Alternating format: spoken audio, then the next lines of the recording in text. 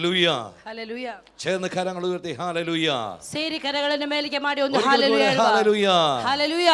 കർത്താവിന്റെ അതിപരിശുദ്ധമായ നാമം പ്രഭാതത്തിൽ വാഴ്ത്തപ്പെടുമാറാകട്ടെ. ಕರ್ತನ ಅತಿ ಪರಿಶುದ್ಧವಾದಂತ ನಾಮ ಈ ಬೆಳಗಿನ ವೇಳೆಯಲ್ಲಿ ಮಹಿಮೆ ಉಂಟಾಗಲಿ. ലോകമെമ്പാടുമുള്ള വീണ്ടെടുക്കപ്പെട്ട ദൈവജനം, ಅಂದ್ರೆ ವಿಮೋಚಿಸಲ್ಪಟ್ಟಂತ ದೈವಜನರು ആത്മാവിലും സത്യത്തിലും ആരാധിക്കുന്ന ഈ പകലിൽ ಆತ್ಮದಿಂದಲೂ ಸತ್ಯದಿಂದಲೂ ಆರಾಧಿಸುವಂತ ಈ ಸಮಯದಲ್ಲಿ നമുക്കും ഒരുമിച്ച് വിടായിരിക്കാൻ ദൈവത്തെ ആരാധിപ്പാൻ ദൈവം ഒരുക്കി തന്ന വിധങ്ങൾക്കായി സ്തോത്രം ചെയ്യുന്നു. ನಮಗೂ ಸಹ ಕರ್ತನ ಈ ಅವಕಾಶವನ್ನು ಮಾಡಿಕೊಟ್ಟು ನಾವೆಲ್ಲರೂ ಒಂದಾಗಿ ಕೂಡಿ ಕರ್ತನ ಸನ್ನಿಧಾನದಲ್ಲಿ ಇರುವಂತಹ ಕರ್ತನ ನಮಗೆ ಅವಕಾಶವನ್ನು ಮಾಡಿಕೊಟ್ಟದಕ್ಕಾಗಿ ನಾನು ದೇವರಿಗೆ ಕೋಟಿ ಸ್ತೋತ್ರವನ್ನು ಸಲ್ಲಿಸುತ್ತೇನೆ. ഹല്ലേലൂയ. ദൈവത്തെ ആരാധിക്കുന്നത് എത്ര വലിയ സന്തോഷമാണ്. ದೇವರನ್ನು ಆರಾಧಿಸುವಂತದ್ದು ಬಹಳ ದೊಡ್ಡ ಸಂತೋಷದ ವಿಷಯವಾಗಿದೆ. സ്തുതിക്കുന്നത്രയും സന്തോഷമുള്ള കാര്യങ്ങൾ മറ്റൊന്നുമില്ല. ಅಂದ್ರೆ ದೇವರನ್ನು ಸ್ತುತಿಸುವಂತದಕ್ಕಿಂತಲೂ ಮಿಗಿಲಾಗಿ ಬೇರೆ ಯಾವ ಕಾರ್ಯವೂ ಸಹ ಇಲ್ಲ. ദൈവം നമ്മളെ അനുഗ്രഹിക്കട്ടെ. ದೇವರು ನಮ್ಮೆಲ್ಲರನ್ನು ಹೇರಳವಾಗಿ ಆಶೀರ್ವದಿಸಲಿ. നമുക്ക് ഒരു വേദവാക്യം വായിക്കാം. ಈ ಬೆಳಗಿನ ವೇಳೆಯಲ್ಲಿ ಒಂದು ವೇದವಾಕ್ಯವನ್ನು ಓದಿಕೊಳ್ಳೋಣ. ಯಿರೆಮ್ಯ ಪ್ರವಾಚಕನ ಪುಸ್ತಕ 29ന്റെ 10-11 ವಾಕ್ಯങ്ങൾ. ಯೆರೆಮೀಯದವರಿಗೆ ಬರೆದ ಗ್ರಂಥ 29ನೇ ಅಧ್ಯಾಯ 10-11.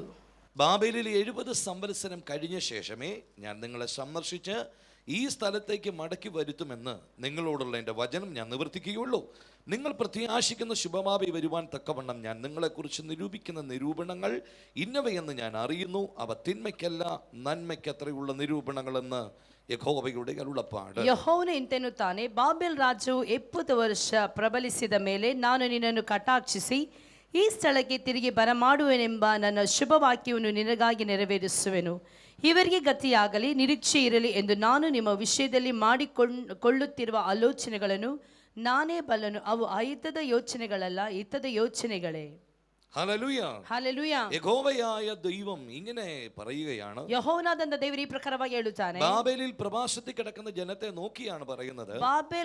ബാബേൽ ಅಲ್ಲಿ ಹೋಗಿರುವಂತ ಇಸ್ರಾಯೇಲ್ ಜನರನ್ನು ನೋಡಿ ಈ ಪ್ರಕಾರವಾಗಿ ಹೇಳುತ್ತಾನೆ. 70 സംവത്സരം കഴിഞ്ഞ് ഞാൻ നിങ്ങളെ സന്ദർശിക്കും. 70 ವರ್ಷಗಳಾದ ನಂತರವಾಗಿ ನಾನು ನಿನ್ನನ್ನು ಸಂದರ್ಶಿಸುತ್ತೇನೆ. അതിനർത്ഥം എന്തെന്ന് പറഞ്ഞാൽ, ಅದರ ಅರ್ಥವೇನೆಂದರೆ ഇസ്രായേൽ ജനം ഒരിക്കൽ പ്രവാസത്തിലേക്ക് ബാബേലിലേക്ക് പോകാനിടയായി. ಇಸ್ರಾಯೇಲ್ ಜನರು ಆ ಒಂದು ಬಾಬೆಲಿಗೆ ಅವರು ಸರಿಯಾಗಿ ಹೋದರು. അവർ പ്രവാസത്തിൽ കിടക്കുമ്പോൾ ಆ ಒಂದು ಸೆರೆಯಲ್ಲಿ ಹೋದಾಗ ദൈവം ആ ജനത്തെ നോക്കിയിട്ട് പറഞ്ഞു, ದೇವರು ಆ ಜನರನ್ನು ನೋಡಿ ಈ ಪ್ರಕಾರವಾಗಿ ഞാൻ ಹೇಳಿದನು, നിങ്ങളെ സന്ദർശിക്കും. ನಾನು ನಿಮ್ಮನ್ನು ಸಂದರ್ಶಿಸುತ್ತೇನೆ. ಅದು ಇನ್ನಲ್ಲ, ಅದು ಇವತ್ತಲ್ಲ, ಅದು 70 ಸಂವತ್ಸರ ಅದು 70 ವರ್ಷಗಳಾದ ನಂತರವಾಗಿ. ഹല്ലേലൂയ. ഹല്ലേലൂയ. ദൈവം അവരെ സന്ദർശിക്കുമെന്ന് പറഞ്ഞു. ದೇವರು ಅವರನ್ನು ಸಂದರ್ಶಿಸುತ್ತೇನೆ ಅಂತ ಹೇಳಿದನು. 70 ವರ್ಷം കഴിഞ്ഞെന്ന് പറഞ്ഞിരിക്കുന്നത്. ಅದು 70 ವರ್ಷಗಳಾದ ನಂತರವಾಗಿ ದೇವರು ಅವರನ್ನು ಸಂದರ್ಶಿಸಿ ನೋಡುತ್ತೇವೆ. നമ്മളൊക്കെ പ്രാർത്ഥിക്കുമ്പോൾ ഇങ്ങനെ പറയാറുണ്ട്, ನಾವೆಲ್ಲರೂ ಪ್ರಾರ್ಥನೆ ಮಾಡುವಂತ ಈ ರೀತಿಯಲ್ಲಿ ಹೇಳುತ್ತೇವೆ, കർത്താവേ ഇപ്പോൾ തന്നെ എൻ്റെ വിഷയത്തിന് മേൽ ഒരു മറുപടി അയക്കണം. ಕರ್ತನೇ ಈಗಲೇ ನನ್ನ ವಿಷಯಗಳ ಮೇಲೆ ಒಂದು ದೊಡ್ಡ ಜಯವನ್ನು ಕೊಡಬೇಕು. പക്ഷേ ഒരു പ്രത്യേകതയുണ്ട്, ಒಂದು ಪ್ರತ್ಯೇಕತೆ ಇದೆ. നമ്മുടെ ആരുടെയും ഇഷ്ടത്തിനല്ല ദൈവം പ്രവർത്തിക്കുന്നത്. ನಮ್ಮ ಯಾರ ಇಷ್ಟತೆಯ ಪ್ರಕಾರವಾಗಿ ಅಲ್ಲ ನನ್ನ ದೇವರು ദൈവത്തിന്റെ റൈറ്റ് ടൈം ഉണ്ട്, ആ സമയത്തെ ദൈവം പ്രവർത്തിക്കുന്നു. ದೇವರ ಸರಿಯಾದಂತ ಸಮಯದಲ್ಲಿ ದೇವರು ನಮಗೋಸ್ಕರವಾಗಿ ಅದ್ಭುತಗಳನ್ನು ಮಾಡುತ್ತಾನೆ. ಅವನು ഒരു അവധಿ വെച്ചിരിക്കുന്നു. ದರ್ಶನಗಳಿಗೆ ಒಂದು ನಿಯಮಿತವಾದಂತ ಸಮಯವನ್ನು ಇಟ್ಟಿರ್ತಾನೆ. ನಿಶ್ಚയം ಅದು ಸಮಾಪ್ತಿಗೆ ಬರುವಂತದ್ದು ನಿಶ್ಚಯವಾದದೆ. നമുക്കൊരു വാക്യം കൂടി ചേർന്ന് വായിക്കാം. ನಮಗೆ ಪುನಃ ಇನ್ನೊಂದು ವಾಕ್ಯವನ್ನು ಓದಿಕೊಳ್ಳೋಣ. 137ാം സങ്കീർത്തനം 137ನೇ ಕೀರ್ತನೆ, അതിന് 1 മുതലുള്ള വാക്യങ്ങളൊന്ന് വായിച്ച് ಅದರ 1ನೇ ವಾಕ್ಯದಿಂದ ಓದಿಕೊಳ್ಳೋಣ. അതിനകത്ത് ഇങ്ങനെ കാണാൻ കഴിയുന്നുണ്ട്. ಅದರಲ್ಲಿ ನಾವು ಈ ರೀತಿಯಲ್ಲಿ ನೋಡುತ್ತೇವೆ, ബാബേൽ നദിയുടെ തീരത്തിരുന്ന് സിയോനെ ഓർത്ത് ഞങ്ങൾ കരഞ്ഞു. ನಾವು ಬಾಬೆಲ್ ದೇಶದ ನದಿಗಳ ಬಳಿಯಲ್ಲಿ ಕೂತುಕೊಂಡು ಚಿಯೋನನ್ನು ನೆನೆಸಿ ಅತ್ತೆವು. അലടി വിശ്രമം ഞങ്ങൾ ഞങ്ങളുടെ കിന്നരങ്ങളെ തൂക്കിയിട്ടു. ಆ ದೇಶದ ನೀರವಂಚೆ ಮರಗಳಿಗೆ ನಮ್ಮ ಕಿನ್ನರಿಗಳನ್ನು ತೂಗು ಹಾಕಿದೆವು. ഞങ്ങളെ ബദ്ധരാക്കിക്കൊണ്ടുപോയവർ, ನಮ್ಮನ್ನು ಸೆರೆ ಹಿಡಿದು ಪೀಡಿಸುತ್ತಿದ್ದವರು. മതി. അവിടെ ഇങ്ങനെ കാണാൻ കഴിയുന്നുണ്ട്, ನಮಗೆ ಈ ರೀತಿಯಲ್ಲಿ ನಾವು ಅಲ್ಲಿ ನೋಡಬಹುದು. ബാബേൽ നദിയുടെ തീരത്തിരുന്ന് ഇസ്രായേൽ ജനം സിയോനെ ഓർത്തവർ കരഞ്ഞു. ಅಂದ್ರೆ ಬಾಬೆಲಿಗೆ ಹೋದ ನಂತರವಾಗಿ, ಬಾಬೆಲ್ ದೇಶದ ನದಿಗಳ ಬಳಿಯಲ್ಲಿ ಹೋದ ನಂತರವಾಗಿ ಅವರು ಚಿಯೋನನ್ನು ನೆನೆಸಿ ಅವರು ಅತ್ತರು. ഞങ്ങളെ ബദ്ധരാക്കിക്കൊണ്ടുപോയവർ, ನಮ್ಮನ್ನು ಸರಿಯಾಗಿ ಕೊಂಡು ಹೋದವರು. സിയോൻ ഗീതങ്ങളൊന്ന് പാടുവിനെന്ന് പറഞ്ഞപ്പോൾ അവർ കരഞ്ഞു. ಚಿಯೋನ್ ಗೀತವನ್ನು ನಾವೊಂದು ಹಾಡೋಣ ಅಂತ ಹೇಳಿದಾಗ ಅವರೆಲ್ಲರೂ ಹಾಡುವುದಕ್ಕೆ ಪ್ರಾರಂಭಿಸಿದರು. അവിടെ കാണാൻ കഴിയുന്നു, ಅಲ್ಲಿ ನಾವು ನೋಡುವುದೇನೆಂದರೆ ഇസ്രായേൽ ജനത്തെ ബാബേലുകാർ ബദ്ധരാക്കിക്കൊണ്ടുപോയി. ಅಂದ್ರೆ ಇಸ್ರಾಯೇಲ್ ಜನರನ್ನು ಬಾಬೆಲಿಗೆ ಅವರು ಸೆರೆಯಾಗಿ ಕರೆದುಕೊಂಡು ಹೋದರು, ಪೀಡಿಸುತ್ತಾ ಇದ್ದರು. ബദ്ധരാക്കി എന്ന് പറഞ്ഞാൽ പിടിച്ചടിമകളാക്കി, ಅವರು ಹಿಡಿದು ಪೀಡಿಸುವವರಾಗುತ್ತಾ ಇದ್ದರು. അങ്ങനെയെങ്കിൽ ಆಗಿರುವುದಾದರೆ ഇസ്രായേൽ ജനത്തെ ಇಸ್ರಾಯೇಲ್ ಜನರನ್ನು ബാബേലുകാർ ಬಾಬೆಲಿನಲ್ಲಿ ഈ 70 വർഷം 70 ವರ್ಷ പിടിച്ചടിമപ്പെടുത്തി, ಹಿಡಿದು ಸೆರೆ ಹಿಡಿದು ಪೀಡಿಸುತ್ತಿದ್ದರು. അവർ ബാബേലിൽ കടന്ന് യെരൂശലേമിനെ ഓർത്ത് കരഞ്ഞു. ಅವರು ಬಾಬೆಲಲ್ಲಿ ಇದ್ದಾಗ ಅವರು ಯೆರೂಸಲೇಮ್ ನೆನೆಸಿ ಅವರು ಅಳುತ್ತಿದ್ದಾರೆ. അത് നിങ്ങൾ ശ്രദ്ധിച്ചോണം. ಅದು ನೀವೆಲ್ಲರೂ ಗಮನಿಸಬೇಕು. ഒരിടത്ത് അവർ കരഞ്ഞു. ಒಂದು ಸ್ಥಳದಲ್ಲಿ ಅವರು ಅಳುತ್ತಿದ್ದರು. ഇനി പുറപ്പാട് പുസ്തകം 3-ാം അധ്യായം 7-ാമത്തെ വാക്യം വായിക്കുമ്പോൾ ನಂತರ ವಿಮೋಚನ ಕಾಂಡ 3ನೇ ಅಧ್ಯಾಯದ 7ನೇ ವಾಕ್ಯದಲ್ಲಿ ನಾವು ಓದುವಾಗ മിസ്രൈമിലുള്ള എന്റെ ജനത്തിന്റെ കഷ്ടത ഞാൻ കണ്ടു ಇಸ್ರಾಯೇಲ್ ಜನರಾದಂತ ನನ್ನ ಜನರ ಕಣ್ಣೀರನ್ನು ನಾನು ಕಂಡಿದ್ದೇನೆ. ഊഴിയ വിചാരകന്മാർ നിമിത്തമുള്ള അവരുടെ നിലവിളിയും ഞാൻ കേട്ടു. ಅವರ ಆ ಎಲ್ಲಾ ಕಷ್ಟಗಳನ್ನು ಕೂಗುವಿಕೆಯನ್ನು ನಾನು ಕೇಳಿದ್ದೇನೆ. ഞാൻ 2 സബ്ജക്റ്റ് ആണ് പറഞ്ഞത്. ನಾನು 2 ಸಬ್ಜೆಕ್ಟ್ ವಿಷಯಗಳನ್ನು ಹೇಳಿದ್ದೇನೆ. ഒരിടത്ത് ബാബേലിൽ കിടന്ന ഇസ്രായേൽ ജനം കരഞ്ഞു. ಒಂದು ಕಡೆಗಳಲ್ಲಿ ಬಾಬೆಲಲ್ಲಿ ಇದ್ದಂತ ಇಸ್ರಾಯೇಲ್ ಜನರು ಅವರ ಚೀಯನ್ನು ನೆನೆಸಿ ಅಳುತ್ತಿದ್ದಾರೆ. മറ്റൊരിടത്ത് ഇസ്രായേൽ ജനം ആമേൻ ആമേൻ നിലവിളിച്ചു. ನಂತರವಾಗಿ ಇಸ್ರಾಯೇಲ್ ಜನರು ಕರ್ತನನ್ನು ನೋಡಿ ಕೂಗಿದನ್ನು ನಾವಲ್ಲಿ ನೋಡುತ್ತೇವೆ. ഇസ്രായേലിൽ അടിമപ്പെട്ട ഇസ്രായേൽ ജനം നിലവിളിച്ചു എന്ന് എഴുതിയിരിക്കുന്നു. ಇಸ್ರಾಯೇಲ್ ಜನರು ಅಲ್ಲಿ ಸೆರೆಯಲ್ಲಿರುವಂತ ವೇಳೆಯಲ್ಲಿ ಅವರು ಕೂಗಿದರು, ನಿಟ್ಟುಸಿರು ಬಿಟ್ಟು ಅವರು ಗೋಳಾಡುತ್ತಿದ್ದರು. മിസ്രൈമിൽ കിടക്കുന്ന ഇസ്രായേൽ ജനം 400 സംവത്സരം അവിടെ അടിമകളായി കിടന്നു. ಐಗುಪ್ತ ದೇಶಕ್ಕೆ ಅವರು ಸರಿಯಾಗಿ ಹೋದರು. ಅವರು 400 ವರ್ಷ ಅವರ ಸೆರೆಯಲ್ಲಿ ಇದ್ದರು. ശരി, 400 വർഷം അടിമയായി കിടന്നവർ നിലവിളിച്ചു. ಅವರು 400 ವರ್ಷ ಸರಿಯಾಗಿ ಹೋಯಲ್ಪಟ್ಟರು. 400 ವರ್ಷದಲ್ಲಿದ್ದಂತ ಆ ಒಂದು ಜನರು ಕರ್ತನನ್ನು ನೋಡಿ ಕೂಗುತ್ತಿದ್ದಾರೆ. 70 വർഷം അടിമയായി കിടന്ന ജനം കരഞ്ഞു. 70 ವರ್ಷ ಸರಿಯಾಗಿ ಹೋಗಿರುವಂತ ಇವರು ಈಗ ಚೀಯನ್ನು ನೆನೆಸಿ ಕೂಗುತ್ತಿದ್ದಾರೆ. ഒരിടത്ത് നിലവിളി, മറ്റൊരിടത്ത് കരച്ചിൽ. ಒಂದು ಕಡೆಗಳಲ್ಲಿ ಗೋಳಾಟ, ಕ್ಷಮಿಸಿ, ಒಂದು ಕಡೆಯಲ್ಲಿ ಗೋಳಾಟ, ಇನ್ನೊಂದು ಕಡೆಯಲ್ಲಿ ಕಣ್ಣೀರು ಸುರಿಸಿ ಅವರು ಅಳುತ್ತಿದ್ದಾರೆ. നിലവിളിയും കരച്ചിലും രണ്ടും രണ്ടാണ്. ಈ ಗೋಳಾಟವು ಬೇರೆ, ಇನ್ನೊಂದು ಕೂಗುವಂತದ್ದು ಅಳುವಂತದ್ದು ಬೇರೆ. കരച്ചിൽ എന്ന് പറഞ്ഞാൽ രാവിലെ കുഞ്ഞുങ്ങൾ സ്കൂളിൽ പോകാൻ വേണ്ടി കരയാറുണ്ട്. ಅಂದ್ರೆ ಮಕ್ಕಳು ಶಾಲೆಗೆ ಹೋಗುವಂತ ವೇಳೆಯಲ್ಲಿ, ಬೆಳಗಿನ ವೇಳೆಯಲ್ಲಿ ಅವರು ಅಳ್ತಾ ಇರ್ತಾರೆ. പക്ഷേ എവിടെയെങ്കിലും ഒരു നിലവിളി ശബ്ദം കേട്ടാൽ ഓർത്തോണം, വിഷയം വലിയതാണ്. ಆದ್ರೆ ಗೋಳಾಟ ಅಂತ ಹೇಳುವುದಾದ್ರೆ ಅಲ್ಲಿ ಆ ವಿಷಯ ತುಂಬಾ ದೊಡ್ಡದಾಗಿದೆ ಅಂತ ಹೇಳಿ ನಾವು ತಿಳಿದುಕೊಳ್ಳಬೇಕು. മിസ്രൈമിൽ കിടക്കുന്ന ജനത്തിന്റെ വിഷയം 400 വർഷത്തെ വിഷയമാണ്. അവർ നിലവിളിച്ചു. ಐಗುಪ್ತ ದೇಶಕ್ಕೆ ಬಂದಂತ ಇಸ್ರಾಯೇಲರ ವಿಷಯ ದೊಡ್ಡದಾಗಿದೆ. ಯಾಕೆಂದ್ರೆ ಅವರು 400 ವರ್ಷಗಳಿಂದ ಅವರು ಅಲ್ಲಿದ್ದಾರೆ. ಅದಕ್ಕೋಸ್ಕರವಾಗಿ ಅವರ ವಿಷಯ ದೊಡ್ಡದಾಗಿದೆ, ಅವರು ಗೋಳಾಡುತ್ತಿದ್ದಾರೆ. എന്നാൽ ബാബേലിൽ ജനത്തിന്റെ വിഷയം 70 വർഷമേ ഉള്ളൂ. അവർ കരഞ്ഞു. ಆದರೆ ಬಾಬೆಲಿಗೆ ಹೋದಂತ ಈ ಇಸ್ರಾಯೇಲ್ ಜನರು 70 ವರ್ಷದಲ್ಲಿ ಸರಿಯಾಗಿದ್ದಾರೆ. ಅವರು ಅಳುವುದನ್ನು ನಾವು ನೋಡುತ್ತೇವೆ. ഞാൻ പറഞ്ഞതിന്റെ സാരം, ನಾನು ಹೇಳಿಕೊಂಡು ಬರುತ್ತಿರುವಂತಹ ಒಂದು ವಿಷಯವೇನೆಂದರೆ, പ്രാർത്ഥനാ വിഷയത്തിന്റെ വലിപ്പം അനുസരിച്ച് നമ്മുടെ പ്രയർ വർദ്ധിപ്പിക്കണം. ಅದೇ ಪ್ರಾರ್ಥನೆ ವಿಷಯಕ್ಕೆ ಅನುಗುಣವಾಗಿ ಆ ಒಂದು ನಾವು ನಮ್ಮ ಸಮಯವನ್ನು ಅಧಿಕ ಮಾಡಬೇಕು. 400 വർഷത്തെ വിഷയമാണെങ്കിൽ നിന്റെ നിലവിളി ശബ്ദം ഇന്ന് പകൽ ഉയരണം. 400 ವರ್ಷದ ಅವಧಿ ಆಗಿರುವುದಾದರೆ ನಿನ್ನ ಗೋಳಾಟ ಜೋರಾಗಬೇಕು. ನೀನು ಕರ್ತನನ್ನು ನೋಡುವವನಾಗಿರಬೇಕು. 70 വർഷത്തെ വിഷയമേ ഉള്ളെങ്കിൽ കരഞ്ഞാൽ മതി. 70 ವರ್ಷದ ವಿಷಯವಾಗಿರುವುದಾದರೆ ನೀ ಅಳುವುದಾದರೆ ಸಾಕು. ഇവിടെ ഒരിടത്ത് നിലവിളിച്ചു, ഒരിടത്ത് കരഞ്ഞു. ಇಲ್ಲಿ ಒಂದು ಕಡೆಯಲ್ಲಿ ಗೋಳಾಟ, ಇನ್ನೊಂದು ಕಡೆಗಳಲ್ಲಿ ಕೂಗುವಂತದ್ದು. ഒരു ഭാഗത്ത് ജനം അവൻ ബന്ധിക്കപ്പെട്ട് അടിമയായെന്ന് എഴുതിയിരിക്കുന്നത് ಒಂದು ബാബേലിൽ. ಕಡೆಗಳಲ್ಲಿ ನಾವು ನೋಡ್ತೇವೆ ಸೆರೆ ಹಿಡಿದು ಬಂಧಿಸಲ್ಪಟ್ಟವರಾಗಿರುತ್ತಾರೆ. ഇസ്രായേലിലെ ജനം ബന്ധിക്കപ്പെട്ടവരല്ല. ಆದ್ರೆ ಐಗುಪ್ತ ದೇಶದಲ್ಲಿ ಇಸ್ರಾಯೇಲ್ ಜನರು ಬಂಧಿಸಲ್ಪಡಲಿಲ್ಲ. അവർ ചെന്നടിമപ്പെട്ടതാണ്. ಅವರು ಹೋಗಿ ಅಲ್ಲಿ ಗುಲಾಮರಾದರು. ജോസഫിനെ കാണുവാൻ തന്റെ സഹോദരന്മാർ മിസ്രൈമിൽ വന്നു. ಆದ್ರೆ ಯೋಸೇಫನನ್ನು ನೋಡುವುದಕ್ಕೋಸ್ಕರವಾಗಿ ಆತನ ಸಹೋದರರು ಅಲ್ಲಿ ಐಗುಪ್ತ ದೇಶಕ್ಕೆ ಬಂದರು. ജോസഫിനെ അറിയാത്ത മന്ത്രി വന്നപ്പോൾ അവരവിടെ ബന്ധിതരായി മാറി. ಯೋಸೇಫನಿಗೆ ಗೊತ್ತಿಲ್ಲದಂತ ಬೇರೆ ಒಂದು ಅರಸನ ಬಂದ ನಿಮಿತ್ತವಾಗಿ ಅವರು ಅಲ್ಲಿ ಗುಲಾಮರಾದರು. പിടിച്ചെടുക്കപ്പെട്ട ജനം കരഞ്ഞു. ಅಂದ್ರೆ ಹಿಡಿಯಲ್ಪಟ್ಟು ಸರಿಯಾಗಿ ಹೋಗಿರುವಂತವರು ಕೂಗಾಡಿದರು, ಅಳುತ್ತಾ ಇದ್ದರು. ചെന്നടിമപ്പെട്ട ജനം നിലവിളിച്ചു.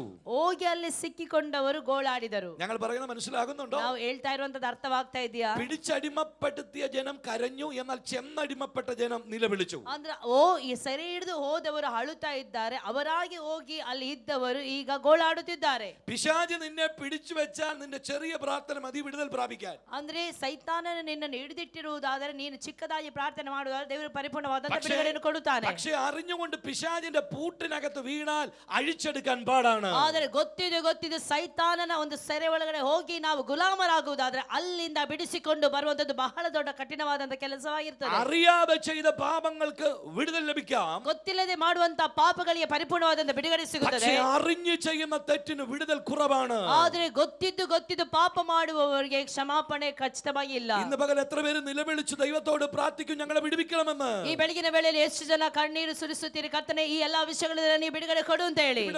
ഇവിടെ ബാബേലിൽ കിടക്കുന്ന ജനത്തെ നോക്കി ദൈവം പറഞ്ഞു, ഞാൻ നിങ്ങളെ സന്ദർശിക്കും. ಇಲ್ಲಿ ಬಾಬೆಲಲ್ಲಿ ಇದ್ದಂತ ಜನರನ್ನು ನೋಡಿ ದೇವರು ಈ ಪ್ರಕಾರವಾಗಿ ಹೇಳ್ತಾನೆ, ನಾನು ನಿಮ್ಮನ್ನು ಸಂದರ್ಶಿಸುತ್ತೇನೆ ಅಂತ ಹೇಳಿ. സന്ദർശിക്കുമെന്ന് പറഞ്ഞാൽ അതിന്റെ അർത്ഥം എന്താണ്? ಸಂದರ್ಶಿಸುತ್ತೇನೆ ಎಂಬ ಪದದ ಅರ್ಥವೇನು? സന്ദർശിക്കുമെന്ന് പറഞ്ഞാൽ അതിന്റെ അർത്ഥം വന്ന് കാണും എന്നാണ്. ಸಂದರ್ಶಿಸುತ್ತೇನೆ ಎಂಬ ಪದದ ಅರ್ಥ ಬಂದು ಭೇಟಿ ಆಗುತ್ತೇನೆ ಅಂತ ಹೇಳಿ. ഹല്ലേലൂയ. ಹಲ್ಲೆಲೂಯ. നമ്മുടെ സഭയിലെ പാസ്റ്റർ ഇവിടെ ഇരിക്കുന്നുണ്ട്. ನಮ್ಮ ಸಭೆಯಲ್ಲಿ ಸೇವಕರಿದ್ದಾರೆ. ഈ ഇവിടുത്തെ മുഖ്യമന്ത്രി തന്നെ വന്ന് കാണുമെന്ന് സന്ദർശിക്കുമെന്ന് പറഞ്ഞാൽ അതിനർത്ഥം തന്നെ വന്ന് കാണുമെന്നാണ്. ಅಂದ್ರೆ ಇಲ್ಲಿಯ ಮುಖ್ಯಮಂತ್ರಿ ಅವರನ್ನು ಬಂದು ಭೇಟಿ ಆಗುತ್ತೇನೆ ಅಂತ ಹೇಳುವುದಾದ್ರೆ ಅವರೇ ಸ್ವತಃ ಇಲ್ಲಿ ಬಂದು ಅವರನ್ನು ಭೇಟಿಯಾಗಿ ಹೋಗುವಂತದ್ದು. ദൈവം ബാബേലിൽ കിടക്കുന്ന ജനത്തെ നോക്കിയിട്ട് പറഞ്ഞു, ഞാൻ നിങ്ങളെ സന്ദർശിക്കും. ದೇವರು ಬಾಬೇಲಿನಲ್ಲಿದ್ದಂತ ಇಸ್ರಾಯೇಲ್ ಜನರನ್ನು ನೋಡಿ ಈ ಪ್ರಕಾರವಾಗಿ ಹೇಳಿದ, ಹೇಳಿದ ನಾನು ನಿಮ್ಮನ್ನು ಸಂದರ್ಶಿಸಲು ಬರ್ತೇನೆ. അതിനർത്ഥം ദൈവം വന്നവരെ കാണുമെന്നാ പറഞ്ഞത്. ಹಾಗಾದ್ರೆ ಅದರ್ಥ ದೇವರು ಬಂದು ಅಲ್ಲಿ ಅವರನ್ನು ಕಾಣುತ್ತಾನೆ ಅಂತ ಹೇಳಿ, ನೋಡುತ್ತಾನೆ ಅಂತ ಹೇಳಿ. അങ്ങനെയെങ്കിൽ ഇന്ന് പകൽ എന്റെ സന്ദേശം ഇതാണ്. ಹಾಗಾದ್ರೆ ಈ ಬೆಳಗಿನ ವೇಳೆಯಲ್ಲಿ ನನ್ನ ಒಂದು ಸಂದೇಶವೇನೆಂದರೆ, ദൈവം നിങ്ങളെ സന്ദർശിക്കാൻ പോവുകയാ. ದೇವರು ನಿಮ್ಮನ್ನು ಸಂದರ್ಶಿಸಲು ಹೋಗುತ್ತಾನೆ. ಆಮೆನ್. ദൈവം സന്ദർശിക്കുമെന്ന് പറഞ്ഞാൽ ದೇವರು ಸಂದರ್ಶಿಸುತ್ತಾನೆ ಅಂತ ಹೇಳುವುದಾದರೆ, ദൈവം നിങ്ങളുടെ വീട് വന്ന് സന്ദർശിക്കും. ದೇವರು ನಿಮ್ಮ ಮನೆಗಳಿಗೆ ಬಂದು എത്ര പേര് ಸಂದರ್ಶಿಸುತ್ತಾನೆ. വിശ്വസിക്കുന്നു? ಎಷ್ಟು ಜನ ನಂಬುತ್ತೀರಿ? നാം ആരാധിക്കുന്ന നമ്മുടെ ദൈവം നമ്മെ വന്ന് സന്ദർശിക്കുമെന്ന്. ನಾವು ಆರಾಧಿಸುವಂತ ದೇವರು ನಮ್ಮನ್ನು ಬಂದು ಸಂದರ್ಶಿಸುವನಾಗಿರುತ್ತಾನೆ. നിങ്ങളുടെ ചെറിയ വീടുകൾക്കകത്ത് പോലും വന്ന് അവൻ സന്ദർശിക്കാൻ പോവുകയാ. ನೀವು ನಿಮ್ಮ ಚಿಕ್ಕ ಚಿಕ್ಕ ಮನೆಗಳಲ್ಲಿ ಕರ್ತನಾದಂತ ಯೇಸು ಕ್ರಿಸ್ತನು ಬಂದು ഈ ಸಂದರ್ಶಿಸುವನಾಗಿರುತ್ತಾನೆ. 2019 തീരുന്നതിനകത്ത് തന്നെ ദൈവം നിങ്ങളെ സന്ദർശിക്കും. ಈ 2019 ಮುಗಿಯುವುದರೊಳಗಾಗಿ ನನ್ನ ಕರ್ತನಾದಂತ ಯೇಸು ಕ್ರಿಸ್ತನು ನಿಮ್ಮನ್ನು ಸಂದರ್ಶಿಸುವನಾಗಿರುತ್ತಾನೆ. വിശ്വസിക്കുന്നവർ ആമേൻ പറ. ನಮ್ಮವರು ಮಾತ್ರ ಒಂದು ಆಮೆನ್ ಹೇಳೋಣ. ഹല്ലേലൂയ. ಹಲ್ಲೆಲೂಯಾ. അതുകൊണ്ട് ഇന്ന് തന്നെ വീട്ടിൽ ചെന്ന് ಆದ್ದರಿಂದ ಇವತ್ತು ನೀವು ಮನೆಗೆ ಹೋಗಿ വീടെല്ലാം തൂത്തുവാരി വൃത്തിയാക്കി ഇടണം. ಒಳ್ಳೆ ರೀತಿಯಲ್ಲಿ ನಿಮ್ಮ ಮನೆಯನ್ನೆಲ್ಲ ಕಸ ಎಲ್ಲ ಗುಡಿಸಿ ಕ್ಲೀನ್ ಮಾಡಿ ಇಡಬೇಕು. ഡ്രസ് എല്ലാം വലിച്ചു മാറ്റി വൃത്തിയാക്കി ഇടണം. ಆ ಕಡೆ ಈ ಕಡೆ ಬಿಸಾಡಿರುವಂತ ಎಲ್ಲಾ ಬಟ್ಟೆಗಳನ್ನು ಒಳ್ಳೆ ರೀತಿಯಲ್ಲಿ ಗಡಿ ಮಾಡಿ ಒಂದು ಕಡೆಯಲ್ಲಿ ಇಡಬೇಕು. മുറിക്കകമൊക്കെ തൂത്ത് നല്ല വൃത്തിയാക്കി ഇട്ടോണം. ಆಚೆ ಈಚೆ ಇರುವಂತ ಚಲ್ಲಾಪಿಲ್ಲಿ ಆಗಿರುವಂತ ಎಲ್ಲಾ ವಸ್ತುಗಳನ್ನು ಸಮವಾಗಿ ಕ್ಲೀನ್ ಆಗಿ ಇಡಬೇಕು. ദൈവം നിങ്ങളെ സന്ദർശിക്കാൻ പോവുക. ದೇವರು ನಿಮ್ಮನ್ನು ಸಂದರ್ಶಿಸಲು ಹೋಗುತ್ತಾನೆ. നിങ്ങളുടെ വീടിനകത്ത് അവൻ വരാൻ പോവുക. ನಿಮ್ಮ ಮನೆಗಳಿಗೆ ಆತನು ಬರುವವನಾಗಿರುತ್ತಾನೆ. പത്രോസിന്റെ കുടിലിനകത്ത് വന്നവൻ, ಪೇತ್ರನ ಆ ಒಂದು ಸ್ಥಳಕ್ಕೆ ಬಂದವನು. പത്രോസിന് മത്സ്യബന്ധന തൊഴിലാളിയാ. ಪೇತ್ರನಿಗೆ ಮೀನು ಹೇಗೆ ಹಿಡಿಯಬೇಕು ಅಂತ ಹೇಳಿ ಚೆನ್ನಾಗಿ ಗೊತ್ತಿತ್ತು. അവന്റെ വീട് ഒരു ചെറിയ ഓലപ്പരയാണ്. ಅವನ ಮನೆಯು ಒಂದು ಚಿಕ್ಕದಾದಂತ ಮನೆಯಾಗಿತ್ತು. അവന്റെ അമ്മായിയമ്മ പനിയായി കിടന്നപ്പോൾ ಅವರ ಅತ್ತೆಯವರು ಜ್ವರದಿಂದ ನರಳಾಡುತ್ತಿದ್ದಂತ ವೇಳೆ ഉടയ തമ്പുരാൻ അവന്റെ ചെറിയ കുടിലിനകത്ത് വന്നു. ನನ್ನ ಒಡೆಯನಾದಂತ ಯೇಸು ಕ್ರಿಸ್ತನ ಆತನ ಮನೆಗೆ ಹೋಗಿ ಓದುವುದನ್ನು ನಾವಲ್ಲಿ ನೋಡುತ್ತೇವೆ. അവന്റെ കാലിലെ ചെരുപ്പൊക്കെ അവൻ ഊരിയിട്ടിട്ട് ಅವನ ಕಾಲಲ್ಲಿದ್ದಂತ ಚಪ್ಪಲಿಯನ್ನೆಲ್ಲ ಕೆರಗಳನ್ನೆಲ್ಲ ತೆಗೆದಿಟ್ಟು നഗ്നപാദനായി അവന്റെ വീടിനകത്ത് വന്നതുപോലെ ಆತನ ಬರೀ ಪಾದದಲ್ಲಿ ಆತನ ನಡೆದುಕೊಂಡು ಹೋದ ರೀತಿಯಲ್ಲಿ നിങ്ങളുടെ വീടിനകത്ത് അവൻ സന്ദർശിക്കാൻ പോവുക. ನಿಮ್ಮ ಮನೆಗಳಿಗೆ ಆತನ ಸಂದರ್ಶಿಸಲು നിങ്ങളുടെ ಹೋಗುತ್ತಾನೆ. വീടിനകത്ത് അവൻ സന്ദർശിക്കാൻ ನಿಮ್ಮ പോവുകയാണ്. ಮನೆಗಳನ್ನು ಆತನ ಸಂದರ್ಶಿಸುವನಾಗಿರುತ್ತಾನೆ. വിശ്വസിക്കുക, നിന്റെ വീടിനകത്ത് യേശു വരാൻ പോവുകയാണ്. ನಂಬಿರಿ, ನನ್ನ ಕರ್ತನಾದ ಯೇಸು ಕ್ರಿಸ್ತ ನಿಮ್ಮ ഓ, ಮನೆಗೆ എത്ര പേര് അത് ಬರುವವನಾಗಿರುತ್ತಾನೆ. ഏറ്റെടുക്കുന്നു? ಎಷ್ಟು ಜನ ಅದನ್ನು ಸ್ವೀಕರಿಸುವವರಾಗಿರುತ್ತೀರಿ? ദൈവം നിങ്ങളെ സന്ദർശിക്കും. ದೇವರು ನಿಮ್ಮನ್ನು ಸಂದರ್ಶಿಸುವವನಾಗಿದ್ದಾನೆ. നല്ല വൃത്തിയാക്കിയിട്ടോണം വരെയൊക്കെ. ಒಳ್ಳೆ ರೀತಿಯಲ್ಲಿ ಕ್ಲೀನ್ ಆಗಿ ಇಟ್ಟಿರಬೇಕು. ഇതെന്താ ഭാഷ? ഇതൊക്കെ സഭയെ പറയേണ്ട കാര്യമുണ്ടോ? ಏನ್ ಪಾಸ್ಟರ್ ಇಂಥದ್ದೆಲ್ಲ ಸಭೆಯಲ್ಲಿ ಹೇಳ್ತಾ ಇದ್ದೀರಲ್ಲ, ಇದೆಲ್ಲ ഇതൊക്കെ ಸರಿನಾ? പറയണം. ಇದೆಲ್ಲ ಹೇಳ್ಬೇಕು. ഇത് പറഞ്ഞാലും പിന്നെ ഞങ്ങൾ പറഞ്ഞാലും പിന്നെ ആരാ പറയാ? ಇದನ್ನು ನಾವು ಹೇಳಿದ್ರೆ ಮತ್ತೆ ಇನ್ಯಾರು ಹೇಳ್ತಾರೆ? ഒരിക്കൽ ഞാൻ എന്റെ സഭയിലുള്ള വിശ്വാസികളുടെ വീട്ടിൽ വിസിറ്റ് ചെയ്യാൻ പോയപ്പോ ಒಂದು ಸಾರಿ ನಾನು ನಮ್ಮ ಸಭೆಗೆ ಬರುವಂತ ಒಂದು ವಿಶ್ವಾಸಿಯ ಮನೆಗೆ ಸಂದರ್ಶಿಸಲು ಹೋದಾಗ എന്നും അവരുടെ റൂംസിനകത്ത് എല്ലാം വേസ്റ്റ് എല്ലാം കൂടെ കൂട്ടിയിടും. ಅಂದ್ರೆ ಆ ಒಂದು ಬೇಡವಾದಂತ ಕಸ ಕಡ್ಡಿಗಳೆಲ್ಲ ಅಲ್ಲಿ ಹಾಕಿ ಇಟ್ಟಿದ್ದರು. കുഞ്ഞുങ്ങളുടെ ബുക്സ്, ಮಕ್ಕಳ ಪುಸ್ತಕ, ഭക്ഷണം കഴിക്കുന്ന പാത്രങ്ങൾ, ಅಂದ್ರೆ ಊಟ ಮಾಡುವಂತ ഊരി ಪಾತ್ರೆಗಳು, തലേദിവസം ഇട്ട ഡ്രസ്സ് എല്ലാം ഹോളിനകത്തുണ്ട്. ಅಂದ್ರೆ ಅವರು ಹಾಕಿದಂತ ಧರಿಸಿದಂತ ಬಟ್ಟೆ ತೆಗೆದು ಅಲ್ಲಿ ಹಾಲಿನಲ್ಲಿ ಹಾಕಿಟ್ಟಿದ್ದಾರೆ. ഞാൻ ഷൂ ഒക്കെ ഇട്ടാണ് വീട്ടിൽ ചെല്ലുമ്പോൾ ನಾನು ಶೂವನ್ನು ಹಾಕಿ ಒಳಗಡೆ ಹೋಗುವಾಗ വാതിക്കലത് ഊരി അകത്തോട്ട് കയറുമ്പോ ಬಾಗಿಲಲ್ಲಿ ನನ್ನ ಶೂವನ್ನು ಬಿಚ್ಚಿ ನಾನು ಹೊರಗಡೆ ಹೋಗುವಾಗ ഫ്ലോറിൽ കിടക്കുന്ന ചോറും മറ്റു സാധനങ്ങളൊക്കെ നമ്മുടെ കാലിൽ പറ്റും. ಅಲ್ಲಿ ಹೊರಗಡೆ ಆ ಅನ್ನಗಳು ಚಿಕ್ಕ ಚಿಕ್ಕ ಏನೋ ವಸ್ತುಗಳು ಬಿದ್ದಿರೋದನ್ನ ನನಗೆ ಕಣ್ಣಲ್ಲಿ ಸಾಧ್ಯವಾಯಿತು. ഞാൻ പലപ്പോഴും ആ സഹോദരിയോട് പറഞ്ഞു, ನಾನು ಅನೇಕ ಸಾರಿ ಸಹೋದರಿಗೆ ಹೇಳಿದೆ, നിങ്ങൾ അതൊന്ന് വൃത്തിയാക്കി ഇട്ടുകൂടെ നിങ്ങളുടെ വീട്? ಅದೆಲ್ಲವನ್ನು ನೀವು ಕ್ಲೀನ್ ಮಾಡಿ ಇಡಬೇಕು. ഒരിക്കലും അദ്ദേഹം അത് ചെയ്തിട്ടില്ല. ಒಂದು ಸಾರಿ ಸಹ ಅವರು ಮಾಡ್ಲೇ ಇಲ್ಲ. പഠിച്ചതല്ലേ ചെയ്യത്തുള്ളൂ. ಏನನ್ನು ಕಲ್ತಿರ್ತಾರೆ ಅದನ್ನೇ ಅವರು ಮಾಡ್ತಾರೆ. ഒരു ദിവസം രാത്രി ഞാനും എന്റെ വൈഫും വിസിറ്റ് ചെയ്യാൻ ചെന്നപ്പോൾ ಒಂದು ದಿನ ನಾನು ಮತ್ತೆ ನನ್ನ ಹೆಂಡತಿ ಅವರ ಮನೆಗೆ ಭೇಟಿಯಾಗುವುದಕ್ಕಾಗಿ ಹೋದಾಗ കോളിംഗ് ബെൽ അടിച്ചു. ಕಾಲಿಂಗ್ ಬೆಲ್ ನೋಡಿದೆ. അവരിറങ്ങി വന്നു. ಅವರು ಇಳಿದು ಬಂದರು. എന്താ ഭാഷ എന്ന് ചോദിച്ചു. ಏನ್ ಪಾಸ್ಟರ್ ಅಂತ ಕೇಳಿದ್ರು. ഞാൻ പറഞ്ഞു 2 ന്യൂസ് പേപ്പർ തരാൻ പറഞ്ഞു. ನಾನು 2 ನ್ಯೂಸ್ ಪೇಪರ್ ಕೊಡಿ. അവർ 2 ന്യൂസ് പേപ്പർ തന്നു. ಅವರು 2 ನ್ಯೂಸ್ ಪೇಪರ್ ಅನ್ನು ആ ಕೊಟ್ಟರು. ഒരു ന്യൂസ് പേപ്പർ ഞാൻ നിലത്ത് വിരിച്ചിട്ടു. ಆ ಒಂದು ನ್ಯೂಸ್ ಪೇಪರ್ ಅನ್ನು ನಾನು ನೆಲಕ್ಕೆ ಹಾಕಿದೆ. അതിനകത്ത് കയറിയിരുന്നു. ಅದರ ಮೇಲೆ ಕಾಲಿಟ್ಟೆ. ഒന്നും കൂടെ തരാൻ പറഞ്ഞു. ಇನ್ನೊಂದು ಕೊಡಿ ಅಂತ ಹೇಳಿ അതവിടെ നിലത്തിട്ടു. ಇನ್ನೊಂದನ್ನು ಹಾಕಿದೆ. അതിൽ കയറി നിന്നു. ಅದರ ಮೇಲೆ ನಾನು ಹತ್ತಿದೆ.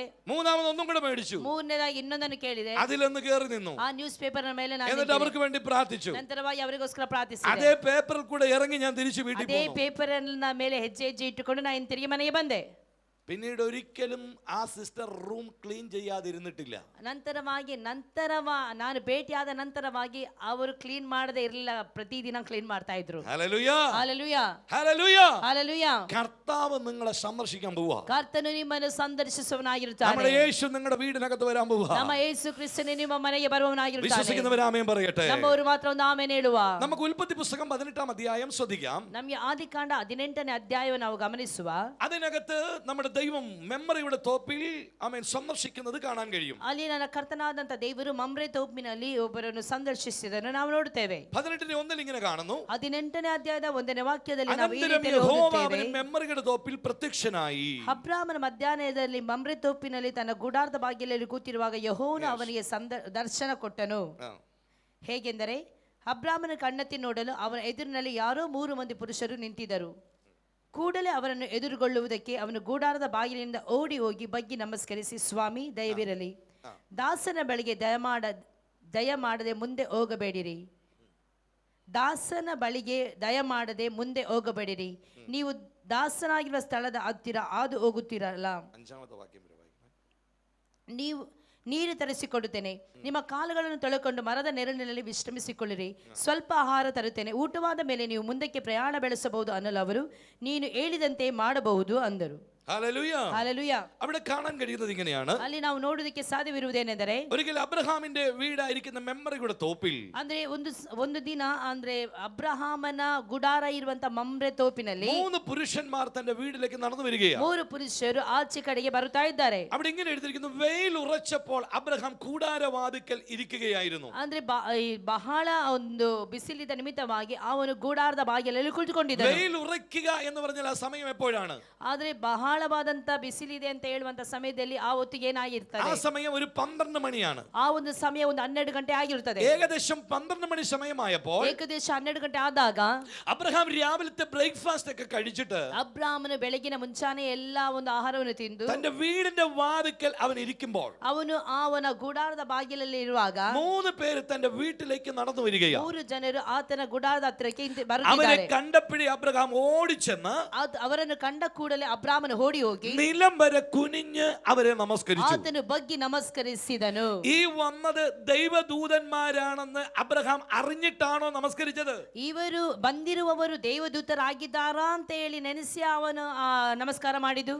പലർക്കും ഇങ്ങനെ പറയാൻ കഴിയും, ಅನೇಕರು ಈ ಪ್ರಕಾರವಾಗಿ ಹೇಳುತ್ತಾರೆ, അബ്രഹാം ആ വന്നത് ദൈവദൂതനാണെന്ന് അറിഞ്ഞിട്ടല്ല നമസ്കരിച്ചതെന്ന്. ಅದೇ ಅನೇಕರು ಈ ಪ್ರಕಾರವಾಗಿ ಹೇಳ್ತಾನೆ, ಆತನು ದೇವದೂತನ ನೆನೆಸಿ ಆತನು ಅಡ್ಡ ಬಿದ್ದನು ಅಂತ ಹೇಳಿ. അബ്രഹാം അവനെ കുനിഞ്ഞ് നമസ്കരിച്ചിട്ട് പറഞ്ഞു, ಅವನು ನಮಸ್ಕರಿಸಿ ಈ ಪ್ರಕಾರವಾಗಿ ಹೇಳಿದನು, നിങ്ങൾ വന്നത് എന്തിനാന്ന് എനിക്കറിയാം, ನೀವು ಬಂದದ್ದು ಯಾಕೆ ಅಂತ ಹೇಳಿ ನಮಗೆ ಗೊತ್ತುಂಟು, ഭക്ഷണം കഴിക്കാനാണെന്ന് എനിക്ക് മനസ്സിലായി, ಊಟ ಮಾಡೋದಕ್ಕೆ ಅಂತ ಹೇಳಿ ನಮಗೆ ಚೆನ್ನಾಗಿ ಗೊತ್ತುಂಟು, നിങ്ങൾ ഇരിക്കും ഞാൻ പോയിട്ട് വരാമെന്ന് ನೀವು പറഞ്ഞു. ಕುಳಿತುಕೊಳ್ಳಿರಿ, ನಾನು ಹೋಗಿ ಊಟ ತಯಾರಿಸುತ್ತೇನೆ. ഞാനൊരു കാര്യം നിങ്ങളോട് ചോദിക്കട്ടെ, ನಾನು ಒಂದು ಕಾರ್ಯವನ್ನು ನಾನು ನಿಮಗೆ ಹೇಳುತ್ತೇನೆ, ഈ വന്നത് ദൈവദൂതനാണെന്ന് അറിഞ്ഞിട്ടാണോ അബ്രഹാം നമസ്കരിച്ചത്? ಅಂದ್ರೆ ಬಂದಿರುವಂತದ್ದು ದೇವದೂತನಾಗಿದ್ದಾನೆ ಅಂತ ಹೇಳಿ ತಿಳಿದು ಅಬ್ರಾಮನು ಹೋಗಿ ಅಲ್ಲಿ അല്ല ಊಟ ತಯಾರು എന്നാണ് ಮಾಡಿದನ? എല്ലാവരുടെയും വാദം.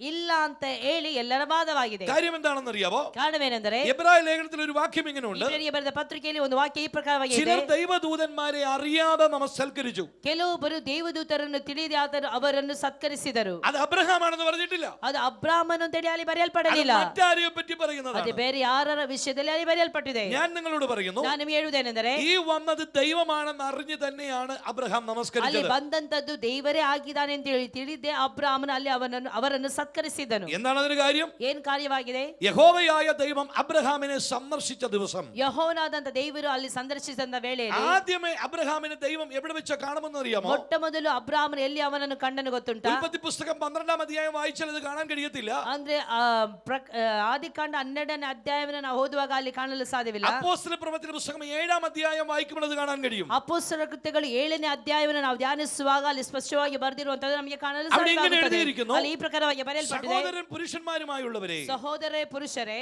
നമ്മുടെ പിതാവായ അബ്രഹാം ನಮ್ಮ ಪಿತೃವಾದಂತ ಅಬ್ರಹಾಮನು മെസൊപ്പൊത്താമിയയിൽ ഇരിക്കുമ്പോൾ തന്നെ ಮೆಸೊಪೊತಾಮಿಯದಲ್ಲಿ ಇರುವಾಗಲೇ തേജോമയനായ ദൈവം അവന് പ്രത്യക്ഷപ്പെട്ടു. ತೇಜೋಮಯವಾದಂತ ದೇವರು ಆತನಿಗೆ ಸಂದರ್ಶಿಸಿದನು. അപ്പൊ ആദ്യം അബ്രഹാമിന് ദൈവം പ്രത്യക്ഷപ്പെട്ടത് എവിടെ വെച്ചാണെന്നറിയാമോ? ಮೊಟ್ಟ ಮೊದಲು ದೇವರು ಅಬ್ರಹಾಮನಿಗೆ ಪ್ರಕಟವಾದಂತ ಸ್ಥಳ ಯಾವುದು ಗೊತ್ತುಂಟಾ? മെസൊപ്പൊത്താമിയയിൽ ഇരിക്കുമ്പോഴാണ് പ്രത്യക്ഷപ്പെട്ടത്. ಮೆಸೊಪೊತಾಮಿಯದಲ್ಲಿ ಇದ್ದಂತ ವೇಳೆಯಲ್ಲಿ ದೇವರು ಅವನಿಗೆ ಕಂಡುಕೊಂಡನು. മെസൊപ്പൊത്താമിയ അബ്രഹാമിന്റെ സ്വന്തം ಅದೇ പട്ടണമാണ്. ಮೆಸೊಪೊತಾಮಿಯ ಎಂಬುವಂತದ್ದು ಅಬ್ರಹಾಮನ ಸ್ವಂತ ಊರಾಗಿತ್ತು. അവിടെ വെച്ച് ദൈവം അബ്രഹാമിന് പ്രത്യക്ഷപ്പെട്ടു. ಅಲ್ಲಿ ದೇವರು ಆತನನ್ನು ಮುಖಾಮುಖಿಯಾಗಿ ಸಂದರ್ಶಿಸಿದನು. പ്രത്യക്ഷപ്പെട്ടു എന്ന് പറഞ്ഞാൽ അതിന്റെ അർത്ഥം, ಅದರ ಅರ್ಥವೇನೆಂದರೆ, അബ്രഹാമിന്റെ മുമ്പിൽ ഇറങ്ങി വന്നു. ಅಬ್ರಹಾಮನ ಮುಂದೆಗೆ ಮುಖಾಮುಖಿಯಾಗಿ ಸಂದರ್ಶಿಸಿದನು. അബ്രഹാമിന് പറഞ്ഞു, നിന്റെ ബന്ധുക്കാരെയും ചാർച്ചക്കാരെയും വിട്ട് നീ പുറപ്പെടും. ಅಬ್ರಹಾಮನನ್ನು ನೋಡಿ ಈ ಪ್ರಕಾರವಾಗಿ ಹೇಳಿದನು, ನೀನು ನಿನ್ನ ತಂದೆ ಮನೆಯನ್ನು ನೆರೆಯವರನ್ನು ಬಿಟ್ಟು ನೀನು ಹೋಗಬೇಕು. അങ്ങനെ അബ്രഹാം യാത്ര ചെയ്യാൻ ಹಾಗೆ തയ്യാറെടുത്തു. ಅಬ್ರಹಾಮನು ಈ ಪ್ರಯಾಣವನ್ನು ಬೆಳೆಸಿದನು. അന്ന് അബ്രഹാമിന്റെ പിതാവായ തേരകുണ്ടായിരുന്നു. ಆವತ್ತು ಅಬ್ರಹಾಮನ ತಂದೆ ಆದಂತ ತೆರಹನು ಅವನ ಜೊತೆಲಿದ್ದನು. തേരകിന്റെ നേതൃത്വത്തിലാണ് അവർ യാത്ര തുടങ്ങിയത്. ತೆರಹನ ಜೊತೆಯಲ್ಲಿ ಅವರು ಯಾತ್ರೆಯನ್ನು ಬೆಳೆಸಿದರು, ಪ್ರಯಾಣವನ್ನು ಬೆಳೆಸಿದರು. അങ്ങനെ 17-ാം അധ്യായത്തിൽ തേരഗ് മരിച്ചു.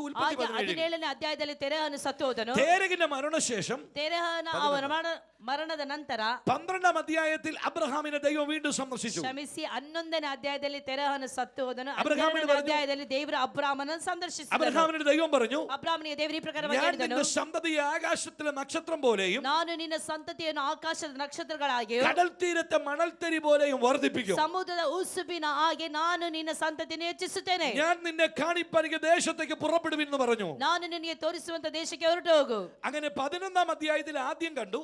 ಹಾಗೆ 12ನೇ ಅಧ್ಯಾಯದಲ್ಲಿ ಮೊಟ್ಟ ಮೊದಲು ಕಂಡನು. 12-ാമത്തെ അധ്യായത്തിൽ വന്നപ്പോൾ വീണ്ടും കണ്ടു. ಕ್ಷಮಿಸಿ 11ನೇ ಅಧ್ಯಾಯದಲ್ಲಿ ಮೊದಲು ಕಂಡನು, 12ನೇ ಅಧ್ಯಾಯದಲ್ಲಿ ಪುನಃ ಕಂಡನು. വീണ്ടും 13-ാമത്തെ അധ്യായത്തിൽ വരുമ്പോൾ ಪುನಃ 13ನೇ ಅಧ್ಯಾಯಕ್ಕೆ ಬರುವಾಗ അബ്രഹാം തന്റെ സഹോദരന്റെ പുത്രനായിരിക്കുന്ന ലോത്തിനെ വിട്ടുപിരിഞ്ഞ ശേഷം ಅಬ್ರಾಮನು ತನ್ನ ಸ್ವಂತ ಸಹೋದರನ ತಮ್ಮನಾದಂತ ಮಗನಾದಂತ ಲೋಟನನ್ನು ಬಿಟ್ಟು ಅಗಲುವಾಗ വളരെ വിഷമിച്ചിരിക്കുന്ന ഒരു സമയം. ಅದು ಬಹಳ ಒಂದು ನೋವನ್ನು ಅನುಭವಿಸುತ್ತಿದ್ದಂತ ಸಮಯ. ലോത്ത് അബ്രഹാമിന്റെ സഹോദര പുത്രനായിരുന്നു. ಅಂದ್ರೆ ಲೋಟನು ಈ ಅಬ್ರಾಮನಿಗೆ ತಮ್ಮನ ಮಗನಾಗಿದ್ದನು. അബ്രഹാമിന്റെ കൂടെ അവനും യാത്ര ചെയ്യുന്നുണ്ടായിരുന്നു. ಅವನು ಅಬ್ರಾಮನ ಜೊತೆಯಲ್ಲಿ ಪ್ರಯಾಣವನ್ನು ಬೆಳೆಸಿದ್ದನು. പക്ഷെ 13-ാം അധ്യായത്തിൽ വന്നപ്പോൾ ಆದ್ರೆ 13ನೇ ಅಧ್ಯಾಯಕ್ಕೆ ಆತನು ಬಂದಾಗ അബ്രഹാമിന് ഒരു വെളിപ്പാട് കിട്ടി. ಅಬ್ರಾಮನಿಗೆ ಒಂದು ಪ್ರಕಟಣೆ ಸಿಕ್ಕಿತು. ലോത്ത് എന്റെ കൂടെ വന്നാൽ വാഗ്ദത്തം എനിക്ക് പ്രാപിക്കാൻ കഴിയത്തില്ല. ಲೋಟನು ನನ್ನ ಜೊತೆಯಲ್ಲಿ ಬಂದರೆ ನಾನು ಹೊಂದಿಕೊಂಡಂತ ವಾಗ್ದಾನಕ್ಕೆ ನಾನು ಹೋಗಲು ಸಾಧ್ಯವಿಲ್ಲ. ലോത്തിനോട് അബ്രഹാം പറഞ്ഞു, ಲೋಟನು ಅಬ್ರಾಮನ ಈ ಪ್ರಕಾರವಾಗಿ നീ ಹೇಳಿದನು, ഇടത്തോട്ടെങ്കിൽ ഞാൻ വലത്തോട്ടാണ്. ನೀನು ಎಡಕ್ಕೆ ಹೋಗಿದರೆ ನಾನು ಬಲಕ್ಕೆ ಹೋಗುತ್ತೇನೆ. അങ്ങനെ അബ്രഹാം ലോത്തിനെ വിട്ടുപിരിഞ്ഞു. ಆದ್ದರಿಂದಲೇ ಅಲ್ಲಿ ಲೋಟನ ಅಬ್ರಾಮನನ್ನು ಬಿಟ್ಟು ಅಗಲಿದನು. ലോത്ത് പോയ സങ്കടത്തിൽ അബ്രഹാം വിഷമിച്ചിരിക്കുമ്പോൾ ಅಂದ್ರೆ ಲೋಟನು ಹೋದಂತ ಒಂದು ವಿಷಯದಲ್ಲಿ ಅಬ್ರಾಮನ ಬಹಳವಾಗಿ ನೋವನ್ನು ಅನುಭವಿಸುತ್ತಿದ್ದಂತ ಸಮಯದಲ್ಲಿ 13-ാം അധ്യായത്തിൽ വീണ്ടും തേജോമയനായ ദൈവം അവന്റെ മുമ്പിൽ പ്രത്യക്ഷപ്പെട്ടു. 13ನೇ ಅಧ್ಯಾಯದಲ್ಲಿ ತೇಜೋಮಯನಾದಂತ ದೇವರು ಪುನಃ ಅಲ್ಲಿ ಸಂದರ್ಶಿಸಿದನು, ಅಬ್ರಾಮನನ್ನು ಸಂದರ್ಶಿಸಿದನ್ನು ನಾವು ನೋಡುತ್ತೇವೆ. ഇപ്പൊ അബ്രഹാം ദൈവത്തെ എത്ര പ്രാവശ്യം കണ്ടു? ಈಗ ಅಬ್ರಾಮನು ದೇವರನ್ನು ಎಷ್ಟು ಸಾರಿ ಕಂಡನು? 3 പ്രാവശ്യം കണ്ടു. 3 ಸಾರಿ ಕಂಡನು. 14-ാം അധ്യായത്തിൽ വരുമ്പോൾ 14ನೇ ಅಧ್ಯಾಯಕ್ಕೆ ಬರುವಾಗ സോദോം ഗൊമോറ യുദ്ധം കഴിഞ്ഞു വരുന്ന അബ്രഹാം ಸೊದೋಮ್ ಗೊಮೋರದ ಆ ವಿಷಯವನ್ನು ಕೇಳಿದಂತ ಅಬ್ರಾಮನು അബ്രഹാമിന്റെ മുമ്പിൽ മൽക്കീസേദെക്കിന്റെ രൂപത്തിൽ വീണ്ടും അത്യുന്നതൻ അവന്റെ മുമ്പിൽ വന്നു. ಅಬ್ರಾಮನ ಮುಂದೆ ದೇವರು ಈ ಒಂದು ಮೆಲ್ಕಿಜೆದೇಕನ ರೂಪದಲ್ಲಿ ಅಲ್ಲಿ ಬಂದದನ್ನು ನಾವು ಅಲ್ಲಿ ನೋಡುತ್ತೇವೆ. അബ്രഹാം തനിക്ക് ഉണ്ടായിരുന്നതിൽ 10-1 ദശാംശം ദൈവത്തിന് കൊടുത്തു. ಅಬ್ರಾಮನು ತನಗೆ ಇರುವಂತದರಲ್ಲಿ 10ರಲ್ಲಿ 1 ಪಾಲು ದೇವರಿಗೆ ದಶಾಂಶವನ್ನು ನಾವು ಅಲ್ಲಿ ಕೊಟ್ಟದನ್ನು ನೋಡುತ್ತೇವೆ. നാലാമത്തെ കാഴ്ചയാണത്.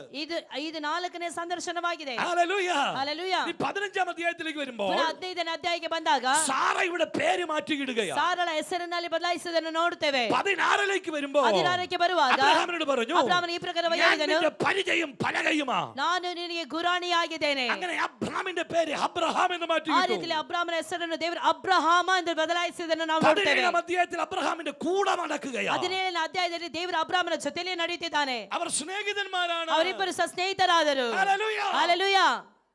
ചുരുക്കത്തിൽ ഇങ്ങനെ വായിക്കുമ്പോൾ ವಾಕ್ಯದಲ್ಲಿ ನಾವು ಓದುವಾಗ ഉൽപ്പത്തി പുസ്തകം 11 മുതൽ 18 വരെ ശ്രദ്ധയോടെ വായിച്ചാൽ ಅಂದ್ರೆ ಆದಿಕಾಂಡ 11ನೇ ಅಧ್ಯಾಯದಿಂದ 18ನೇ ಅಧ್ಯಾಯದವರೆಗೂ ಶ್ರದ್ಧೆಯಿಂದ ನಾವು ಓದುವುದಾದರೆ ഏകദേശം 6 പ്രാവശ്യം മുഖാമുഖം കണ്ട ദൈവമാണ് മെമ്മറിയിൽ വരുന്നത്. ಏಕದೇಶ ಆ ಒಂದು 6 ಸಾರಿ ಮುಖಾಮುಖಿಯಾಗಿ ಸಂದರ್ಶನ ಅನಂತರವಾಗಿ ಮಮ್ರೆತೋಪಿಗೆ ಬಂದದನ್ನು ನಾವು ನೋಡುತ್ತೇವೆ. 6 പ്രാവശ്യം കാണുക മാത്രമല്ല ചെയ്യുന്നത്, 6 ಸಾರಿ ಸಂದರ್ಶಿಸುವುದು ಮಾತ್ರವಲ್ಲ, 6 പ്രാവശ്യം അബ്രഹാമിനോട് ദൂതറിയിച്ച ദൈവമാണ് ಅದೇ വരുന്നത്. 6 ಸಾರಿ ಸಹ ಅಬ್ರಾಮನ ಜೊತೆಯಲ್ಲಿ ಆಲೋಚನೆಯನ್ನು ಹೇಳಿಕೊಟ್ಟಂತಹ ದೇವರಲ್ಲಿ ಬಂದದನ್ನು ನಾವು ಅಲ್ಲಿ ನೋಡುತ್ತೇವೆ. ഹല്ലേലൂയ. ಹಲ್ಲೆಲೂಯ.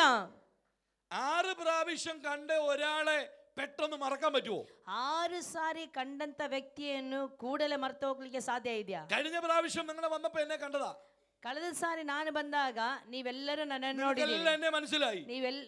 ನಾನು ಯಾರಾಗಿದ್ದೇನೆ ಅಂತ ನಿಮ್ಗೆಲ್ಲರಿಗೂ ಗೊತ್ತುಂಟು. അങ്ങനെയാണെങ്കിൽ 6 പ്രാവശ്യം മുഖാമുഖം കണ്ട ദൈവത്തെ അബ്രഹാം അറിയാതല്ല നമസ്കരിച്ച്, അറിഞ്ഞു തന്നെ നമസ്കരിച്ചു. ಹಾಗಾದ್ರೆ 6 ಸಾರಿ ಭೇಟಿಯಾದಂತಹ ದೇವರನ್ನು ಅಬ್ರಾಮನು ಸುಮ್ಮನೆ ಅಲ್ಲ ನಮಸ್ಕರಿಸಿದ್ದು, ತಿಳಿದೆ ಆತನನ್ನು ನಮಸ್ಕರಿಸಿದನ್ನು ನಾವು ನೋಡುತ್ತೇವೆ. ഉൽപ്പത്തി പുസ്തകം 12-ാം അധ്യായത്തിൽ അബ്രഹാമിന് 75 വയസ്സുണ്ടായിരുന്നു. ಅಂದ್ರೆ ಆ ಒಂದು ಆದಿಕಾಂಡ 12ನೇ ಅಧ್ಯಾಯದಲ್ಲಿ ಅಬ್ರಾಮನಿಗೆ 75 ವರ್ಷವಾಗಿತ್ತು. 18-ാം അധ്യായം വന്നപ്പോൾ 99 വയസ്സായി. ಅಂದ್ರೆ 18ನೇ ಅಧ್ಯಾಯಕ್ಕೆ ಬಂದಾಗ 99 ವಯಸ್ಸಾಯಿತು. ഇപ്പൊ 24 വർഷത്തിന്റെ ഇടവേളയ്ക്ക് ശേഷമാണ് അവർ വീണ്ടും 18-ാം അധ്യായത്തിൽ കണ്ടുമുട്ടുന്നത്. ಅಂದ್ರೆ 24 ವರ್ಷದ ಆ ಒಂದು ಮಧ್ಯದಲ್ಲಿ ನಡುವೆಯಲ್ಲಿ ಆತನು ಪುನಃ ಈ ಅಧ್ಯಾಯದಲ್ಲಿ ಸ್ಥಳದಲ್ಲಿ ಬಂದು ಆತನ ಸಂದರ್ಶಿಸುವುದನ್ನು ನಾವು ഇപ്പൊ ನೋಡುತ್ತೇವೆ. വർഷം 24 ಈಗ 24 ವರ್ಷವಾದರೂ ಸಹ ദൈവം പറഞ്ഞ ഒരു വാഗ്ദത്തവും അബ്രഹാമിന് കിട്ടിയില്ല. ದೇವರು ಹೇಳಿದಂತ ಒಂದೂ ವಾಗ್ದಾನ ಸಹ ಅಬ್ರಾಮನಿಗೆ ನಡೆಯಲಿಲ್ಲ. 18 അധ്യായത്തിൽ യഹോവയായ ദൈവം അബ്രഹാമിനെ കാണാൻ വരുമ്പോൾ 18ನೇ ಅಧ್ಯಾಯದಲ್ಲಿ ದೇವರು ಅಬ್ರಹಾಮನನ್ನು ಸಂದರ್ಶಿಸಲು ಬಂದಾಗ അബ്രഹാമിനോട് ദൈവം പറഞ്ഞ ദൂത് മുഴുവൻ പൊളിഞ്ഞു കിടക്കുക. ಅಬ್ರಾಮನಿಗೆ ಹೇಳಿದಂತ ಎಲ್ಲಾ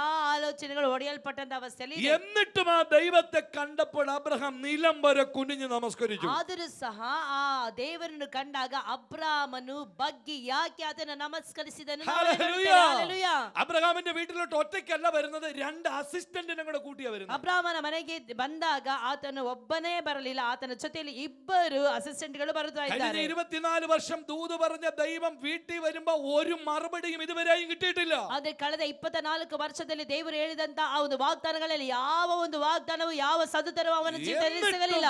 എന്നിട്ടും അബ്രഹാം ആ ദൈവത്തെ വീണ് നമസ്കരിച്ചു. ಆದರೂ ಸಹ ಅಲ್ಲಿ ಬಂದಂತ ವೇಳೆಯಲ್ಲಿ ಅಬ್ರಾಮನ ಬಗ್ಗೆ ನಮಸ್ಕಾರ ಮಾಡಿದನ್ನು ನಾವಲ್ಲಿ ഞാൻ ನೋಡುತ್ತೇವೆ. നിങ്ങളോട് ചോദിക്കട്ടെ, ನಾನು ನಿಮಗೆ ಒಂದನ್ನು ಕೇಳುತ್ತೇನೆ. കഴിഞ്ഞ ചില വർഷങ്ങൾക്ക് മുമ്പ് നിങ്ങളോട് ദൂത് പറഞ്ഞ ആ ദൈവദാസൻ ಆ ಕಳೆದ ದಿನಗಳಲ್ಲಿ ನಿಮಗೆ ಹೇಳಿದಂತ ಆ ಒಂದು ಆಲೋಚನೆಗಳನ್ನು ಹೇಳಿದಂತ ದೇವ ಸೇವಕರು നിങ്ങളുടെ വീട്ടിലോട്ട് വന്നാൽ ನಿಮ್ಮ ಮನೆಗೆ ಬಂದರೆ നിങ്ങൾ എങ്ങനെ പ്രതികരിക്കും? ನೀವು ಯಾವ ರೀತಿಯಲ್ಲಿ ಪ್ರತಿಕ್ರಿಯೆ ಮಾಡುತ್ತೀರಿ? നിങ്ങൾ പറയും കുറെ നാളായിട്ട് ഞങ്ങളോട് ദൂത് പറയുന്ന പാസ്റ്ററാണ് വരുന്നത്. ನೀವು ಈ ಪ್ರಕಾರವಾಗಿ ಹೇಳಬಹುದು, ಅಯ್ಯೋ ಕಳೆದ ದಿನಗಳಿಂದ ನಮಗೆ ಪ್ರವಾದನೆಗಳನ್ನು ಹೇಳಿದಂತ ಪಾಸ್ಟರ್ ತಾನೇ ಅವರು ಬರ್ತಾ ಇರುವಂತದ್ದು. ഇതുവരെ ആ പാസ്റ്റർ പറഞ്ഞു ഒന്നും നടന്നില്ല. ಇಲ್ಲಿವರೆಗೂ ಇವರು ಹೇಳಿದಂತ ಒಂದೂ ಆಲೋಚನೆಗಳು ನೆರವೇರಲೇ ಇಲ್ಲ. ഓടി വന്ന് കഥ കടച്ചിട്ട് മക്കളോട് പറയും ഞങ്ങൾ ഇവിടെ ഇല്ലെന്ന് പറഞ്ഞേക്കാൻ ಆಗ പറയും. ಓಡಿ ಹೋಗಿ ಮನೆ ಒಳಗಡೆ ಬೀಗ ಹಾಕಿ ಆ ಪಾಸ್ಟರ್ ಏನಾದ್ರು ಇಲ್ಲಿ ಬಂದ್ರೆ ನೀವು ಹೇಳ್ಬೇಕು ಮನೆಯಲ್ಲಿ ಅಪ್ಪ ಅಮ್ಮ ಇಲ್ಲ ಹೋಗ್ಲಿಕ್ಕೆ ಹೇಳಿ ಅಂತ. മക്കൾ ഓടി വന്നിട്ട് പാസ്റ്ററോട് പറയും പപ്പ ഇവിടെ ഇല്ലെന്ന് പറയാൻ പറഞ്ഞെന്ന് പറയും. ಪಾಪ ಇದು ಮಕ್ಕಳು ಓಡಿ ಬಂದು ಹೊರಗಡೆ ಬಂದು ಹೇಳ್ತಾರೆ ಪಪ್ಪ ಇಲ್ಲಿ ಇಲ್ಲ ಅಂತೇಳಿ ಹೇಳಲಿಕ್ಕೆ ಹೇಳಿದ್ದಾರೆ ಅಂತೇಳಿ ಹೇಳ್ತಾರೆ.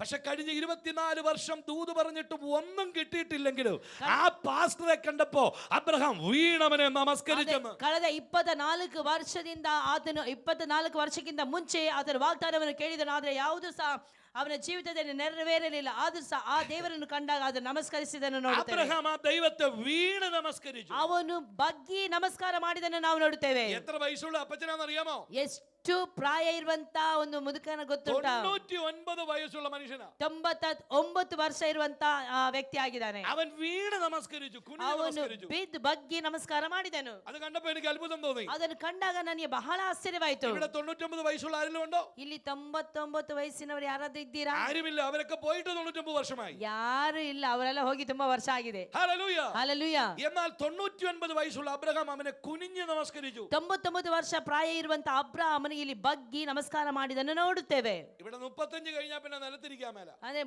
ಇಲ್ಲಿ 35 ವರ್ಷ ಆದ ನಂತರವಾಗಿ ನೆಲದಲ್ಲಿ ಇರುವಂತದ್ದು ಬಹಳ ಕಷ್ಟ. ഒരിക്കലും ഒരു പ്രവാചകൻ പ്രാർത്ഥിക്കാൻ വേണ്ടിയിരുന്നു. ಒಂದು ಸಾರಿ ಒಂದು ಪ್ರವಾದಿ ಪ್ರಾರ್ಥಿಸುವುದಕ್ಕಾಗಿ ಕುಳಿತುಕೊಂಡ್ರು. അവന്റെ തല മുട്ടിന്റെ ഇടയ്ക്കായിരിക്കുന്നത്. ಅವನ ತಲೆ ಈ ಒಂದು ಮೊಣಕಾಲಿನ ಮಧ್ಯದಲ್ಲಿ ಇತ್ತು. ആ ഇരിപ്പ് കണ്ടപ്പോൾ എനിക്ക് അത്ഭുതം തോന്നി. ಆ ಒಂದು ಕುತ್ಕೊಂಡಿರುವಂತ ಶೈಲಿಯನ್ನು ಕಂಡಾಗಲೇ ನನಗೆ ಆಶ್ಚರ್ಯವಾಯಿತು. അത് ഏലിയാവായിരുന്നു. ಅದು ಎಲಿಯನಾಗಿದ್ದಾನೆ. ഞാൻ ദൈവത്തോട് ചോദിച്ചു, ನಾನು ದೇವರಿಗೆ ಕೇಳಿದೆ, കർത്താവ് ഏലിയാവാണ് നീ യോഗ കണ്ടുപിടിച്ചത്? ಅಯ್ಯೋ ಎಲಿಯನಾಗಿದ್ದಾನೆ ಯೋಗವನ್ನು ಕಂಡುಹಿಡಿದದ್ದು? കർത്താവ് പറഞ്ഞു അല്ലെന്ന് പറഞ്ഞു. ಆಗ ಇಲ್ಲ ಇಲ್ಲ ಇಲ್ಲ ಇಲ್ಲ. പിന്നെന്താണ്? ಹಾಗಾದ್ರೆ ಅದೇನು? പിന്നീട് എനിക്ക് പിടികിട്ടി. ಮತ್ತೆ ನನಗೆ ಅರ್ಥವಾಯ್ತು, നിത്യ തൊഴിൽ അഭ്യാസം. ಅಂದ್ರೆ ಪ್ರತಿದಿನ ದೇವರ ಮುಂದೆ ಬಂದು ಆತನ ಅಭ್ಯಾಸ ಮಾಡ್ತಾ ಇದ್ದನು. ചിലരൊക്കെ ഞങ്ങളുടെ അടുക്ക വന്ന് പ്രാർത്ഥിക്കാൻ വരും. ಕೆಲವೊಬ್ಬರು ನಮ್ಮ ಹತ್ರ ಪ್ರಾರ್ಥನೆಗೋಸ್ಕರವಾಗಿ ಬರ್ತಾರೆ. ഇരുന്ന് പ്രാർത്ഥിക്കാൻ ആഗ്രഹമുണ്ട്. ಮೊಣಕಾಲು ಹಾಕಿ ಪ್ರಾರ್ಥನೆ ಮಾಡ್ಬೇಕು ಅಂತ ಆಸೆ ಇದೆ. ഞാൻ ಅವരോട് പറയും, ನಾನು ಅವರಿಗೆ ಹೇಳ್ತೇನೆ, പ്രാർത്ഥിച്ചിട്ട് കാര്യമൊന്നുമില്ല. ಪ್ರಾರ್ಥನೆ ಮಾಡಿ ಯಾವ ಕಾರ್ಯವೂ ಇಲ್ಲ. ഇന്ന് മുതൽ മുട്ട ഇരുന്നോ നിനക്ക് ഇരിക്കാൻ കഴിയും. ಇವತ್ತಿನಿಂದ ನೀ ಮೊಣಕಾಲು ಹಾಕುವುದಕ್ಕೆ ಪ್ರಾರಂಭಿಸು, ಕರ್ತನ ನಿನಗೆ ಸಹಾಯ ಮಾಡ್ತಾನೆ. ഹല്ലേലൂയ. ಹಲ್ಲೆಲೂಯಾ. ഈ അബ്രഹാമിന് 99 വയസ്സുണ്ട്. ಈ ಅಬ್ರಾಮನಿಗೆ 99 ವರ್ಷವಾಗಿತ್ತು. അവൻ മുഴങ്കാലിൽ ദൈവത്തെ നമസ്കരിച്ചു. ಆತನ ಮೊಣಕಾಲಿನಲ್ಲಿ ದೇವರನ್ನು ಆರಾಧಿಸಿದನ್ನು എന്നിട്ട് ನೋಡುತ್ತೇವೆ. ദൈവത്തോട് പറഞ്ഞു, ನಂತರವಾಗಿ ದೇವರು ಹೇಳಿದನು, നിങ്ങൾ വന്നതിന്റെ ലക്ഷ്യം എന്താണെന്ന് എനിക്കറിയാം. ನೀವು ಬಂದಿರುವಂತದ್ದು ಯಾಕೆಂದ್ರೆ ನನಗೆ ಗೊತ್ತುಂಟು. ഭക്ഷണം കഴിക്കാനാ വന്നത്. ಊಟ ಮಾಡುವುದಕ್ಕಾಗಿ ಬಂದಿದ್ದೀರಿ. നിങ്ങൾ ഇവിടെ ഇരിക്കാൻ ನೀವು പറഞ്ഞു. ಎಲ್ಲೇ ಇರಿ. അബ്രഹാം ഓടി ചെന്ന് ಅಬ್ರಾಮನು ಓಡಿ ಹೋಗಿ അവൻ തൊഴുത്തിൽ ചെന്ന് വാലിക്കാരോട് പറഞ്ഞു, ಆತನು ಆ ಒಳಗೆ ಹೋಗಿ ಆ ಸೇವಕರಿಗೆ ಹೇಳಿದನು, ഇളയതും മുഴുത്തതുമായ ഒരു കാളക്കിടാവിനെ അറുക്കുവാൻ പറഞ്ഞു. ಒಳ್ಳೆ ಪುಷ್ಟಿ ಇರುವಂತದ್ದು ಒಳ್ಳೆಯದು ಕರುವನ್ನು ತೆಗೆದು ಅದನ್ನು ಕೊಯ್ಯಿರಿ ಅಂತ ಹೇಳಿದನು. അവൻ അടുക്കളയിൽ ചെന്ന് സാറായിയോട് പറഞ്ഞു, ನಂತರವಾಗಿ ಸಾರಾಳ ಹತ್ರ ಹೋಗಿ ಈ ಪ್ರಕಾರವಾಗಿ ಹೇಳಿದನು, 3 ഇടങ്ങഴി മാവെടുത്ത് അപ്പം ഉണ്ടാക്കാൻ പറഞ്ഞു. ಆ 3 ಸೇರು ಆ ಒಂದು ಹಿಟ್ಟನ್ನು ತೆಗೆದು ಅಲ್ಲಿ ರೊಟ್ಟಿ ಮಾಡು. 3 പേരെ തന്റെ വീട്ടിൽ വന്നിട്ടുള്ളൂ. 3 ಜನ ವ್ಯಕ್ತಿ ಅಲ್ಲಿ ಮನೆಗೆ ಬಂದಿರುತ್ತಾರೆ. പക്ഷേ അബ്രഹാം അറുത്ത കാളക്കിടാവ് വലിയതും മുഴുത്തതുമായ ഒരു കാളക്കിടാവ്. ಆತನು ಈ ಪ್ರಕಾರವಾಗಿ ಹೇಳಿದನು, ಪುಷ್ಟಿ ಉಳ್ಳದು ಒಳ್ಳೆಯ ಆಕಳನ್ನು ಅಲ್ಲಿ ಕೊಯ್ದು ಅಲ್ಲಿ ಒಳ್ಳೆ ರೀತಿಯಲ್ಲಿ ಪದಾರ್ಥ ಮಾಡಿ ಅಂತ ಹೇಳಿ. വചനത്തിൽ ഇങ്ങനെ എഴുതിയിരിക്കുന്നു. ವಾಕ್ಯದಲ್ಲಿ ಈ ಪ್ರಕಾರವಾಗಿ ಬರೆಯಲ್ಪಟ್ಟಿದೆ. അവർ അതിനെ ക്ഷണത്തിൽ പാകം ചെയ്തു. ಆ ಕ್ಷಣದಲ್ಲಿ ಅವರು ಅದನ್ನು ಮಾಡಿದರು. ഞാൻ ആ അധ്യായം വായിച്ചു വന്നപ്പോ ನಾನು ಆ ವಾಕ್ಯವನ್ನು ಓದಿದಾಗ ക്ഷണത്തിൽ എന്നുള്ള ഭാഗത്തിന് അവിടെ വരയൊന്നും ഇട്ടു. ಕ್ಷಣದಲ್ಲಿ ಎಂಬ ಪದವನ್ನು ನಾನು ಗೆರೆ ಮಾಡಿದೆ. എന്നോട് ചോദിച്ചു എന്നാ കാര്യം. ಆಗ ಅವರು ಹೇಳಿದ್ರು, ಏನ್ ಕಾರ್ಯ? ഞാൻ പറഞ്ഞ ഒരു ബൈബിളിൽ ഒരു വിഷയം പഠിക്കാൻ. ಅಂದ್ರೆ ಸತ್ಯವೇದದಲ್ಲಿ ಒಂದು ಅಧ್ಯಾಯ ಮಾಡ್ಲಿಕ್ಕೆ ಅದಕ್ಕೋಸ್ಕರವಾಗಿ ಕೇಳಿದೆ. ചോദിച്ചു ആരുടെ വിഷയമാ? ಆಗ ಅವ್ರು ಕೇಳಿದ್ರು, ಯಾರ ವಿಷಯ? ഞാൻ പറഞ്ഞു നമ്മുടെ പിതാവായ അബ്രഹാമിന്റെ വിഷയം. ನಮ್ಮ ತಂದೆ ಆಗಿರುವಂತ ಅಬ್ರಾಮನ ವಿಷಯ ಕಲಿಬೇಕು. ಆಗ ಅಷ್ಟು ಕೂಡಲೇ ಅವರಿಗೆ ಅರ್ಥವಾಯಿತು. 100 വയസ്സുള്ള ആ സാറയുടെ വീട്ടിൽ ഗ്യാസ് ഇല്ല, മല്ലിപ്പൊടി ഇല്ല, ഒരു പൊടിയുമില്ല. 90 ವರ್ಷ ಇರುವಂತಹ ಆ ಒಂದು ಸಾರಳ ಮನೆಯಲ್ಲಿ ಯಾವ ಪುಡಿಯೂ ಇರಲಿಲ್ಲ. അമ്മച്ചി എന്ത് ചെയ്യണം? വിറകൊക്കെ കൂട്ടി അടുപ്പിൽ തീയൊക്കെ വെച്ച് ഭക്ഷണം ഉണ്ടാക്കണം. ಸೌದೆಯನ್ನೆಲ್ಲ ಶೇಖರಿಸಿ ಅವರು ಹೊಲೆಯನ್ನು ಹಚ್ಚಿ ಅವರು ಊಟವನ್ನು ತಯಾರು ಮಾಡಬೇಕು. ഹല്ലേലൂയ. ಹಲ್ಲೆಲೂಯ. അപ്പൊ 90 വയസ്സുള്ള അമ്മച്ചി അമ്മയിൽ ഇതെല്ലാം ഇട്ട് അരച്ച് ಈ ಒಂದು 90 ವರ್ಷ ಇರುವಂತ ಈ ಒಂದು ತಾಯಿ ಸಾರ ಅವರು ಈ ಎಲ್ಲಾ ಪದಾರ್ಥಗಳನ್ನು ಕಡಿದು മസാലയൊക്കെ പുരട്ടി ഇത് കറി ആക്കണമെങ്കിൽ എത്ര നേരം വേണം? ಮಸಾಲೆಯನ್ನೆಲ್ಲ ತಯಾರು ಮಾಡಿ ಪದಾರ್ಥ ಮಾಡಬೇಕಾದ್ರೆ ಎಷ್ಟೊತ್ತು ಬೇಕು? നിങ്ങൾ പറ, ನೀವೇ ಹೇಳಿ. എത്ര മണിക്കൂർ? ಎಷ್ಟು ಗಂಟೆ ಬೇಕು? 2 മണിക്കൂർ മതിയോ? ಒಂದು 2 ಗಂಟೆ ಸಾಕಾ? ഓക്കെ, ಸಾಕಾ? 2 മണിക്കൂർ. ಒಂದು 2 ಗಂಟೆ ಇಟ್ಕೊಳ್ಳಿ. ഇറച്ചി വെട്ടി എടുക്കുവാൻ 5 മണിക്കൂർ. ಆ ಒಂದು ಮಾಂಸ ತುಂಡು ಮಾಡ್ಲಿಕ್ಕೆ 5 ಗಂಟೆ. കറി വെക്കാൻ 2 മണിക്കൂർ. ಪದಾರ್ಥ ಮಾಡ್ಲಿಕ್ಕೆ 2 ಗಂಟೆ. ഇപ്പൊ എത്ര മണിക്കൂറായി? ಈಗ ಎಷ್ಟೊತ್ತಾಯ್ತು? 7 മണിക്കൂർ. 7 ಗಂಟೆ ಆಯ್ತು. നമുക്കത് ഇച്ചിരി അങ്ങ് കുറച്ചേക്കാം. ಹಾಗಾದ್ರೆ ನಾವು ಅದನ್ನು ಸ್ವಲ್ಪ ಕಡಿಮೆ ഒരു ಮಾಡುವ. 5 മണിക്കൂർ അങ്ങ് കുറച്ചേക്കാം. 5 മണിക്കൂർ ആക്കാം. ಒಂದು 5 ಗಂಟೆ ಮಾಡುವ. എപ്പോഴാണ് ദൂതന്മാർ വീട്ടിൽ വന്നത്? ಯಾವಾಗ ಮನೆಗೆ ದೂತನು ಬಂದದ್ದು? 12 മണിയായപ്പോ വന്നു. 12 ಗಂಟೆಗೆ ಬಂದ್ರು. ഇപ്പൊ സമയം 5 മണിയായി. ಈಗ ಸಮಯ 5 ಗಂಟೆ. നോക്കിക്കേ, 5 മണി വരെ ಈ 5 ಗಂಟೆಯವರೆಗೂ മെമ്രയുടെ തോപ്പിൽ ಮಮ್ರೆ ತೋಪಿನಲ್ಲಿ ഉടയ തമ്പുരാൻ ഇരുന്നു. ಕರ್ತನಾದಂತ ದೇವರಲ್ಲಿ ಇದ್ದನು. എന്തിനിരുന്നറിയാമോ? ಯಾಕೆ ಇದ್ದನು ಗೊತ್ತುಂಟಾ? ഒരു നേരത്തെ ഭക്ഷണം കഴിക്കാൻ. ಒಂದೊತ್ತಿನ ಊಟಕ್ಕೋಸ್ಕರವಾಗಿ. എത്ര പേർക്ക് മനസ്സിലാകുന്നു? ಎಷ್ಟು ಜನರಿಗೆ ಅರ್ಥವಾಗುತ್ತಿದೆ? ഞാൻ ആ ഭാഗത്തെല്ലാം ഇങ്ങനെ നിരീക്ഷിച്ചു. ನಾ ಆ ಭಾಗವನ್ನೆಲ್ಲ ಒಳ್ಳೆ ರೀತಿಯಲ್ಲಿ ನಾನು ಕಲಿತೆ. സാറയുടെ നേതൃത്വത്തിൽ കിച്ചണിൽ വർക്ക് നടക്കുന്നു. ಸಾರಳ ನೇತೃತ್ವದಲ್ಲಿ ಅಲ್ಲಿ ಕಿಚನ್ ಅಡಿಗೆ ಮನೆಯಲ್ಲಿ ಕೆಲಸ ನಡೀತಾ ಇದೆ. വാലിക്കാര് തൊഴുത്തിൽ ആ കാളക്കിടാവിനെ അറുക്കുന്നു. ಆ ಒಂದು ಸೇವಕರು ಅವರಿಗೆ ನೇಮಿಸಿದಂತ ಕೆಲಸಗಳನ್ನು ಅಲ್ಲಿ ಮಾಡುತ್ತಿದ್ದಾರೆ. എല്ലാം പരിധി നോക്കി. ನಾನು ಅಲ್ಲಿರುವಂತ ಎಲ್ಲ ವಿಷಯಗಳನ್ನು അവിടെ ನೋಡಿದೆ. എങ്ങും അബ്രഹാമിനെ കണ്ടില്ല. ಅಲ್ಲಿ ಎಲ್ಲಿ ಸಹ ಅಬ್ರಾಮನನ್ನು ಕಾಣಲಿಲ್ಲ. അബ്രഹാം തൊഴുത്തിലുമില്ല, അടുക്കളയിലുമില്ല. ಅಬ್ರಾಮನ ಅಲ್ಲೂ ಸಹ ಇಲ್ಲ, ಎಲ್ಲೂ ಇಲ್ಲ. പിന്നെ ഇപ്പോൾ എവിടെയായിരിക്കും? ಹಾಗಾದ್ರೆ ಅಬ್ರಾಮನಿಗೆ ಎಲ್ಲಿದ್ದಾನೆ? അബ്രഹാം ഇപ്പൊ വന്ന ദൂതന്മാരുടെ പാദസേവ ചെയ്യുക. ಹಾಗಾದ್ರೆ ಅಬ್ರಾಮನು ಬಂದಂತಹ ಒಂದು ದೂತರ ಪಾದ ಸೇವೆಯನ್ನು ಮಾಡುತ್ತಿದ್ದಾನೆ.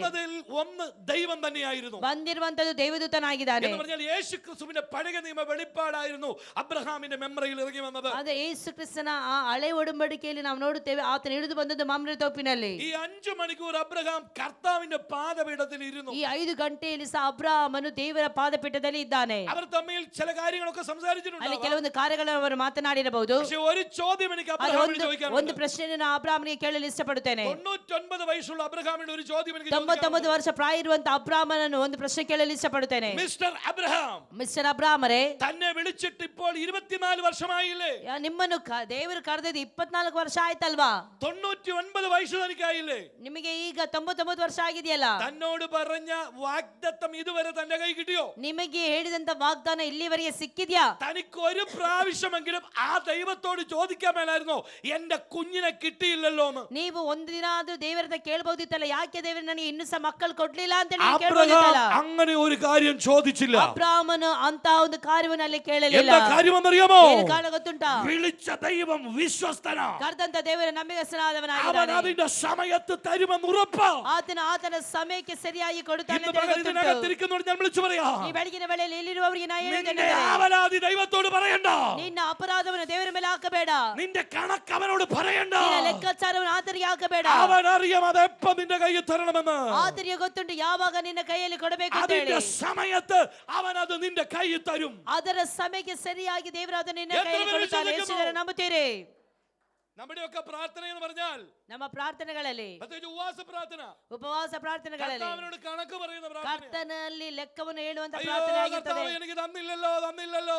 ಅಯ್ಯೋ ದೇವರೇ, ನನಗೆ ಕೊಡ್ಲಿಲ್ವಲ್ಲ തന്നില്ലേ, കാറ് തന്നില്ലേ. ನನಗೆ ಮನೆ ಕೊಡ್ಲಿಲ್ಲ, ಕಾರ್ ಕೊಡ್ಲಿಲ್ಲ. പരാതിയുടെ കണക്കുകൾ നാം വലിച്ചിടുമ്പോ ಅಪರಾಧಗಳ ಎಲ್ಲಾ ಪಟ್ಟಿಗಳನ್ನು ಹಾಕುವಂತ ವೇಳೆಯಲ್ಲಿ അബ്രഹാം ഒരു പരാതി പോലും പറയാതെ മിണ്ടാതെ ഇരിക്കുകയാണ്. ಅಬ್ರಾಮನು ಯಾವುದನ್ನು ಹೇಳದೆ ಆತನು ಸುಮ್ಮನೆ ಇರುವುದನ್ನು ನಾವು ಅಲ್ಲಿ ನೋಡ್ತೇವೆ. ഇതിനകത്തിരിക്കുന്നവരുടെ ദൂത് വിളിച്ചു പറയാ, ಈ ಬೆಳಗಿನ ವೇಳೆಯಲ್ಲಿ ಎಲ್ಲಿರುವವರಿಗೆ ನಾನು ಆಲೋಚನೆ ಹೇಳುವುದೇನೆಂದರೆ, മിണ്ടാതെ ഇരുന്നത് ദൈവമെന്ന് അറിഞ്ഞുകൊള്ളുവീ. ಮೌನವಾಗಿದ್ದು ನೀನು ದೇವರಾಗಿದ್ದಾನೆ ಎಂದು നിന്റെ ತಿಳಿದುಕೊಳ್ಳುವೆ. തലമുറയുടെ വിഷയത്തിൽ എന്റെ ദൈവത്തിന്റെ കയ്യിൽ ഉത്തരവുണ്ട്.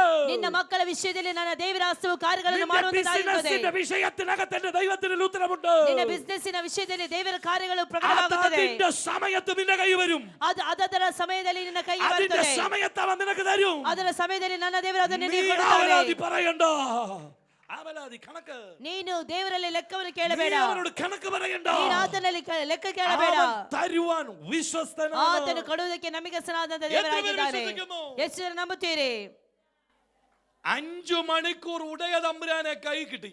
5 ಗಂಟೆ ದೇವರು ಆತನ ಕೈಗೆ ಸಿಕ್ಕಿದನು. ഒരു വാക്ക് പോലും ചോദിച്ചില്ല. ಒಂದು ವಾಕ್ಯವನ್ನು ಸಾಲಿ ಕೇಳಲಿಲ್ಲ. എന്റെ കയ്യിലെങ്ങാനും ഒരു 5 മണിക്കൂർ കർത്താവിനെ കിട്ടണം. ನನ್ನ കೈಗೆ ನನ್ನ ಕರ್ತನು 5 ಗಂಟೆ ಸಿಕ್ಕಿದ್ರೆ ഈ പുസ്തകത്തിലെ സകല സംശയവും ചോദിച്ച് ಈ ಪುಸ್ತಕದಲ್ಲಿರುವಂತ ಸಕಲ ಸಂಶಯಗಳನ್ನು ಕೇಳಿ കർത്താവിന്റെ പോക്കറ്റും വലിച്ചു കീറും. ನಂತರವಾಗಿ ഒന്നും കൊണ്ടുവന്നില്ലെന്ന് ചോദിച്ചു. ಕೊನೆಯದಾಗಿ ದೇವರ ಪಾಕೆಟ್ ಅನ್ನು ಸಹ ಎಳೆದುಕೊಳ್ತಾರೆ. ഞാൻ ഇത്ര ചെയ്യത്തുള്ളൂ. ನಾನು ಇಷ್ಟಾದ್ರೂ ಮಾಡ್ತೇನೆ. നിങ്ങളുടെ കിട്ടാൻ അയിലപ്പുറം ചെയ്യും. ನಿಮ್ಮ ಕೈಯಲ್ಲಿ ಸಿಕ್ಕಿದ್ರೆ ನೀವೇನ್ ಮಾಡ್ತೀರಾ ಅಂತ ನೀವೇ ಯೋಚನೆ ಮಾಡಿ. 5 മണിക്കൂർ കിട്ടിയിട്ടും അബ്രഹാം ഒരു പരാതിയും പറഞ്ഞില്ല. 5 ಗಂಟೆ ಕರ್ತನು ಅವನಿಗೆ ಸಿಕ್ಕಿದ್ರು ಸಹ ಯಾವ ಅಪರಾಧವನ್ನು ಅಲ್ಲಿ ಹೇಳಿಲ್ಲ. പ്രാർത്ഥന എന്ന് പറഞ്ഞാൽ നിന്റെ പരാതിയുടെ കണക്ക് തുറക്കുന്ന സമയമല്ല. ಪ್ರಾರ್ಥನೆ ಎಂಬುವಂತದ್ದು ದೇವರ ಹತ್ರ ಏನೋ ಕೇಳುವಂತದಲ್ಲ. പലരും ഇങ്ങനെ പഠിപ്പിക്കാറുണ്ട്. ಅನೇಕರು ಈ ಪ್ರಕಾರವಾಗಿ ನಮಗೆ ಕಲಿಸುತ್ತಾರೆ. ആവശ്യങ്ങൾ പറഞ്ഞുകൊണ്ടിരിക്കണമെന്ന്. ಪ್ರಾರ್ಥನೆಯನ್ನು ಮಾಡುವಾಗ ನಿನ್ನ ಅಗತ್ಯತೆಗಳನ್ನು ಕೇಳಬೇಕು നിന്റെ ಅಂತ ഒരു ಹೇಳಿ. ആവശ്യവും പറയണ്ട. ನಿನ್ನ ಒಂದು ಅವಶ್ಯಕತೆಗಳನ್ನು ಸಹ ಹೇಳಬೇಡ. അവനതറിയാം. ಆತನಿಗೆ ಎಲ್ಲವೂ ಗೊತ್ತಿದೆ. അതിന്റെ സമയത്ത് അവൻ നിന്റെ കയ്യിൽ തരും. ಆತನ ಸಮಯದಲ್ಲಿ ನಮಗೆ ಹಿಂತಿರುಗಿ ಕೊಡುವವನಾಗಿದ್ದಾನೆ. ಎಷ್ಟು ಜನ ನಂಬುತ್ತೀರಿ? കഴിഞ്ഞ 5 മണിക്കൂർ ഉടയ തമ്പുരാനെ കൈ കിട്ടിയിട്ടും അബ്രഹാം ഒരു കമായ ദൂഷണം ಕಳೆದ പറഞ്ഞില്ല. 5 ಗಂಟೆಯಲ್ಲಿ ಅಬ್ರಾಮನಿಗೆ ದೇವರು ಸಿಕ್ಕಿದ್ರು ಸಹ ಯಾವುದೇ ರೀತಿಯಾದ ಬೇಡವಾದಂತ ಕಾರ್ಯಗಳನ್ನು ಅದನ್ನು ಕೇಳಲಿಲ್ಲ. ಹಲ್ಲೆಲೂಯಾ. അബ്രഹാം പറഞ്ഞു, വാലിക്കാർ പറഞ്ഞു, തടിച്ചതും മുഴുത്തതുമായ ഒരു കാളക്കിടാവിനെ അറുക്കുവാൻ പറഞ്ഞു. ಅಬ್ರಾಮನು ಅವನ ಸೇವಕರು ಈ ಪ್ರಕಾರವಾಗಿ ಹೇಳಿದನು, ಒಳ್ಳೆ ಪುಷ್ಟಿ ಇರುವಂತ ಕೊಬ್ಬಿರುವಂತ ಆಕಳನ್ನು ಅಲ್ಲಿ ಕತ್ತರಿಸಿ ಅವರಿಗೆ ಪದಾರ್ಥವನ್ನು ಮಾಡಿರಿ ಅಂತ ಹೇಳಿ. 3 പേര് വിസിറ്റിങ്ങിന് വന്നപ്പോ 3 ಜನ ವಿಸಿಟಿಂಗ್ ಗೆ ಬಂದಾಗ ഒരു കാളക്കിടാവിനെ അറുത്തു. ಒಂದು ಆಕಳನ್ನು ಅಲ್ಲಿ ಕತ್ತರಿಸಿದನ್ನು ನೋಡುತ್ತೇವೆ. 3 ഇടം കഴി മാവ് കൊണ്ട് അപ്പമുണ്ടാക്കി. ಮಾತ್ರವಲ್ಲ 3 ಸೇರು ಆ ಒಂದು ಹಿಟ್ಟನ್ನು ತೆಗೆದು ನಾದಿಸಿ ರೊಟ್ಟಿ ಮಾಡಿದರು. നാം അളക്കുന്ന അളവിനാൽ നമ്മെ അളക്കുന്ന ദൈവം. ನಾವು ಅಳೆಯುವಂತ ಅಳತೆಯಲ್ಲಿ ದೇವರು ನಮ್ಮನ್ನು ಅಳತೆ ಮಾಡುವವನಾಗಿದ್ದಾನೆ. കാര്യം അറിയാവോ? ನಾನು ಹೇಳುತ್ತಾ ಬರುವಂತ ಕಾರ್ಯವೇನು ಗೊತ್ತುಂಟಾ? അബ്രഹാം ഈ ഇറച്ചി ദൈവത്തിന് ആവശ്യത്തിന് കൊടുത്തു. ಅಬ್ರಹಾಮನು ಬೇಕಾದಷ್ಟು ಮಾಂಸವನ್ನು ದೇವರಿಗೆ ಕೊಟ್ಟನು. മാവ് എടുത്തപ്പോ ഒരു കണക്ക് വെച്ചു 3 ഇടം കഴി. ಅಂದ್ರೆ 3 ಸೇರು ಹಿಟ್ಟನ್ನು ಅಲ್ಲಿ ಕೊಟ್ಟನು. വർഷം പലത് കഴിഞ്ഞു. ವರ್ಷಗಳು ಅನೇಕವಾಯಿತು. അബ്രഹാമിന്റെ മക്കളും കൊച്ചുമക്കളും ഒക്കെ അടിമത്തത്തിൽ കിടക്കാം ഇസ്രായേലി. ಅಬ್ರಾಮನ ಆ ಒಂದು ಮಕ್ಕಳು ಮೊಮ್ಮಕ್ಕಳು ಎಲ್ಲರೂ ಸಹ ಈಗ ಅವರು ಐಗುಪ್ತದಲ್ಲಿ ಅವರು ದಾಸರಾಗಿದ್ದಾರೆ. മോശയുടെ നേതൃത്വത്തിൽ മിസ്രൈമിൽ അവർ നടന്നു വരുമ്പോ ಮೋಶೆಯ ನೇತೃತ್ವದಲ್ಲಿ ಅವರು ಐಗುಪ್ತ ದೇಶವನ್ನು ಬಿಟ್ಟು ಬರುವಾಗ അവർക്ക് മന്നയും കാടപ്പക്ഷിയും കൊടുത്തു. ದೇವರು ಅವರಿಗೆ ಪೋಷಣೆಯಾಗಿ ಮನ್ನವನ್ನು ಲಾವಕಿಯನ್ನು ಕೊಟ್ಟನು. കാടപ്പക്ഷി കൊടുത്തപ്പോൾ ദൈവം പറഞ്ഞു, ಲಾವಕಿಯನ್ನು ಕೊಟ್ಟಂತ ವೇಳೆಯಲ್ಲಿ ದೇವರು ಈ ಪ್ರಕಾರವಾಗಿ ಹೇಳಿದನು, ആവശ്യത്തിന് പിടിച്ചു കഴിച്ചോളാൻ പറഞ്ഞു. ಅವಶ್ಯಕ್ಕೆ ಎಷ್ಟು ಅವಶ್ಯಕತೆ ಇದೆ ಅಷ್ಟಾಗಿ ತೆಗೆದುಕೊಳ್ಳಬಹುದು. പക്ഷെ മന്ന വിളമ്പാൻ പോയപ്പോ പറഞ്ഞു, ಆದ್ರೆ ಮನ್ನ ಬೀಳುವಂತ ವೇಳೆಯಲ್ಲಿ ഒരിടങ്ങഴിയെ വിളമ്പാവൂ. ಒಂದು ಸೇರನ್ನು ನೀವು ഒരിടങ്ങഴിയെ വാരി എടുക്കാവൂ. ಒಂದು ಸೇರು ನೀವು ತೆಗೆದುಕೊಳ್ಳಬೇಕು. നമുക്ക് ചോദിക്കാം, എന്താ ദൈവമേ കാര്യം? ನಾವು ಕೇಳಬಹುದು, ಯಾಕೆ ದೇವರೇ ഇറച്ചി ആവശ്യത്തിന് നിന്നോ മന്നയ്ക്ക് എന്തിനാ കണക്ക് വെച്ചേ? ಮಾಂಸ ಎಷ್ಟು ಬೇಕಾದ್ರೂ ತಿನ್ನಬಹುದು, ಆದ್ರೆ ಈ ಮನ್ನವನ್ನು ಒಂದು ಸೇರು ತಕೊಂತ ಹೇಳ್ತೀಯ? ദൈവത്തിന്റെ മറുപടി, ದೇವರ ಸದುತ್ತರ, ഒരിക്കൽ ഞാൻ ഇവന്റെ വല്യപ്പന്റെ വീട്ടിൽ ചെന്നു. ಒಂದು ಸಾರಿ ಇವನ ಮುತ್ತಜ್ಜನ ಮನೆಗೆ ನಾ ಹೋಗಿದ್ದೆ. അവന് ഇറച്ചി എനിക്ക് ഏറെ തന്നു. ಅವನು ಮಾಂಸ ಎಷ್ಟು ಬೇಕಾದ್ರೂ ತಿನ್ನಿ ಅಂತ ಹೇಳಿ ಕೊಟ್ಟ. മാവെടുക്കാൻ നേരത്ത് ಆದ್ರೆ ಹಿಟ್ಟನ್ನು ಕೊಡುವಾಗ 3 ഇടങ്ങഴി എന്ന് പറഞ്ഞു. 3 ಸೇರು ಇಟ್ಟು ಕೊಟ್ಟನು. അപ്പൻ അളന്നു കൊടുത്തത് മക്കൾക്കും ദൈവം അളന്നു കൊടുത്തു. ತಂದೆ ಅಳತೆ ಮಾಡಿ ಕೊಟ್ಟದ್ದನ್ನು ಮಕ್ಕಳಿಗೆ ದೇವರು ಅಳತೆ ಮಾಡಿ ಕೊಟ್ಟದ್ದನ್ನು ನೋಡ್ತೇವೆ. കേട്ടോണമേ, ಶ್ರದ್ಧೆಯಿಂದ ಕೇಳಬೇಕು. നീ അളന്നു കൊടുത്ത ನೀನು ಅಳತೆ ಮಾಡಿ ಕೊಡುವುದಾದರೆ നിന്റെ മക്കൾക്കും തമ്പുരാൻ അളന്നേ കൊടുക്കും. ನೀನು ಅಳತೆ ಮಾಡಿ ಕೊಡುವುದಾದರೆ ನಿನ್ನ ಮಕ್ಕಳಿಗೂ ಸಹ ನನ್ನ ದೇವರು ಅಳತೆ ಮಾಡಿ ಎಷ್ಟರ ವರೆಗೆ ಮನಸ್ಸಿಲಾಯಿ? ಅರ್ಥವಾಗ್ತದೆ. കണക്ക് കണക്ക് വെച്ചിരിക്കുന്ന ദൈവം ಲೆಕ್ಕಾಚಾರವನ್ನು ಸರಿಯಾಗಿ ಇಡುವಂತ ದೇವರು നിങ്ങളുടെ തലമുറ അനുഗ്രഹം പ്രാപിക്കേണ്ടതിന് ನಿಮ್ಮ ಮಕ್ಕಳು ಆಶೀರ್ವಾದ ಹೊಂದಿಕೊಳ್ಳಬೇಕಾದರೆ ദൈവത്തിന് കൊടുത്ത വാരി വെതറി കൊടുത്തോണം. ದೇವರಿಗೆ ಕೊಡಬೇಕು ಅಂತ ಹೇಳುವುದಾದರೆ ಬಾಚಿ ನಾವು ಕೊಡುವವರಾಗಿರ್ಬೇಕು. അവനവൻ ഹൃദയത്തിൽ വിചാരിക്കുന്നത് വേണം കൊടുക്കാൻ. ಆತನ ಹೃದಯದಲ್ಲಿ ಹಾಕುವಂತದನ್ನು ನಾವು ಉದಾರವಾಗಿ ನಾವು ಕೊಡುವವರಾಗಿರ್ಬೇಕು. ഹൃദയത്തിൽ വിചാരിക്കും, ಹೃದಯದಲ್ಲಿ ವಿಚಾರಿಸುತ್ತಾರೆ, കൈ സമ്മതിക്കത്തില്ല. ಹೃದಯದಲ್ಲಿ ತುಂಬಾ ಕೊಡಬೇಕು ಅಂತ ಹೇಳಿ ಆಶಿಸ್ತಾರೆ, ಅದೇ ಕೈ ಮಾತ್ರ ಹೇಳ್ಕೊಳ್ತಾರೆ, ಕೊಡುವುದಿಲ್ಲ. പിടി കിട്ടുന്നോ? ಅರ್ಥ ಆಗ್ತಾ ಇದೆಯಾ? അബ്രഹാം ഇറച്ചിക്ക് കണക്ക് വെച്ചില്ല, പക്ഷെ മാവിന് കണക്ക് വെച്ചു. ಅಬ್ರಾಮನು ಮಾಂಸಕ್ಕೆ ಲೆಕ್ಕಾಚಾರ ಮಾಡಲಿಲ್ಲ, ಆದ್ರೆ ಇಟ್ಟಿಗೆ ಲೆಕ್ಕಾಚಾರ ಮಾಡಿದ. ദൈവത്തിന് കൊടുക്കുന്നതിൽ കണക്ക് വെക്കരുത്. ದೇವರಿಗೆ ಕೊಡುವುದರಲ್ಲಿ ನಾವು ಯಾವ ಕಾರಣಕ್ಕೂ ಲೆಕ್ಕಾಚಾರ ಮಾಡಬಾರದು. പേശ് തുറന്ന് കണക്ക് വെച്ചിടരുതെന്ന് ಪರ್ಸನ್ನು ತೆರೆದು ಲೆಕ್ಕಾಚಾರ ಮಾಡಿ ದೇವರಿಗೆ ಕೊಡಬಾರದು. അങ്ങനെ ഒരു കണക്ക് നീ വെച്ചാൽ, ಆ ರೀತಿಯಲ್ಲಿ ನಾವು ಲೆಕ್ಕಾಚಾರ ಮಾಡುವುದಾದರೆ അതേപോലെ ഒരു കണക്ക് നിന്റെ മക്കൾക്ക് ദൈവം ಅದೇ ಲೆಕ್ಕಾಚಾರದಲ್ಲಿ ನನ್ನ ದೇವರು ನಿನ್ನ ಮಕ್ಕಳಿಗೆ ಹಿಂತಿರುಗಿ ಕೊಡುತ್ತಾನೆ. അബ്രഹാം എന്ത് ചെയ്തു? തടിച്ചതും മുഴുത്തതുമായ ഒരു കാളക്കിടാവിനെ അറുത്തു. ಅಬ್ರಾಮನು ಒಳ್ಳೆ ಇರುವಂತ ಆಕಳನಲ್ಲಿ ಕತ್ತರಿಸಿದನು. 3 പേരെ വീട്ടിൽ വന്നിട്ടുള്ളൂ. 3 ಜನ ಅಲ್ಲಿ ഞാൻ ಬಂದಿದ್ದರು. നിങ്ങളോട് ചോദിക്കട്ടെ, ನಾನು ನಿಮಗೆ ಕೇಳುತ್ತೇನೆ, ഈ 3 പേർക്ക് കഴിക്കാനുള്ള ഭക്ഷണം വീട്ടിലില്ലേ? 3 ಜನರಿಗೆ ತಿನ್ಲಿಕ್ಕೆ ಬೇಕಾದಂತ ಆಹಾರ ಮನೆಯಲ್ಲಿ ಇಲ್ವಾ? ഉണ്ട്. രാവിലത്തെ ബ്രേക്ക്ഫാസ്റ്റിന്റെ ബാക്കി ഇരിപ്പുണ്ട്. ಇದೆ ಬೆಳಿಗ್ಗೆ ಮಾಡಿದಂತ ಬ್ರೇಕ್ಫಾಸ್ಟ್ ಉಳಿದಿದೆ. നമ്മുടെ ഇന്ന് രാവിലത്തെ ബ്രേക്ക്ഫാസ്റ്റിന്റെ ബാക്കി ഫ്രിഡ്ജിനകത്ത് ഇരിപ്പില്ലേ? ನಿನ್ನೆ ದಿನದಲ್ಲಿ ಮಾಡಿದಂತ ಆ ಒಂದು ಬ್ರೇಕ್ಫಾಸ್ಟ್ ಇವತ್ತು ಫ್ರಿಡ್ಜ್ ಅಲ್ಲಿ ಇಲ್ವಾ? ഇന്നലത്തെ ഇരിപ്പുണ്ടല്ലോ. ನಿನ್ನೆ ದಿನದ ಸಹ ಇದೆ, മിനിഞ്ഞാന്നത്തെ ಮೊನ್ನೆ ದಿವಸ ಇದೆ, പുലാവൊക്കെ ഇരിപ്പുണ്ട്. ಮೊನ್ನೆ ದಿವಸ ಇದೆ. അങ്ങനെയെങ്കിൽ അബ്രഹാമിന്റെ വീട്ടിൽ ഇന്ന് രാവിലെ വെച്ച ഭക്ഷണം ഇരിപ്പുണ്ട്. ಹಾಗಾದ್ರೆ ಅಬ್ರಾಮನ ಮನೆಯಲ್ಲಿ ಇವತ್ತು ಮಾಡಿದಂತಹ ಒಂದು ಬ್ರೇಕ್ಫಾಸ್ಟ್ ಇದೆ. നമ്മളെ പോലുള്ള പാവങ്ങളുടെ വീട്ടിൽ ഇരിപ്പുണ്ടെങ്കിൽ അബ്രഹാം ബഹു രാജാവാന്ന് ഓർത്തോണം. ಹಾಗಾದ್ರೆ ನಾವು ಆದ್ರೂ ಸ್ವಲ್ಪ ಬಡವರಾಗಿದ್ದಾರೆ, ನಮ್ಮ ಮನೆಯಲ್ಲಿ ಇರುವುದಾದ್ರೆ ಈ ಅಬ್ರಾಮನ ತುಂಬಾ ಶ್ರೀಮಂತನಾಗಿದ್ದನು. അങ്ങനെയാണ് ഈ 3 പേർക്ക് കൊടുക്കാനുള്ള ബീഫ് ഫ്രൈ ഇന്നലെ ഉണ്ടാക്കിയത് അവിടെ ഇരിപ്പില്ലായിരുന്നു. ಹಾಗಾದ್ರೆ ನಿನ್ನೆ ದಿನದಲ್ಲಿ ಮಾಂಸ ಫ್ರೈ ಮಾಡಿದಂತದ್ದು ಇವತ್ತಿಗೆ ಅಲ್ಲಿ ಶೇಖರಣವಾಗಿ ಇಟ್ಟಿಲ್ವಾ? ಅದನ್ನು ಚೂಡಾಕಿയിട്ട് ಅದನ್ನು ಬಿಸಿ ಮಾಡಿ 2 തക്കാളിക്കായും കൂടി ഇട്ട് ಒಂದು 2-3 ಟೊಮ್ಯಾಟೋನೆಲ್ಲ ಅದಕ್ಕೆ ಹಾಕಿ ഇപ്പൊ പിടിച്ച മീൻ പോലെ വേണം തരായിരുന്നു. ಈಗ ಹಿಡಿದು ತಂದಂತ ಮೀನಿನಾಗಿ ತಕೊಂಡು ಬಂದು ಕೊಡಬಹುದಾಗಿತ್ತು. പക്ഷേ ಅಬ್ರಹಾം സാറായിയോട് പറഞ്ഞു, ಅಬ್ರಾಮನ ಸಾರನಿಗೆ ಈ ಪ್ರಕಾರವಾಗಿ ಹೇಳಿದನು, അതൊക്കെ അവിടെ ഇരിക്കട്ടെ, ಅದೆಲ್ಲವೂ ಅಲ್ಲೇ ಇರಲಿ, വന്നത് സർവശക്തനാ, ಬಂದದ್ದು ಸರ್ವಶಕ್ತನಾದ അവന് വളിച്ചതും പുളിച്ചതുമല്ല കൊടുക്കേണ്ടത്, ಒಳ್ಳೆ ದಷ್ಟಪುಷ್ಟವಾಗಿರುವಂತದ್ದು അവന് കൊടുക്കുന്നതെങ്കിൽ ഏറ്റവും നല്ലത് കൊടുക്കണം. ಹಾಗಾದ್ರೆ ಕೊಡಬೇಕಾದ್ರೆ ಒಳ್ಳೆದನ್ನು ನಾವು ದೇವರಿಗೆ ಕೊಡುವವರಾಗಿರಬೇಕು. Hallelujah, hallelujah, hallelujah. ಹಾಲೆಲೂಯಾ. കഴിഞ്ഞ ചില നാളുകൾക്ക് മുമ്പ് ಕಳೆದ ಕೆಲವು ದಿನಗಳ ಹಿಂದೆ എന്റെ ചർച്ചിലുള്ള ഒരു കുട്ടിയുടെ സ്കൂളിൽ ഞങ്ങൾ പോയി. ನಾವು ನಮ್ಮ ಸಭೆಯ ಒಂದು ಸಭೆಗೆ ಬರುವಂತ ಒಂದು ಮಗುವಿನ ಶಾಲೆಗೆ ಹೋಗಿದ್ದೆವು. പേരന്റ്സ് മീറ്റിംഗ് നടക്കുക. ಪೇರೆಂಟ್ಸ್ ಟೀಚರ್ಸ್ ಮೀಟಿಂಗ್ ನಡೀತಿತ್ತು. അന്ന് ആ സ്കൂളിലെ ഒരു ഫാദർ ಆವತ್ತು ಆ ಶಾಲೆಯ ಒಂದು ಫಾದರ್ ഇങ്ങനെ പ്രസംഗിച്ചപ്പോൾ പറഞ്ഞു, ಈ ರೀತಿಯಲ್ಲಿ ಅವರು ಅಲ್ಲಿ ಹೇಳಿದರು, പണ്ടൊക്കെ നമ്മുടെ കുഞ്ഞുങ്ങൾ ഇങ്ങനെ പ്രാർത്ഥിക്കുമായിരുന്നു, ಮೊದಲೆಲ್ಲ ನಮ್ಮ ಮಕ್ಕಳು ಈ ರೀತಿಯಲ್ಲಿ ಪ್ರಾರ್ಥನೆ സ്വർഗ്ഗസ്ഥനായ ಮಾಡ್ತಿದ್ದರು, പിതാവേ നിന്റെ രാജ്യം വരണം, അന്നുള്ള ആഹാരം ഞങ്ങൾക്ക് തരണമേ എന്ന് പ്രാർത്ഥിക്കും. ಪರಲೋಕದಲ್ಲಿರುವಂತಹ ತಂದೆಯೇ ನಿನ್ನ ನಾಮ ಪರಿಶುದ್ಧ ಎನಿಸಲ್ಪಡಲಿ, ಆ ಹೊತ್ತಿನ ಆಹಾರವನ್ನು ಆ ಹೊತ್ತಿಗೆ ಕೊಡು ಅಂತೇಳಿ ಅವರು ಹೇಳುತ್ತಾ ಇದ್ದರು. ഇന്ന് നമ്മുടെ കുഞ്ഞുങ്ങൾ അങ്ങനെയല്ല പ്രാർത്ഥിക്കുന്നത്. ಇವತ್ತು ನಮ್ಮ ಮಕ್ಕಳು ಆ ರೀತಿಯಲ್ಲಿ ಎಲ್ಲ ಪ್ರಾರ್ಥನೆ ಮಾಡುವಂತದ್ದು. അവർ അടുക്കള ചെന്ന് ഫ്രിഡ്ജിന്റെ അടുക്ക ചെന്നിട്ട് ಅವರು ಫ್ರಿಡ್ಜಿನ ಹತ್ತಿರ ಹೋಗಿ അന്നുള്ള ആഹാരം ഞങ്ങൾക്ക് തരണേ എന്ന് പ്രാർത്ഥിക്കും. ಆ ಹೊತ್ತಿನ ಆಹಾರವನ್ನು ನಮಗೆ ಕೊಡು എന്ന് പറഞ്ഞാൽ ഈ ഫ്രിഡ്ജിനകത്ത് 3-4 ദിവസമായിട്ട് ഇരിക്കുക. ಹಾಗಾದ್ರೆ നിങ്ങളുടെ പാസ്റ്റർ നിങ്ങളുടെ വീട്ടിൽ വിസിറ്റിംഗിന് വരിക, ನಿಮ್ಮ ಪಾಸ್ಟರ್ ನಿಮ್ಮ ಮನೆಗೆ ವಿಸಿಟಿಂಗ್ ಬರ್ತಾರೆ ಅಂತ ನೆನೆಸಿ പെട്ടെന്ന് ഒരു കറി കൊടുക്കണം. ಕೂಡಲೇ ಏನಾದ್ರೂ ಅವರಿಗೆ ಪದಾರ್ಥ ಮಾಡಿ ಕೊಡ್ಬೇಕು. ഉടനെ അങ്കിൾ പറയടി ആ കോഴിയെ നമുക്ക് കട്ട് ചെയ്യാന്ന് പറയും. ಹಲೋ ಅಂಕಲ್ ಅವರು ಹೇಳ್ತಾರೆ ಆ ಕೋಳಿಯನ್ನು ಕಟ್ ಮಾಡಿ ಕೊಡುವ ಅಂತ. അങ്കിൾ കോഴിയെ പിടിക്കാൻ പോകുമ്പോ ಅಂಕಲ್ ಕೋಳಿಯನ್ನು ಹಿಡಿಯುವುದಕ್ಕಾಗಿ ಹೋಗುವಾಗ ആന്റി ഓടി വന്നിട്ട് പറയും, ಆಂಟಿ ಓಡಿ ಬಂದು ആ ಹೇಳ್ತಾರೆ, മുട്ടയിടയിൽ തീർന്ന ഒരു കോഴി നിപ്പുണ്ട്, ಅಲ್ಲ ಮೊಟ್ಟೆಯನ್ನು ಹಾಕದಿರುವಂತ ಕೋಳಿ ಅಲ್ಲಿ ಇದೆ, അതിനെ കൊല്ലാവുള്ളൂ, ಅದನ್ನು ಕೊಂದು ಕೊಡಿ ಅಂತ ಹೇಳಿ. നമ്മൾ അങ്ങനെ ചെയ്യത്തുള്ളൂ. ನಾವು ಮಾಡುವಂತದ್ದು ಅದೇ ತರ ತಾನೆ. മുട്ട കിടന്ന കോഴിയെ കണ്ടിച്ചു കൊടുക്കുവോ? ಮೊಟ್ಟೆ ಕೊಡುವಂತ ಕೋಳಿಯನ್ನು ನಾವು ಕತ್ತರಿಸಿ ಕೊಡ್ತೇವೆ. പാല് കറക്കുന്ന വലിയ ഒരു കാളക്കിടാവിന് പശുവിനെ കൊടുക്കുവോ? ಹಾಲನ್ನು ಕರೆಯುವಂತ ಒಳ್ಳೆ ದಷ್ಟಪುಷ್ಟವಾಗಿರುವಂತ ശോഷിച്ചതിനെ കൊള്ളരുതാത്തവനെ നാം അറുത്തു കൊടുക്കുമ്പോ ನಾವು ಬೇಡವಾದುದನ್ನು ಕತ್ತರಿಸಿ ಕೊಡುವಾಗ അബ്രഹാം ഏറ്റവും തടിച്ചതിനെ അറുത്തു. ಅಬ್ರಾಮನು ಉತ್ತಮವಾದುದು ಒಳ್ಳೆದನ್ನು ಅಲ್ಲಿ ಕತ್ತರಿಸಿ ಕೊಟ್ಟದನ್ನು ನೋಡುತ್ತೇವೆ. അബ്രഹാമിന്റെ ചോദിക്കും, എന്താ അബ്രഹാമേ കാര്യം? ಅಬ್ರಾಮನ ಯಾಕೆ ನೀ ಈ ರೀತಿಯಲ್ಲಿ ಮಾಡಿದೆ? അബ്രഹാം പറയും, ಅಬ್ರಾಮನ ಈ ಪ್ರಕಾರವಾಗಿ ಹೇಳುತ್ತಾನೆ, ഞാൻ കൊടുത്തത് എന്റെ ദൈവത്തിനാ. ನಾನು ಕೊಟ್ಟದ್ದು ನನ್ನ ದೇವರಿಗೆ. ദൈവത്തിന് കൊടുക്കുമെങ്കിൽ ದೇವರಿಗೆ ನಾವು ಕೊಡುವುದಾದರೆ എന്റെ കയ്യിലുള്ള ബെസ്റ്റ് ഞാൻ കൊടുക്കത്തുള്ളൂ. ನನ್ನ ಕೈಯಲ್ಲಿರುವಂತ ಅತ್ಯುತ್ತಮವಾದ ಉತ್ತಮವಾದುದನ್ನೇ ನಾನು ಕೊಡುತ್ತೇನೆ. ഇന്ന് പകൽ നിങ്ങളോട് ഞാൻ പറയാം, ಈ ಬೆಳಗಿನ ವೇಳೆಯಲ್ಲಿ ನಾನು ನಿಮಗೆ ಹೇಳುತ್ತೇನೆ, ദൈവത്തിന് കൊടുക്കുന്നെങ്കിൽ കയ്യിലിരിക്കുന്ന ബെസ്റ്റേ കൊടുക്കാവൂ. ದೇವರಿಗೆ ಕೊಡಬೇಕಾದ್ರೆ ಒಳ್ಳೆಯ ಅತ್ಯುತ್ತಮವಾದುದನ್ನೇ ನಾವು ಕೊಡುವವರಾಗಿರ್ಬೇಕು. അബ്രഹാമിന് അറിയാമായിരുന്നു, ಅಬ್ರಾಹ್ಮನಿಗೆ ಗೊತ್ತಿತ್ತು, ഞാൻ കൊടുക്കുന്നത് ദൈവത്തിനാണ്. ನಾನು ಕೊಡುತ್ತಾ ಇರುವಂತದ್ದು ದೇವರಿಗೆ. പക്ഷെ നമുക്കാർക്കും അത് അറിയത്തില്ല. ನಮ್ಗೆ ಯಾರಿಗೆ ಸಹ ಗೊತ್ತಿಲ್ಲ. നമ്മുടെ ഒക്കെ വിചാരം ನಾವೆಲ್ಲ ವಿಚಾರಿಸುವಂತ നാം കൊടുക്കുന്നത് പാസ്റ്റർക്കാണ്. ನಾವು ಕೊಡುವಂತದ್ದು ಪಾಸ್ಟರ್ಗೆ. അയ്യോ, ಅಯ್ಯೋ, നാം കൊടുക്കുന്നത് പാസ്റ്റർക്കല്ല, ನಾವು ಕೊಡುವಂತದ್ದು ಪಾಸ್ಟರ್ಗಲ್ಲ, നാം കൊടുക്കുന്നത് ദൈവത്തിനാ. ನಾವು ಕೊಡುವಂತದ್ದು ದೇವರಿಗೆ. എത്ര പേർക്ക് മനസ്സിലായി? ಎಷ್ಟು ಜನಕ್ಕೆ ಅರ್ಥವಾಗ್ತಾ ಇದೆ? ദൈവത്തിനാ കൊടുക്കുന്നതെങ്കിൽ നിന്റെ കയ്യിലിരിക്കുന്ന ബെസ്റ്റ് നീ കൊടുക്കുന്നു. ನಾವು ದೇವರಿಗೆ ಕೊಡುವುದಾದ್ರೆ ನಮ್ಮ ಕೈಯಲ್ಲಿ ಯಾವುದು ಒಳ್ಳೆ ಉತ್ತಮವಾಗಿದೆ ಅದನ್ನೇ ನಾವು ಕೊಡುವವರಾಗಿರ್ಬೇಕು. ഒരിക്കൽ ഞാൻ ഒരു സഭയിൽ പ്രസംഗിക്കാൻ പോയിരിക്കുക. ಒಂದು ಸಾರಿ ನಾನು ಒಂದು ಸಭೆಗೆ ಪ್ರಸಂಗ ಮಾಡುವುದಕ್ಕೋಸ್ಕರವಾಗಿ ಹೋಗಿದ್ದೆ. അവിടുത്തെ വർഷിപ്പ് നടക്കുമ്പോൾ ഞാൻ ഇതുപോലെ കസേരയിൽ ഇരിക്കുക. ಅಲ್ಲಿ ಆ ಸಭೆಯಲ್ಲಿ ಆರಾಧನೆ ನಡೆಯುತ್ತಿರುವಂತ ವೇಳೆಯಲ್ಲಿ ಇಲ್ಲಿ ಇದ್ದಾಗೆ ನಾನು ಅಲ್ಲಿ ಇದ್ದೆ.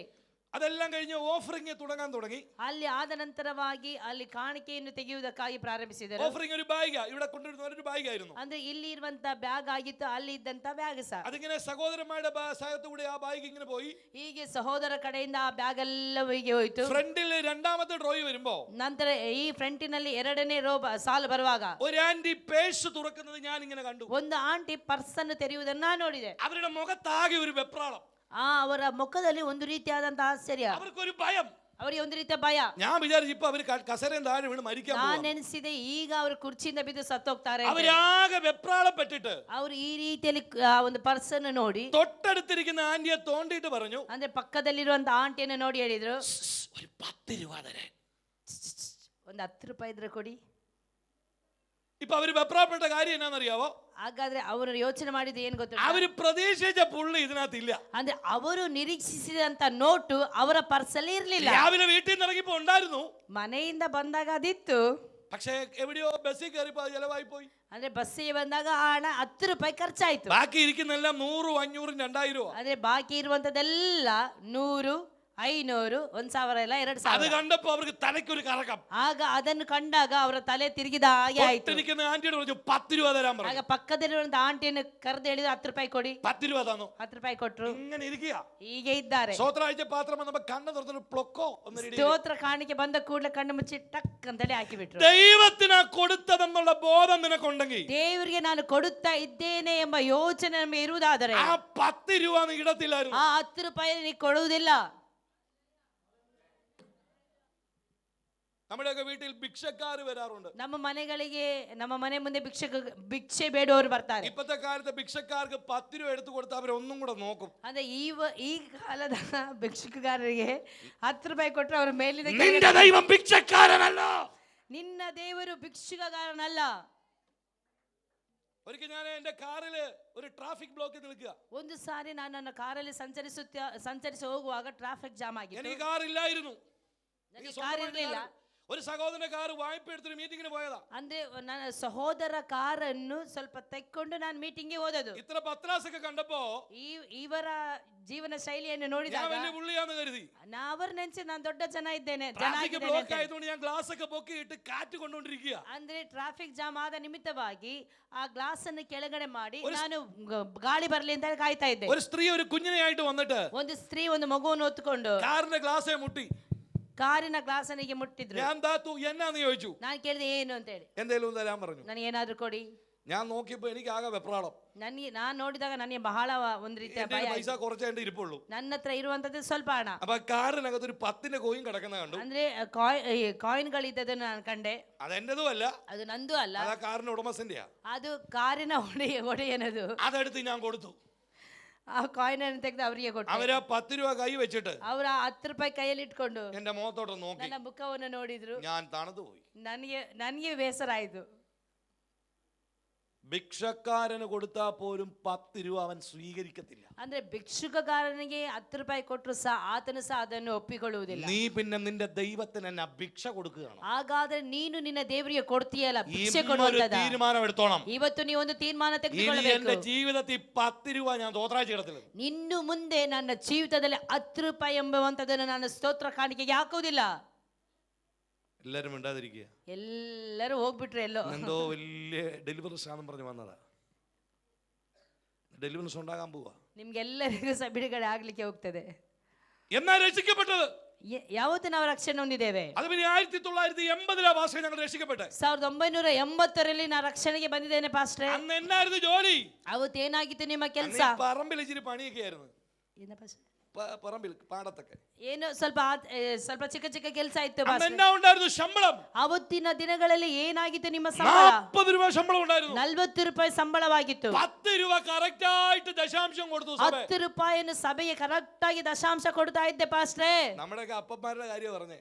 ನಾವು ಅವತ್ತಿನ ಲೆಕ್ಕಾಚಾರ ಹೇಳ್ತಾ ಇದ್ದೇವೆ. അവരുടെ കാലത്ത് 40 രൂപ കൂലിക്കൊക്കെ 10 രൂപ കറക്റ്റ് ആയിട്ട് ദശാംശം കൊടുത്തു. ಅಂದ್ರೆ ಅವತ್ತಿನ ದಿನದಲ್ಲಿ ಕೂಲಿ 40 ರೂಪಾಯಿ ಆಗಿರುವುದಾದ್ರೆ ಅವರು 10 ರೂಪಾಯಿಯನ್ನು ದೇವರಿಗೆ ಸರಿಯಾಗಿ ಕೊಡ್ತಾರೆ. അവരുടെ എല്ലാ മക്കളെയും കൊച്ചുമക്കളെയും ദൈവം അങ്ങ് അനുഗ്രഹിച്ചു. ಅವರ ಎಲ್ಲ ಮಕ್ಕಳನ್ನು ಮೊಮ್ಮಕ್ಕಳನ್ನು ದೇವರು ಏರಳವಾಗಿ അവരെല്ലാം ಆಶೀರ್ವದಿಸಿದರು. യുഎസ്എയിലും കാനഡയിലും. ಅವರೆಲ್ಲರೂ USA ಯಲ್ಲಿ ಆ ಕಡೆ ಈ ಕಡೆ ಇದ್ದಾರೆ. 10 രൂപ ദശാംശം കൊടുത്ത അപ്പച്ചന്റെ മക്കളെ ദൈവം അനുഗ്രഹിച്ചു. 10 ರೂಪಾಯಿ ದಶಾಂಶ ಕೊಟ್ಟಂತಹ ಆ ಒಂದು ತಾತನ ಮಕ್ಕಳನ್ನು ಮೊಮ್ಮಕ್ಕಳನ್ನು ದೇವರು ಆಶೀರ್ವದಿಸಿದನು. 1980 40 രൂപയായിരുന്നു അപ്പച്ചന് കൂലി. ಅಂದ್ರೆ ಆ 1980ರಲ್ಲಿ ಅವರ ಒಂದು ಸಂಬಳ 40 ರೂಪಾಯಿ. അതിനകത്തൊന്ന് 10 കറക്റ്റ് ആയിട്ട് കൊടുത്ത അപ്പച്ചന്റെ മക്കളെ ദൈവം അനുഗ്രഹിച്ചു. ಅದರಲ್ಲಿ 10 ರೂಪಾಯಿಯನ್ನು ಅವರು ಸರಿಯಾಗಿ ದೇವರ ಸೇವೆಗೆ ಅಂತ ಕೊಡ್ತಾ ಇದ್ರು. ದೇವರು ಅವರ ಮಕ್ಕಳನ್ನು ಆಶೀರ್ವದಿಸಿದನು. 40ൽ നിന്ന് 40,000 40 ലക്ഷവുമായി ദൈവം അവരുടെ സാലറി വർദ്ധിപ്പിച്ചു. 40ರಿಂದ 40,000 40,000ದಿಂದ 4 ಲಕ್ಷ ಹೀಗೆ ಆ ದೇವರ ಅಭಿವೃದ್ಧಿ ಪಡಿಸುತ್ತಲೇ ಹೋದನು. ദൈവം അതിനെ വർദ്ധിപ്പിച്ചു. ದೇವರು ಅವರನ್ನು ಅಭಿವೃದ್ಧಿ ಪಡಿಸುತ್ತಲೇ ಇದ್ದನು. ദൈവത്തിന് കൊടുക്കുന്നത് അന്നും 10 ഇന്നും 10. ಆದ್ರೆ ದೇವರಿಗೆ ಕೊಡುವಂತದ್ದು ಅವತ್ತು 1980 2019ರಲ್ಲಿ ಸಹ 10 ರೂಪಾಯಿ. നീ രക്ഷിക്കപ്പെട്ട അന്ന് നിന്റെ സാലറി എത്ര ആയിരുന്നു? ಆಗ ನೀನು ರಕ್ಷಣೆಗೆ ಬಂದಂತ ದಿನದಲ್ಲಿ ನಿನ್ನ ಸ್ಯಾಲರಿ ಏನಾಗಿತ್ತು? അന്ന് നിന്റെ വീട് അങ്ങനെ ആയിരുന്നു. ಅವತ್ತು ನಿನ್ನ ಮನೆ ಯಾವ ರೀತಿಯಲ್ಲಿ ಆಗಿತ್ತು? ഇന്ന് അങ്ങനെയാണോ? ಇವತ್ತು ಅದೇ ರೀತಿಯಲ್ಲಿ ಇದೆಯಾ? നിനക്ക് വീട് കിട്ടി, കാറ് കിട്ടി, മക്കൾക്ക് ജോലി കിട്ടി, എല്ലാം കിട്ടി. ನಿನಗೆ ಮನೆ ಸಿಕ್ಕಿತು, ಕಾರ್ ಸಿಕ್ಕಿತು, ಮಕ್ಕಳಿಗೆ ಒಳ್ಳೆ ಕೆಲಸವೂ ಸಿಕ್ಕಿತು, ಎಲ್ಲವೂ ಸಿಕ್ಕಿತು. 1980ലും 10 2019ലും 10. 1980ರಲ್ಲಿಯೂ ದೇವರಿಗೆ ಕೊಡ್ತಾ ಇದ್ದದ್ದು 10 ರೂಪಾಯಿ. ಈ 2019 ಆಗಿದೆ, ಈಗ ಕೊಡುವಂತದ್ದು 10 ರೂಪಾಯಿ. ഇന്ന് പകൽ 10 രൂപയുടെ കെട്ട് ഇതിനകത്തൊന്ന് പൊട്ടണം. 10 ರೂಪಾಯಿದ ಎಲ್ಲಾ ಕಟ್ಟುಗಳು ಯೇಸುವಿನ ನಾಮದಲ್ಲಿ ಹೊಡೆಯಲ್ಪಡಲಿ. ദൈവത്തിന് കൊടുക്കുമെങ്കിൽ അത് കൊടുക്കരുത്. ನೀನು ದೇವರಿಗೆ ಕೊಡುವಂತದಾದ್ರೆ ಸರಿಯಾಗಿ ಕೊಡುವವನಾಗಿರಬೇಕು. ഹല്ലേലൂയ. ಹಲ್ಲೆಲೂಯಾ. ഒരിക്കൽ രണ്ടുപേര് സ്തോത്രാഴ്ചയിടാൻ വന്നു. ಒಂದು ಸಾರಿ ಇಬ್ಬರು ಸ್ತೋತ್ರ ಕಾಣಿಕೆಯನ್ನು ಹಾಕುವುದ ಕೈ ಬಂದ್ರು. ഒരു വിധവയായ സ്ത്രീയും ಒಂದು ವಿಧವೆಯಾದಂತ ಸ್ತ್ರೀ, ഒന്ന് ചുങ്കക്കാരനായ മനുഷ്യനും. ಇನ್ನೊಂದು ಶ್ರೀಮಂತನಾದವನು. യേശുവും ശിഷ്യന്മാരും പത്രോസും ഒക്കെ പുറത്തിരിപ്പുണ്ട്. ಯೇಸುವಿನ ಶಿಷ್ಯ ಪೇತ್ರ ಎಲ್ಲರೂ ಸಹ ಅಲ್ಲಿ ಕುತ್ಕೊಂಡಿದ್ದಾರೆ. ചുങ്കക്കാരനായ മനുഷ്യൻ പേഴ്സ് തുറന്നു. ಆ ಒಂದು ಸುಂಕ ವಸೂಲಿ ಮಾಡುವಂತವನು ಅವನು ಪರ್ಸನ್ ತೆರೆದನು. അതിൽ നിന്ന് ഒരു 2000 രൂപ എടുത്തു. ಅದರಲ್ಲಿ 2,000 ತೆಗೆದ.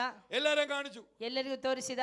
എന്നിട്ട് പാത്രത്തിലോട്ടിട്ടു. ಈಗ ಪುನಃ ಪಾತ್ರೆಗೆ ಹಾಕಿದ. ഉടനെ പത്രോസ് യേശുവിനോട് പറഞ്ഞു. ಪುನಃ ಕೂಡಲೇ ಪೇತ್ರನ ಯೇಸುವನ್ನು ನೋಡಿ ಹೇಳಿದ, യേശുവേ, ಯೇಸುವೆ, നമ്മുടെ സഭ ഏറ്റവും കൂടുതൽ സ്തോത്രാഴ്ചയിടുന്ന ആളാ. ನಮ್ಮ ಸಭೆಯಲ್ಲಿ ಬಹಳ ಹೆಚ್ಚಾಗಿ ಕಾಣಿಕೆ ಕೊಡುವಂತ ವ್ಯಕ್ತಿ ಅಲ್ಲಿದ್ದಾರಲ್ಲ, ಅವರು കാര്യമായിട്ടൊന്ന് പരിഹരിച്ചേക്കാൻ പറഞ്ഞു. പരിഗണിക്കുമെന്ന് പറഞ്ഞു. ಒಳ್ಳೆ ರೀತಿಯಲ್ಲಿ ಇವನ್ನ ನೋಡ್ಕೊಳ್ಬೇಕು. പത്രോസ് റെക്കമെൻഡ് കൊടുത്തു. ಪೇತ್ರನಲ್ಲಿ ಒಂದು ರೆಕಮೆಂಡ್ ಮಾಡಿ യേശു തലയാട്ടി കൊടുക്കാം എന്ന് പറഞ്ഞു. ಯೇಸು ಹೇಳಿ ತಲೆ ಆಡಿಸಿ ಆಯ್ತಾ. അതിനുശേഷം ഒരു വിധവയായ സ്ത്രീ വന്നു. ಅದಾದ ನಂತರವಾಗಿ ವಿಧವೆಯಾದವಳು ಬಂದ್ಲು. അവള് ബാഗിനകത്തുനിന്ന് 2 വെള്ളിക്കാശ് എടുത്ത് സ്തോത്രാഴ്ച ಅವಳು ഇട്ടു. ಬ್ಯಾಗ್ ಅಲ್ಲಿ ಇದ್ದಂತ 2 ಬೆಳ್ಳಿ ನಾಣ್ಯವನ್ನು ತೆಗೆದು അത് മാത്രമേ ഉള്ളായിരുന്നു. ಅವಳ ಹತ್ರ ಇದ್ದದ್ದೇ ಅದೆರಡೇ ನಾಣ್ಯ. ഉടനെ പത്രോസ് യേശുവിനോട് പറഞ്ഞു, ಪೇತ್ರನು ಯೇಸು ನೋಡಿ ಹೇಳಿದ, അവക്കൊന്നും കൊടുക്കണ്ട, അല്ലെങ്കിലും അവളൊന്നും കൊടുക്കുകയില്ല. ಅವಳಿಗೆ ಏನು ಕೊಡಬೇಡಿ, ಅವಳು ಕೊಡುವುದೇ ಇಲ್ಲ, ಅಷ್ಟೇ ಕೊಡುವಂತದ್ದು. 2 യേശു കേട്ട് തലയാട്ടി. ಆ ನಂತರವಾಗಿ ಯೇಸುವಿಗೆ ತಲೆ ಅಲ್ಲಾಡಿಸಿ. കുറച്ചു നേരം കഴിഞ്ഞപ്പോൾ യേശു എണീറ്റു. ಸ್ವಲ್ಪ ಹೊತ್ತು ಆದ ಮೇಲೆ ಯೇಸು ಅಲ್ಲಿಂದ ಎದ್ರು. പത്രോസ്, നീ എന്നാ കണ്ടത്? ಪೇತ್ರನೇ, ನೀನೇನನ್ನು ಕಂಡೆ? പത്രോസ് പറഞ്ഞു, കർത്താവേ, ഞാൻ അവരിടുന്ന കണ്ടല്ലോ. ಅಯ್ಯೋ, ಪೇತ್ರ ಹೇಳಿದ, ನಾನು ಅವರ ಹಾಕುವಂತ ಕಾಣಿಕೆಯನ್ನು ಕಂಡೆ, ನೋಡಿದ್ದೇನಲ್ಲ. 2000 ಇಡುന്നതും ಸ್ತ್ರೀ 2 രൂപ ಇಡುന്നതും ഞാൻ കണ്ടു. ಸುಂಕದವನು 2,000 ಹಾಕುವಂತದ್ದು, ಈ ಒಂದು ಬಡ ಸ್ತ್ರೀ 2 ನಾಣ್ಯ ಹಾಕಿದರೆ ನಾನು ನೋಡಿದ್ದೇನೆ. ഉടനെ യേശുവിന്റെ മറുപടി, ಕೂಡಲೇ ಯೇಸುವಿನ ಸದುತ್ತರ, ഞാൻ ഇടുന്നതല്ല കണ്ടത്, ನಾನು ಹಾಕುವಂತದನ್ನೆಲ್ಲ ನೋಡಿರುವ, ഞാൻ അവരുടെ പേഴ്സാ കണ്ടേ. ಅವರ ಪರ್ಸನ್ನು ನಾನು ನೋಡಿದೆ. ಹಲ್ಲೆಲೂಯಾ. അങ്ങനെയെങ്കിൽ ಹಾಗಿರುವುದಾದರೆ ഇന്ന് പകൽ നീ ഓഫറിംഗ് ഇട്ടപ്പോൾ, ಈ ಬೆಳಗಿನ ವೇಳೆಯಲ್ಲಿ ನೀನು ಕಾಣಿಕೆಯನ್ನು ಹಾಕುವಾಗ, നീ ഇട്ട ഓഫറിംഗ് അല്ല ദൈവം കണ്ട, നിന്റെ പേഴ്സാ കണ്ടേ. ನೀನು ಹಾಕಿದಂತಹ ಒಂದು ಕಾಣಿಕೆಯನ್ನಲ್ಲ, ನನ್ನ ದೇವರು ನಿನ್ನ ಪರ್ಸನ್ನು നീ ನೋಡುವವನಾಗಿದ್ದಾನೆ. രക്ഷിക്കപ്പെട്ട അന്ന് മുതൽ നീ ഇട്ട ഓഫറിംഗ് അല്ല എന്റെ ദൈവം കണ്ടത്, നിന്റെ ബാഗാണ് അവൻ കണ്ടത്. ನೀನು ರಕ್ಷಣೆಗೆ ಬಂದಂದಿನಿಂದ ಹಾಕಿದಂತಹ ಕಾಣಿಕೆಯನ್ನಲ್ಲ, ನನ್ನ ದೇವರು ನೋಡುವಂತದ್ದು ನಿನ್ನ നീ ಪರ್ಸನ್ನು ನೋಡುವವನಾಗಿದ್ದಾನೆ. 2000 ഇടയ്ക്കൊന്ന് 10 രൂപ വലിച്ചൂരി ഇട്ടപ്പോ ദൈവം കണ്ടത് നിന്റെ ബാഗ് കൈകളിരിക്കുന്ന 2000 ആണ്. ಅದೇ 2000 100 ರೂಪಾಯಿ ಇರುವಂತ ಅದರ ಮಧ್ಯದಲ್ಲಿ ಇರುವಂತ 10 ರೂಪಾಯಿಯನ್ನು ನೀನು ತೆಗೆದು ಹಾಕಿರುವಂತ ವೇಳೆಯಲ್ಲಿ ನನ್ನ ದೇವರು ನೋಡುವಂತದ್ದು 2000 100 ಸಹ ನಿನ್ನ ಪರ್ಸನಲ್ಲಿ ಇದೆಯಲ್ಲ ಅಂತ ಹೇಳಿ. പിന്നെ അങ്ങനെ ആ സാമ്പത്തിക മേഖല ഉയർച്ച ഉണ്ടാകും. ಹಾಗಾದ್ರೆ ಯಾವ ರೀತಿಯಲ್ಲಿ ನಾವು ಆರ್ಥಿಕವಾಗಿ ಅಭಿವೃದ್ಧಿ ಹೊಂದಿಕೊಳ್ಳಲು ഞാൻ ಸಾಧ್ಯ? ഈ പുസ്തകം മുഴുവൻ വായിച്ചു പഠിച്ചു. ನಾನು ಈ ಪುಸ್ತಕವನ್ನು ಪರಿಪೂರ್ಣವಾಗಿ ಓದಿ ನೋಡಿದ್ದೇನೆ. രോഗം വന്നാൽ പ്രാർത്ഥിക്കാൻ വ്യവസ്ഥയുണ്ട്. ರೋಗ ಬಂದರೆ ಅದನ್ನು ಪರಿಹಾರ ಮಾಡುವುದಕ್ಕೋಸ್ಕರವಾಗಿ ಕೆಲವೊಂದು ഒരുവൻ ವಿಷಯಗಳಿದೆ. പാപിയായി പോയാൽ അവന് വേണ്ടി പ്രാർത്ഥിക്കാൻ വ്യവസ്ഥയുണ്ട്. ಅಂದ್ರೆ ಒಬ್ಬರು ಪಾಪಿ ಆಗಿರುವುದಾದ್ರೆ ಅವನನ್ನು ಪ್ರಾರ್ಥಿಸುವುದಕ್ಕೋಸ್ಕರವಾಗಿ ಪ್ರಾರ್ಥನೆ ಇದೆ. പക്ഷേ ഫിനാൻസ് മേഖലയിൽ ഒരു ബ്രേക്ക് ത്രൂ വരാൻ പ്രാർത്ഥിക്കണം എന്നൊരു വാക്യം ഇതിനകത്തില്ല. ಅಂದ್ರೆ ಆರ್ಥಿಕವಾದ ಅಭಿವೃದ್ಧಿ ಆಗುವುದಕ್ಕೋಸ್ಕರವಾಗಿ ಒಂದು ಪ್ರಾರ್ಥನೆ ಬೇಕು ಅಂತಲೇ ಎಲ್ಲಿ ಸಹ ನಾನು ಇದರಲ್ಲಿ ಓದ್ಲಿಲ್ಲ. പിന്നെ എന്നാ ചെയ്യണം? ಹಾಗಾದ್ರೆ ಏನ್ ಮಾಡ್ಬೇಕು? അതിന് വചനമുണ്ട്. ಅದಕ್ಕೆ ವಾಕ್ಯ ಇದೆ. കൊടുപ്പിൻ എന്നാ നിങ്ങളെ ഞാൻ അനുഗ്രഹിക്കും. ಕೊಡಿರಿ ಆಗ ನಿಮಗೂ ಕೊಡಲ್ಪಡುವುದು. അങ്ങനെയെങ്കിൽ നീ കൊടുക്കുന്ന അളവിനായിരിക്കും ദൈവം നിന്നെ അനുഗ്രഹിക്കുന്നത്. ನೀನು ಕೊಡುವಂತ ಅಳತೆಯಲ್ಲಿ ದೇವರು ನಿನ್ನನ್ನು ಆಶೀರ್ವದಿಸುವನಾಗಿರುತ್ತಾನೆ. വാസ്തവമായി ഇന്ന് പകൽ നിങ്ങൾ ഇട്ട ഓഫറിംഗ് ദൈവം കണ്ടിട്ടില്ല. ദൈവമക്കളെ, ವಾಸ್ತವವಾಗಿ ನೀವು ಹಾಕಿರುವಂತಹ ಕಾಣಿಕೆಯನ್ನು ನನ್ನ ದೇವರು ಕಂಡಿಲ್ಲ. നിങ്ങളുടെ പേഴ്സ് ആയിരിക്കും ദൈവം കണ്ടത്. ನಿಮ್ಮ ಪರ್ಸ್ ಅನ್ನು ದೇವರು ಕಂಡಿರುತ್ತಾನೆ. ഓഹോ, അങ്ങനാണോ? ಓಹೋ ಹಾಗೆ ಪಾಸ್ಟ್ರೆ. അങ്ങനെ അടുത്ത ആഴ്ച വരുമ്പോ ಆಗಿರುವುದಾದ್ರೆ ಬರುವ ವಾರ ಬರುವಾಗ 2000 1000 എല്ലാം ഞാൻ വീട്ടിൽ അലമാരി വെച്ചിട്ട് വരും. 10 ആയിട്ട് വരും.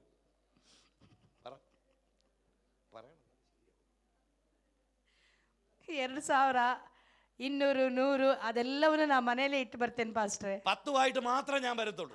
10 ರೂಪಾಯಿ ಮಾತ್ರ ಇಟ್ಕೊಂಡು ನಾನು കർത്താവ് ಬರ್ತೇನೆ. എന്നോടാണോ കളിക്കുന്നത്? ಕರ್ತನ್ ನನ್ನ ಹತ್ರ ಆಟ ಆಡ್ತಾನ? എടാ, നിന്റെ പേഴ്സ് അല്ല, നിന്റെ അക്കൗണ്ട് കാണുന്ന ദൈവം. ನಿನ್ನ ಅಕೌಂಟ್ ಅನ್ನು ನೋಡುವಂತ ದೇವರು. നിനക്ക് എവിടെയൊക്കെ വസ്തുവകയുണ്ടെന്ന് അറിയുന്ന ദൈവം. ನಿನ್ನ ಆಸ್ತಿ ಪಾಸ್ತಿ ಎಲ್ಲೆಲ್ಲಿ ಇದೆ ಅಂತ ಹೇಳಿ നിനക്ക് ಕಂಡಿರುವಂತ എവിടെയൊക്കെ ದೇವರು. ബിസിനസ് ഉണ്ടെന്ന് അറിയുന്ന ദൈവം. ಎಲ್ಲೆಲ್ಲಿ ಬಿಸಿನೆಸ್ ಗಳು ವ್ಯಾಪಾರಗಳು ಇದೆ ಅಂತ ಹೇಳಿ ಕಂಡಿರುವಂತ ದೇವರು. നിന്റെ വരവറിയുന്ന ദൈവം. ಇದೆಲ್ಲವನ್ನು ಕಂಡು ನಿನ್ನನ್ನು ಯೋಚಿಸುವಂತ ದೇವರಾಗಿದ್ದಾನೆ. ചിലർക്കൊക്കെ അവരുടെ കയ്യിലുള്ളത് എത്രയാണെന്ന് പോലും അറിയത്തില്ല. ಕೆಲವೊಬ್ಬರಿಗೆ ಅವರ ಕೈಯಲ್ಲಿ ಎಷ್ಟು ಇದೆ ಅಂತ ಲೆಕ್ಕಾಚಾರನೇ ಗೊತ್ತಿಲ್ಲ.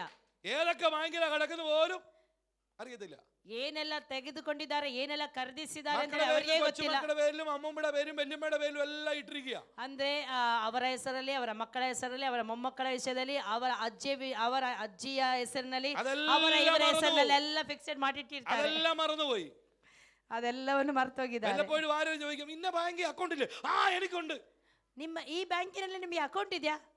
ಹೌದೌದು ಇದೆ ಇದೆ ಇದೆ ಇದೆ. പക്ഷെ ഞാൻ പറയുന്നു, ಅದೇ ನಾನು ಹೇಳ್ತೇನೆ, നീ മറന്നുപോയാലും ನೀನು ಮರ್ತೋದ್ರು ಸಹ തമ്പുരാൻ എല്ലാം നിശ്ചയമാണ്. ನನ್ನ ದೇವರಿಗೆ ಎಲ್ಲವೂ ನಿಶ್ಚಯವಾಗಿ ಗೊತ್ತು. നിന്റെ സമ്പത്ത് എന്താണെന്നും നിനക്ക് എന്തുണ്ടെന്നും എന്തില്ലെന്നും അവൻ അറിയാം. ನಿನ್ನ ಸಂಪತ್ತು ಏನಿದೆ, ನಿನ್ನ ಸಂಪತ್ತು ಏನಿಲ್ಲ ಅಂತ ಹೇಳಿ ನನ್ನ ದೇವರು ಚೆನ್ನಾಗಿ ಪರೀಕ್ಷಿಸುವಂತ നീ ದೇವರಾಗಿದ್ದಾರೆ. കൊടുക്കുന്നത് ദൈവത്തിനാമുള്ള വിചാരത്തോടെ വേണം കൊടുക്കാൻ. ನೀನು ಕೊಡುವಂತದ್ದು ದೇವರಿಗೆ ಆಗಿದೆ ಎಂಬ ಮನೋಭಾವನೆಯಿಂದ ಭಯಪಟ್ಟವರಾಗಿ ನಾವು ಕೊಡುವವರಾಗಿರಬೇಕು. കൊടുപ്പീനെന്നാ നിങ്ങൾക്ക് കിട്ടും. ಕೊಡಿರಿ ಆಗ ನಿಮಗೆ ಕೊಡಲ್ಪಡುತ್ತದೆ. ഹല്ലേലൂയ. ಹಲ್ಲೆಲೂಯ. എത്ര പേർക്ക് മനസ്സിലാകുന്നുണ്ട്? ಎಷ್ಟು ಅರ್ಥವಾಗ್ತಾ ಇದೆ? ദൈവത്തെ മനുഷ്യന് തോൽപ്പിക്കാൻ പറ്റുമോ? ದೇವರನ್ನು ಮನುಷ್ಯರನ್ನು ಸೋಲಿಸಲಿಕ್ಕೆ ಆಗ್ತದ? ദൈവത്തെ മനുഷ്യന് തോൽപ്പിക്കാൻ പറ്റുമോ എന്ന് ചോദിച്ചത്.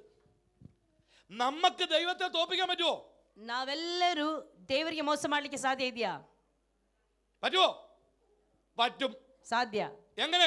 ಹೇಗೆ? ദൈവം തന്നെ പറഞ്ഞു, ದೇವರು ತಾನೇ ಹೇಳ್ತಾ ಇದ್ದಾನೆ, നിങ്ങൾ എന്നെ തോൽപ്പിക്കുന്നു. ನೀವು ನನ್ನಿಂದ ಕದ್ಕೊಳ್ತಾ ಇದ್ದೀರಾ. വായിക്കാം നമുക്ക് മാലാഖി പ്രവചന പുസ്തകം 3:8. ಓದಿಕೊಳ್ಳೋಣ. ಮಲಾಕಿಯ ಪುಸ್ತಕ 3-ാം അധ്യായം 8-ാമത്തെ വാക്യം. 3ನೇ ಅಧ್ಯಾಯದ 8ನೇ ವಾಕ್ಯ. വായിച്ചു വിട്ടു. ನರ ಮನುಷ್ಯನು ದೇವರಿಂದ ಕದ್ದುಕೊಳ್ಳಬಹುದೇ? ನೀವು ನನ್ನಿಂದ ಕದ್ದುಕೊಳ್ಳುತ್ತಿದ್ದೀರಿ. ನಿನ್ನಿಂದ ಏನು ಕದ್ದುಕೊಂಡಿದ್ದೇವೆ ಎಂದು ಕೇಳುತ್ತೀರೋ? ದಶಾಂಶ, ನನಗೋಸ್ಕರ ಪ್ರತ್ಯೇಕಿಸಬೇಕಾದಂತ ಪದಾರ್ಥ ಇವುಗಳನ್ನೇ. ನೀವು ಅಂದರೆ ಈ ಜನಾಂಗದವರೆಲ್ಲ ನನ್ನನ್ನು ಕದ್ದುಕೊಳ್ಳುವರಾದ ಕಾರಣ ಶಾಪಗ್ರಸ್ತರಾಗಿದ್ದೀರಿ. മനുഷ്യന് ദൈവത്തെ തോൽപ്പിക്കാമോ? ನರಮನುಷ್ಯರು ದೇವರಿಂದ ಕದ್ದುಕೊಳ್ಳಬಹುದು. നിങ്ങൾ എന്നെ തോൽപ്പിക്കുന്നു. ನನ್ನಿಂದ ಏನು ಕದ್ದುಕೊಂಡಿದ್ದೇವೆ ಎಂದು ಕೇಳುತ್ತೀರೋ? ഏതിലെന്ന് നിങ്ങൾ എന്നെ തോൽപ്പിക്കുന്നു? ಯಾವ ಯಾವ ವಿಷಯಗಳಲ್ಲಿ ನೀವು ಕದ್ದುಕೊಳ್ಳುತ್ತಿದ್ದೀರಿ? ദശാംശത്തിലും വഴിപാടിലും നിങ്ങൾ എന്നെ തോൽപ്പിക്കുന്നു. ದಶಾಂಶವನ್ನು ನನಗೋಸ್ಕರವಾಗಿ ಪ್ರತ್ಯೇಕಿಸಬೇಕಾದಂತ ಪದಾರ್ಥಗಳನ್ನು ಇವುಗಳೆಲ್ಲವನ್ನು ನೀವು ನನ್ನಿಂದ ಕದ್ದುಕೊಳ್ಳುತ್ತಾ ಇದ್ದೀರಿ. എന്നെ തോൽപ്പിക്കുന്നത് കൊണ്ട് ನನ್ನಿಂದ ನೀವು ಕದ್ದುಕೊಳ್ಳುತ್ತಾ ಇರುವುದರ ನಿಮಿತ್ತವಾಗಿ നിങ്ങൾ ശാപഗ്രസ്തരാകുന്നു. ನೀವು ಶಾಪಗ್ರಸ್ತರಾಗುತ್ತೀರಿ. പിടി കിട്ടിയോ? ಅರ್ಥ ಆಗ್ತಾ ಇದೆಯಾ? നാം എങ്ങനെയാ ശപിക്കപ്പെടുന്നത്? ನಾವು ಯಾವ ರೀತಿಯಲ್ಲಿ ಶಾಪಗ್ರಸ್ತರಾಗುವಂತದ್ದು? ദശാംശവും വഴിപാടും ദൈവത്തിന് കൊടുക്കാതെ നാം ശാപഗ്രസ്തരാകുകയാണ്. ದಶಾಂಶವನ್ನು ಮಾತ್ರವಲ್ಲ, ದೇವರಿಗಾಗಿ ಪ್ರತ್ಯೇಕಿಸಬೇಕಾದಂತ ಪದಾರ್ಥಗಳನ್ನು ನಾವು ದೇವರಿಗೆ ಕೊಡದೇ ಇದ್ದ ನಿಮಿತ್ತವಾಗಿ ನಾವು ಶಾಪಗ್ರಸ್ತರಾಗುತ್ತಿದ್ದೇವೆ. ഈ ശാപം പൊട്ടിമാറാൻ ബെന്നി ഹിൽ വന്നാലും നടക്കത്തില്ല. ಈ ಶಾಪಗಳು ಒಡೆಯಲ್ಪಡಬೇಕು ಅಂತ ಹೇಳಿ ನೀವು ಇಚ್ಛಿಸುವುದಾದ್ರೆ ಬೆನ್ನಿಯನ್ ಬಂದು ನಿಮಗೋಸ್ಕರವಾಗಿ ಪ್ರಾರ್ಥಿಸಿದ್ರು ಅದು ಒಡೆಯಲ್ಪಡುವುದಿಲ್ಲ. ആ ശാപം പൊട്ടണമെങ്കിൽ നീ ദശാംശവും വഴിപാടും ആലയത്തിൽ കൊണ്ടുവരണം. ಆ ಶಾಪವು ನಿನ್ನಿಂದ ಬಿಟ್ಟು ಹೋಗಬೇಕಾದ್ರೆ, ಒಡೆಯಲ್ಪಡಬೇಕಾದ್ರೆ ನೀನು ದೇವಾಲಯಕ್ಕೆ ದಶಾಂಶವನ್ನು ಪದಾರ್ಥಗಳನ್ನು ತೆಗೆದುಕೊಂಡು ಬಂದು ಕೊಡಬೇಕು. അടുത്ത ഭാഗം വായിക്കുമ്പോൾ ദൈവം പറയുന്നു, ನಂತರದ ಭಾಗದಲ್ಲಿ ನಾವು ಈ ರೀತಿ ನೋಡುತ್ತೇವೆ, നിങ്ങൾക്ക് ദൈവത്തെ പരീക്ഷിക്കാൻ പറ്റുമോ? ನೀವು ಅಂದ್ರೆ ಈ ಜನಾಂಗದವರೆಲ್ಲ ನೀವು ನನ್ನಿಂದ ಕದ್ದುಕೊಳ್ಳಬಹುದು. ദൈവത്തിന്റെ വചനം ഇങ്ങനെ പറയുന്നു, ದೇವರ ವಾಕ್ಯ ಈ ಪ್ರಕಾರವಾಗಿ ಹೇಳುತ್ತದೆ, എന്റെ ആലയത്തിൽ ആഹാരം ഉണ്ടാകേണ്ടതിന് ನನ್ನ ಆಲಯವು ಆಹಾರ ಶೂನ್ಯವಾಗದಂತೆ നിങ്ങൾ ദശാംശം മുഴുവനും ഭണ്ഡാരത്തിൽ കൊണ്ടുവരുവീൻ. ನೀವು ದಶಾಂಶವನ್ನು ಯಾವತ್ತನ್ನು ಭಂಡಾರಕ್ಕೆ ತೆಗೆದುಕೊಂಡು ಬನ್ನಿರಿ. ഞാൻ നിങ്ങളെ ആകാശത്തിലെ കിളിവാതിൽ തുറന്ന് ನಾನು ಪರಲೋಕದ ದ್ವಾರಗಳನ್ನು ತೆರೆದು സ്ഥലം പോരാതെ വണ്ണം നിങ്ങളെ അനുഗ്രഹം പകരുകയില്ലോ. ನಿಮ್ಮಲ್ಲಿ ಸ್ಥಳ ಹಿಡಿಯಲಾರದಷ್ಟು ಸುವರವನ್ನು ಸುರಿಸುವೇನೋ ಇಲ್ಲವೋ എന്നിങ്ങനെ നിങ്ങൾ എന്നെ പരീക്ഷിപ്പീൻ. ನನ್ನನ್ನು ಹೀಗೆ ಪರೀಕ್ಷಿಸಿರಿ. മനുഷ്യന് ദൈവത്തെ പരീക്ഷിക്കാൻ ഒറ്റ കാര്യമേ ഉള്ളൂ. ಮನುಷ್ಯನು ದೇವರನ್ನು ಪರೀಕ್ಷಿಸಬೇಕಾದಂತ ಒಂದೇ ಒಂದು ವಿಷಯ നിന്റെ ಇರುವಂತದ್ದು, ദശാംശം നീ ആലയത്തിൽ കൊണ്ടുവരണം. ನೀನು ನಿನ್ನ ದಶಾಂಶವನ್ನು ಸರಿಯಾಗಿ ಆಲಯಕ್ಕೆ ತೆಗೆದುಕೊಂಡು ಬಂದು ಕೊಡಬೇಕು. എന്താണ് ഈ ദശാംശം? ಏನಾಗಿದೆ ಈ ದಶಾಂಶ?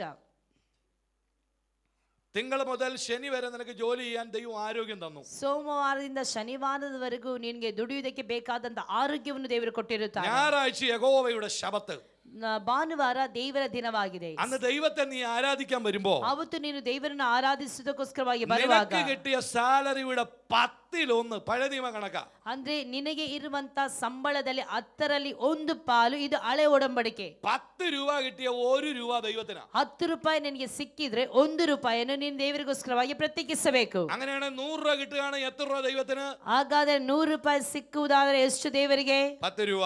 10 ರೂಪಾಯಿ. 1000 കിട്ടുകയാണല്ലോ 1000 ಸಿಕ್ಕಿದ್ರೆ 100.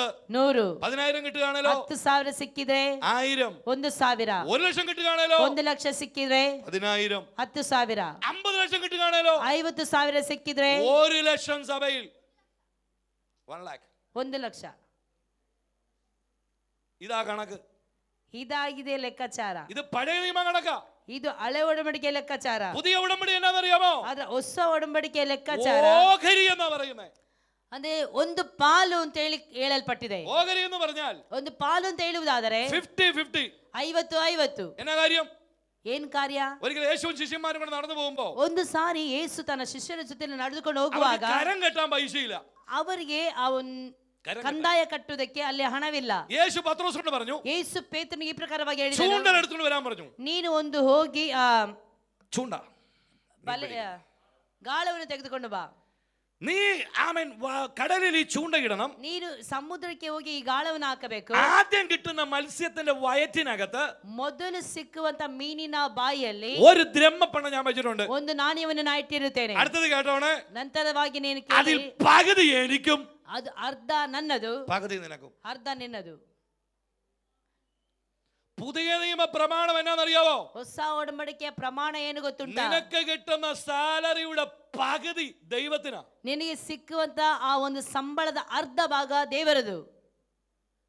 ആരും മിണ്ടുന്നില്ലല്ലോ. ಯಾರು ಮಾತಾಡ್ತಾ ಇಲ್ಲ. പാസ്റ്റർ ഇത് കേൾക്കാനല്ല ഞങ്ങൾ ഇന്ന് വന്നത്. ಅಯ್ಯೋ ಇದು ಕೇಳಲಿಕ್ಕೆ ಅಲ್ಲ ಪಾಸ್ಟರ್, ನಾವು ഇപ്പൊ വിടുവിക്കണം. ನಮ್ಮ ರೋಗ ಈಗ ನೀಗಬೇಕು. ഞങ്ങളുടെ കെട്ട് ഇപ്പൊ പൊട്ടണം. ನಮ್ಮ ಕಟ್ಟು ಈಗ ನೀಗಬೇಕು. ആദ്യം ഈ കെട്ട് പൊട്ടട്ടെ. ಮೊದಲು ಈ ಕಟ್ಟು ನೀಗಬೇಕು. നിന്റെ സാമ്പത്തിക മേഖലയുടെ കെട്ട് ഇന്ന് പകൽ പൊട്ടാൻ പോവാ. ನಿನ್ನ ಸಾಂಪತ್ತಿಕವಾದ ಮೇಲೆ ಕಟ್ಟಿರುವಂತ ಕಟ್ಟು ಈ ಬೆಳಗಿನ ವೇಳೆಯಲ್ಲಿ ಹೊಡೆಯಲ್ಪಡಬೇಕು. 2019 തീരുമ്പോ ഫിനാൻസ് മേഖലയിൽ ഞെരുക്കമുള്ള ഒരാൾ ഇതിനകത്ത് കാണത്തില്ല. 2019 ಮುಗಿಯುವಾಗ ನಿಮ್ಮ ಆರ್ಥಿಕವಾಗಿ ಯಾವುದೇ ರೀತಿಯ ಬಿಕ್ಕಟ್ಟುಗಳಲ್ಲಿ ಇರುವವರು ಯಾರು ಸಹಿತ ಇರುವುದಿಲ್ಲ. ദൈവം പറയാ, ഈ കണക്കിന് കൊണ്ടുതന്ന് എന്നെ ഒന്ന് പരീക്ഷിച്ചു നോക്കിക്കേ. ಈ ಒಂದು ಲೆಕ್ಕಾಚಾರ ನನ್ನ ಜೊತೆ ನೀನು ಮಾಡುವುದಾದರೆ ಇದರಲ್ಲಿ ನೀನು ಪರೀಕ್ಷೆ ಮಾಡಿ ನೋಡು. ഞാൻ ആകാശത്തിലെ കിളിവാതിൽ നിനക്ക് തുറക്കാം. ನಾನು ಆಕಾಶದ ಬಾಗಿಲುಗಳನ್ನು ತೆರೆದು എല്ലാ സൺഡേയിലും ಎಲ್ಲಾ ಭಾನುವಾರ നീ പേഴ്സും എടുത്ത് വീട്ടിൽ നിന്ന് ഇറങ്ങുന്നത് കാണുമ്പോ ನೀನು ಪರ್ಸನ್ನು ತೆಗೆದುಕೊಂಡು ನೀನು ಮನೆಯಿಂದ ಬರುವಾಗ ദൈവം ആകാശത്തിലെ കിളിവാതിൽ തുറക്കാൻ ദൂതന്റെ കൈ താക്കോൽ കൊടുത്തു വിടും. ದೇವರು ಆಕಾಶದ ಆ ದ್ವಾರಗಳನ್ನು ತೆರೆಯುವುದಕ್ಕೋಸ್ಕರವಾಗಿ ದೇವದೂತನ ಕೈಗಳಲ್ಲಿ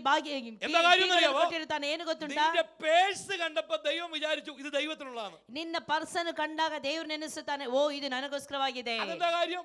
ಅದೇನ್ ಕಾರ್ಯ? യഹൂദന്മാർ ദൈവത്തെ ആരാധിക്കാൻ വരുമ്പോ, ಯಹೂದ್ಯರು ದೇವರನ್ನು ಆರಾಧಿಸುವುದಕ್ಕಾಗಿ ಬರುವಾಗ, പെരുന്നാളിലും സമാഗമന കൂടാരത്തിലേക്ക് വരുമ്പോഴുമൊക്കെ ಅವರು ಸಮಾಗಮನ ದೇವದರ್ಶನ ಗುಡಾರಕ್ಕೆ ಬರುವಂತ ವೇಳೆಯಲ್ಲಿ അവർക്കുള്ള സകല നന്മയും ടൺ കണക്കിന് ആമൻ കുതിരപ്പുറത്തും കഴുതയുടെ പുറത്തും കെട്ടിവെച്ച് അവർ വരുന്നത്. ಅವರಿಗೆ ಇರುವಂತ ಎಲ್ಲಾ ಮೇಲುಗಳನ್ನು, ಅವರು ಹೊಂದಿಕೊಂಡಂತ ಎಲ್ಲಾ ಒಂದು ಆಶೀರ್ವಾದವನ್ನು ಅವರು ಕುದುರೆಗಳ ಮೇಲೆಯೂ ಕತ್ತಿಗಳ ಮೇಲೆ ಹೊರಿಸಿಕೊಂಡು ಅವರು ಬರುತ್ತಿದ್ದರು. അവർ കൊണ്ടുവരുന്ന സകലതും ആലയത്തിൽ കൊടുത്തിട്ട് ಅವರು വെറും കൈയായിട്ട് അവർ പോകുന്നു. ಅವರು ತೆಗೆದುಕೊಂಡು ಬರುವಂತ ಎಲ್ಲವನ್ನು ಆಲಯದಲ್ಲಿ ತೆಗೆದುಕೊಂಡು ಬಂದು ಕೊಟ್ಟು ಬರಿ ಕೈಯಲ್ಲಿ ಅವರು ಹೋಗುತ್ತಿದ್ದರು. ഇത് കണ്ട് മനസ്സിലാക്കിയ ദൈവം, ಇದನ್ನು ನೋಡಿ ಅರ್ಥ ಮಾಡಿಕೊಂಡಿರುವಂತ ದೇವರು, പുതിയ നിയമത്തിലെ വിശ്വാസി വരുന്ന കണ്ടപ്പോ ಹೊಸ ಒಡಂಬಡಿಕೆಯ ವಿಶ್ವಾಸಿಗಳು ಬರುವುದನ್ನು ദൈവം ಕಂಡಾಗ കരുതി ഈ ദശാംശം ദൈവാലയത്തിലേക്കുള്ളതാണ്. ದೇವರು ನೆನೆಸ್ತಾನೆ, ಈಗ ತೆಗೆದುಕೊಂಡು ಬಂದು ಬರುವಂತ ಈ ದಶಾಂಶ ದೇವರಿಗಾಗಿದೆ ಅಂತ ಹೇಳಿ. പഴയ നിയമത്തിൽ ഇങ്ങനെ കൊടുക്കുന്ന ഭക്തന്മാർക്ക് ആകാശത്തിലെ കിളിവാതിൽ ദൈവം തുറന്നു കൊടുക്കുമായിരുന്നു. ಆಗ ಹಳೆ ಒಡಂಬಡಿಕೆಯಲ್ಲಿ ಈ ರೀತಿಯಲ್ಲಿ ಕೊಡುತ್ತಿದ್ದಂತ ಭಕ್ತರಿಗೋಸ್ಕರವಾಗಿ ದೇವರು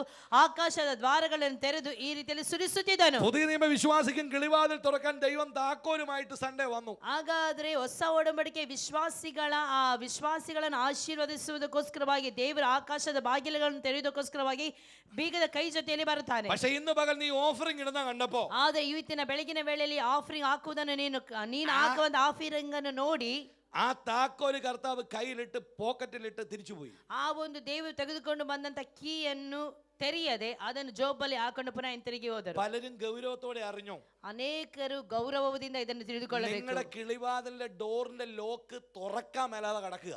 ಅಂದ್ರೆ ನಿಮ್ಮ ಆಶೀರ್ವಾದದ ಬಾಗಿಲು ತೆರೆಯದೆ ಇನ್ನೂ ಸಹ ಇದೆ, ಮುಚ್ಚಲ್ಪಟ್ಟಿದೆ. ഹല്ലേലൂയ. ಹಲ್ಲೆಲೂಯಾ. പഴയ നിയമത്തിലെ കണക്കാണ് ഞാൻ പറഞ്ഞേ. ಹಳೆ ಒಡಂಬಡಿಕೆಯ ಲೆಕ್ಕಾಚಾರವನ್ನು ನಾನು ಹೇಳಿದ್ದೇನೆ. പുതിയ ഉടമ്പടി പകുതി പകുതി. ಆ ಹೊಸ ಒಡಂಬಡಿಕೆಯಲ್ಲಿ ನಾವು ನೋಡುವುದಾದ್ರೆ ಅರ್ಧ ಅರ್ಧ. പഴയ നിയമത്തിലെ 10 കണക്ക്, ಹಳೆ ಒಡಂಬಡಿಕೆಯಲ್ಲಿ 10ರಲ್ಲಿ 1. ഓട്ടെ പഴയ നിയമ ഉടമ്പടി എങ്കിലും കൊടുത്താൽ മതി. ಹಳೆ ಒಡಂಬಡಿಕೆಯ ಭಾಗವನ್ನೇ ನೀವು ಕೊಟ್ರೆ ಸಾಕು. കറക്റ്റ് ആയിട്ട് നിങ്ങൾക്ക് കിട്ടുന്ന സാലറിയിൽ നിന്ന് ಕರೆಕ್ಟ್ ಆಗಿ ನಿಮಗೆ ಸಿಗುವಂತ ಸಂಬಳದಲ್ಲಿ അതിന്റെ 10-1 കറക്റ്റ് ആയിട്ട് ദൈവസഭ ദശാംശം കൊടുക്കുന്ന ഒരാളുണ്ട്. ഒന്ന് എണീറ്റ് തന്നെ കാണട്ടെ. 10ರಲ್ಲಿ 1 ಭಾಗ ನಾ ದಶಾಂಶವನ್ನು ಕೊಡುತ್ತಾ ಇದ್ದೇನೆ ಅಂತ ಹೇಳುವವರು ಯಾರಾದ್ರೂ ಇದ್ರೆ ಅವ್ರು ನಿಂತ್ಕೊಳ್ಳಿ, ಕೈ ಮೇಲ್ ಮಾಡಿ. കറക്റ്റ് ആയിട്ട് കൊടുക്കുന്നവരെ കൈവക്കാവുള്ളേ. ಸರಿಯಾಗಿ ನಾನು ಕೊಡ್ತಾ ಇದ್ದೇನೆ ಅಂತ ಹೇಳುವವರು ಮಾತ್ರ ಕರಗಳ വാള് വീഴരുത്. ಕರ್ತನ ಖಡ್ಗ ನಮ್ಮ ಮೇಲೆ ಬೀಳಬಾರದು. കറക്റ്റ് 10 കണക്ക്. അതായത് നിനക്ക് കിട്ടുന്ന സാലറി 10-1 ദൈവത്തിന് കൊടുക്കുന്ന ഒരാളുണ്ടോന്നാ ചോദിച്ചേ. 10ರಲ್ಲಿ 1 ಭಾಗ ನಮಗೆ ಸಿಗುವಂತ ಎಲ್ಲದರಲ್ಲಿ 10ರಲ್ಲಿ 1 ಭಾಗ ಸರಿಯಾಗಿ ತಪ್ಪಿಸದೆ ನಾ ಕರ್ತನಿಗೋಸ್ಕರವಾಗಿ ಕೊಡುತ್ತಾ ಇದ್ದೇನೆ ಅಂತ ಹೇಳುವವರು ಮಾತ್ರ. പിന്നെ എങ്ങനെയാ ദൈവ മക്കളെ നമ്മുടെ ഫിനാൻസ് മേഖലയിൽ ഒരു വിടുതൽ ഉണ്ടാകുന്നത്? ಆಗಿರುವುದಾದ್ರೆ ನಮ್ಮ ಆರ್ಥಿಕ ಪರಿಸ್ಥಿತಿಯಲ್ಲಿ ನಮಗೆ ಯಾವ ರೀತಿಯಲ್ಲಿ ಬಿಡುಗಡೆ ಹೊಂದಿಕೊಳ್ಳಲು ಸಾಧ್ಯ, ಅಭಿವೃದ್ಧಿ ಆಗಲು ಸಾಧ್ಯ. ദൈവത്തിൽ നിന്ന് അനുഗ്രഹം പ്രാപിക്കണമെങ്കിൽ കൊടുത്തെങ്കിൽ മാത്രമേ അനുഗ്രഹം പ്രാപിക്കാൻ ದೇವರಿಂದ പറ്റൂ. ಆಶೀರ್ವಾದವನ್ನು ನಾವು ಹೊಂದಿಕೊಳ್ಳಬೇಕಾದ್ರೆ ನಾವು ಮೊದಲು ದೇವರಿಗೆ ಕೊಡುವವರಾಗಿರಬೇಕು എന്നൊരു തീരുമാനം എടുക്കണം. ಇವತ್ತೊಂದು ತೀರ್ಮಾನ ತೆಗೆದುಕೊಳ್ಳಬೇಕು. 10 രൂപ മേಲಿ ഞാൻ സ്വത്രാഴ്ച ഇടുകയില്ല. ಇನ್ನು ಮೇಲೆ 10 ರೂಪಾಯಿಯನ್ನು ದೇವರ ಸಭೆಗೆ ಕಾಣಿಕೆಯಲ್ಲಿ ಹಾಕುವುದಿಲ್ಲ. നിങ്ങളുടെ കുഞ്ഞുങ്ങളെ 10 രൂപ കൊടുക്ക്. ನಿಮ್ಮ ಮಕ್ಕಳಿಗೆ ಬೇಕಾದ್ರೆ 10 ರೂಪಾಯಿ ಕೊಡಿ. ഒരു 100 രൂപയെങ്കിലും സ്വത്രാഴ്ച ഇടാൻ മേലെ. 100 ರೂಪಾಯಿ ಆದ್ರೂ ಸಹ ನಾವು ಕಾಣಿಕೆಗೆ നീ ಹಾಕುವವರಾಗಿರಬೇಕು. ആർക്കാ കൊടുക്കുന്നേ? ಯಾರಿಗೆ ನಾವು ಕೊಡ್ತಾ ಇರುವಂತದ್ದು? പാസ്റ്റർക്കല്ല, ಸೇವಕರಿಗೆ ಅಲ್ಲ, ദൈവത്തിനാ കൊടുക്കുന്നേ. ದೇವರಿಗೆ ಕೊಡ್ತಾ ഈ ಇದ್ದೇವೆ. ബോധത്തോടെ ഭയത്തോടെ വേണം ഓഫറിംഗ് ഇടാൻ. ಈ ಒಂದು ಜ್ಞಾನದಿಂದ, ಈ ಒಂದು ಭಯದಿಂದ ನಾವು ಕಾಣಿಕೆಯನ್ನು ಹಾಕುವವರಾಗಿರಬೇಕು. ಹಲ್ಲೆಲೂಯಾ. നിങ്ങളൊന്ന് കൊടുത്തു നോക്കാവോ? ನೀವು ಈ ರೀತಿಯಲ್ಲಿ ಕೊಟ್ಟು ನೋಡಿರಿ. അടുത്ത ആഴ്ച നിന്റെ ഫിനാൻസ് മേഖലയിൽ അത്ഭുതം ഉണ്ടാകും. ಬರುವ ವಾರಗಳಲ್ಲಿ ನೀವು ಕರ್ತನಿಗೆ ಈ ರೀತಿಯಲ್ಲಿ ಕೊಡುವುದಾದ್ರೆ ಮುಂದಿನ ದಿನಗಳಲ್ಲಿ ನಿಮ್ಮ ಆರ್ಥಿಕವಾದಂತ ಪರಿಸ್ಥಿತಿಗಳಲ್ಲಿ ಒಂದು ವ್ಯತ್ಯಾಸಗಳು ಬರುವಂತದ್ದಾಗಿರುತ್ತದೆ. വിശ്വസിക്കുന്നവർ ആമേൻ പറയട്ടെ. ಅವರು ಮಾತ್ರ ಒಂದು ಆಮೆನ್ ಹೇಳಿರಿ. ദൈവത്തിന് കൊടുത്തെങ്കിൽ മാത്രമേ അനുഗ്രഹം ഉണ്ടാകത്തുള്ളൂ. ദൈവമക്കളെ, ದೇವರಿಗೆ ನಾವು ಕೊಡುವುದಾದ್ರೆ ಮಾತ್ರ ನಾವು ಆಶೀರ್ವಾದವನ್ನು ಹೊಂದಿಕೊಳ್ಳಲು ಸಾಧ್ಯ. കൊടുപ്പീനെന്നാൽ നിങ്ങൾക്ക് കിട്ടും. ಕೊಡಿರಿ, ಆಗ ನಿಮಗೆ ಕೊಡಲ್ಪಡುವುದು. ഈ സ്തോത്ര കാഴ്ച എന്ന് പറയുന്നത് ಈ ಸ್ತೋತ್ರ ಕಾಣಿಕೆ ಎಂಬುವಂತದ್ದು ഔദാര്യമല്ല, നിങ്ങളുടെ അവകാശമാണ്. ಅಂದ್ರೆ ಏನೋ ಕೊಡಬೇಕು ಅಂತ ಹೇಳಿ ಅಲ್ಲ, ಇದು ನಮ್ಮ ಅವಕಾಶ ಆಗಿದೆ, ദശാംശം എന്ന് ಸ್ವಾಸ್ಥ್ಯವಾಗಿದೆ. പറയുന്നത് ದಶಾಂಶ ಎಂಬುವಂತದ್ದು ഔദാര്യമല്ല, അവകാശമാണ്. ಅಂದ್ರೆ ಔದಾರ್ಯವಲ್ಲ, ಇದು ನಮ್ಮ ಆ ಒಂದು ಪಾಲಾಗಿದೆ, ನಾವು ಕೊಡಲೇಬೇಕು ಎಂಬ ಕಟ್ಟುನಿಟ್ಟಾಗಿದೆ. പറഞ്ഞത് മനസ്സിലായോ? ನಾನು ಹೇಳ್ತಾ ಇರುವಂತದ್ದು ಅರ್ಥವಾಗ್ತಾ സൺഡേ ಇದೆಯಾ? ഓഫറിംഗ് ഇടുക എന്ന് പറയുന്നത് ಭಾನುವಾರ ಕಾಣಿಕೆ ಹಾಕಿ ಎಂಬುವಂಥದ್ದು അതെന്റെ അവകാശമാണ്. ನಾನು ಇದು ಕೊಡ್ಲೇಬೇಕು, ಇದು ನನ್ನ ಆ ಒಂದು ಸ್ವಂತ ಈ ಸೊತ್ತು ಚಿತ್ತದಿಂದ. പിന്നെ ഈ ഔദാര്യം എന്തുവാ? ಔದಾರ್ಯ ಅಂತ ಹೇಳಿದ್ರೆ ಏನು? ഫിലിപ്പി ലേഖനത്തിൽ ഒരു വാക്യമുണ്ട്, ಫಿಲಿಪ್ಪಿ ಪತ್ರಿಕೆಯಲ್ಲಿ ನಾವು ಒಂದು ವಾಕ್ಯ എന്റെ ಇದೆ. ദൈവമോ ನನ್ನ ದೇವರು നിങ്ങളുടെ ബുദ്ധിമുട്ടൊക്കെയും ನಿಮ್ಮ ಎಲ್ಲಾ ಪ್ರತಿಯೊಂದು അവന്റെ ಕೊರತೆಗಳನ್ನು മഹത്വത്തിന്റെ ധനത്തിന് ഒത്തവണ്ണം ക്രിസ്തുവേശുവിൽ പൂർണ്ണമായി തീർത്തു തരും. ತನ್ನ ಪ್ರಭಾವದ ಐಶ್ವರ್ಯಕ್ಕೆ ತಕ್ಕ ಹಾಗೆ ನಮ್ಮ ಪ್ರತಿಯೊಂದು ಕೊರತೆಗಳನ್ನು ಆತನು ನೀಗಿಸುವನಾಗಿರುತ್ತಾನೆ. ഈ വാക്യം നമുക്കുള്ളതാണോ? ಈ ವಾಕ್ಯ ನಮಗಿರುವಂತದ ആണോ? ಹೌದಾ ಅಲ್ವಾ? നമ്മളെല്ലാവരും വാക്യം വെച്ച് പ്രാർത്ഥിക്കാറുണ്ട്. ನಾವೆಲ್ಲರೂ ಈ ವಾಕ್ಯವನ್ನು ಇಟ್ಟು ನಾವು ಪ್ರಾರ್ಥನೆ ಮಾಡ್ತೇವೆ. വാസ്തവത്തിൽ ഈ വാക്യം നമുക്കുള്ളതാണോ? ವಾಸ್ತವದಲ್ಲಿ ಈ ವಾಕ್ಯ ನಮಗಿರುವಂತದ? ഞാൻ പറയുവല്ല. ನಾನು ಹೇಳ್ತೇನೆ ಅಲ್ಲ. ಇಲ್ಲ. എന്താ കാര്യം? ಏನು ಕಾರ್ಯ? ഇത് ഫിലിപ്പിയ സഭയ്ക്ക് എഴുതിയ ലേഖനമാണ്. ಇದು ಫಿಲಿಪಿ ಪತ್ರಿಕೆಯು ಫಿಲಿಪ್ಪ ಸಭೆಗೆ ಬರೆಯಲ್ಪಟ್ಟಂತದಾಗಿದೆ. അവിടെ ഇങ്ങനെ എഴുതിയിരിക്കുന്നു, ಅಲ್ಲಿ ಈ ರೀತಿಯಲ್ಲಿ ಬರೆಯಲ್ಪಟ್ಟಿದೆ, നിങ്ങൾ 2 വട്ടം ഔദാര്യമായി എന്റെ മിനിസ്ട്രിക്ക് ഹെൽപ്പ് ചെയ്തു. ನೀವು 2 ಸಾರಿ ತಪ್ಪಿಸದೆ ನನ್ನ ಸೇವೆಗೋಸ್ಕರವಾಗಿ ಆಶೀರ್ವಾದವಾಗಿದ್ದೀರಿ, ಸಹಾಯ ಮಾಡಿದ್ದೀರಿ. എന്ന് പറഞ്ഞാൽ പൗലോസിന്റെ മിഷണറി യാത്രയിൽ അകമൊഴിഞ്ഞ് സപ്പോർട്ട് ചെയ്തവരാ ഫിലിപ്പിയ സഭയിലുള്ളത്. ಅಂದ್ರೆ ಪೌಲನ ಆ ಒಂದು ಮಿಷನರಿ ಸೇವೆಯಲ್ಲಿ ಅವರು 2 ಸಾರಿ ಅವನಿಗೆ ಕೊರತೆ ಬಂದಾಗ ಅವರು ಮನಪೂರ್ವಕವಾಗಿ ಸಹಾಯ ಮಾಡಿದವರಾಗಿರುತ್ತಾರೆ. സ്തോത്രാഴ്ചയും ദശാംശന്റെ കാര്യമല്ല പറഞ്ഞേ, ಸ್ತೋತ್ರ ಮತ್ತು ದಶಾಂಶದ ವಿಷಯ ಅಲ್ಲ ಇಲ್ಲಿ ಬರುವಂತದ್ದು. തന്റെ മിനിസ്ട്രിയുടെ ആവശ്യങ്ങൾക്ക് വേണ്ടി കൈ ഒഴിഞ്ഞു സഹായിക്കുക. ಅಂದ್ರೆ ಮಿನಿಸ್ಟ್ರಿಯ ಸೇವೆಯ ಅಗತ್ಯತೆಗಳು ಬರುವಾಗ ನಾವು ಕೈಯನ್ನು ಚಿಕ್ಕದು ಮಾಡಬಾರದು, ಉದಾರವಾಗಿ ನಾವು ಕೊಡುವವರಾಗಿರಬೇಕು. 2 വട്ടം അവർ കൊടുത്തു.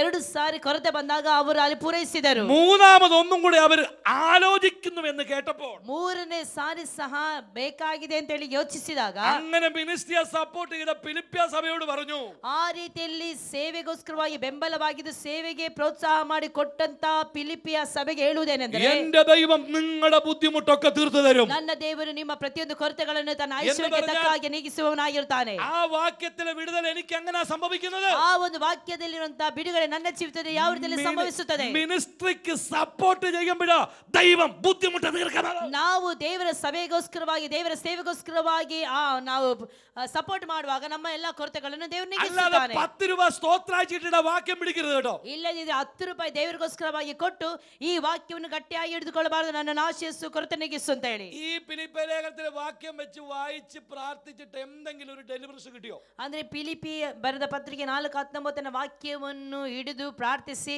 ಏನಾದ್ರೂ ಬಿಡುಗಡೆ ನಿಮ್ಮ ಜೀವಿತದಲ್ಲಿ ಸಿಕ್ಕಿದ್ಯಾ? കിട്ടിയില്ല. ಸಿಗ್ಲಿಲ್ಲ. എന്താ കാര്യം? ಏನು ಕಾರಣ? വചനം തെറ്റാണോ? ವಾಕ್ಯ ತಪ್ಪ?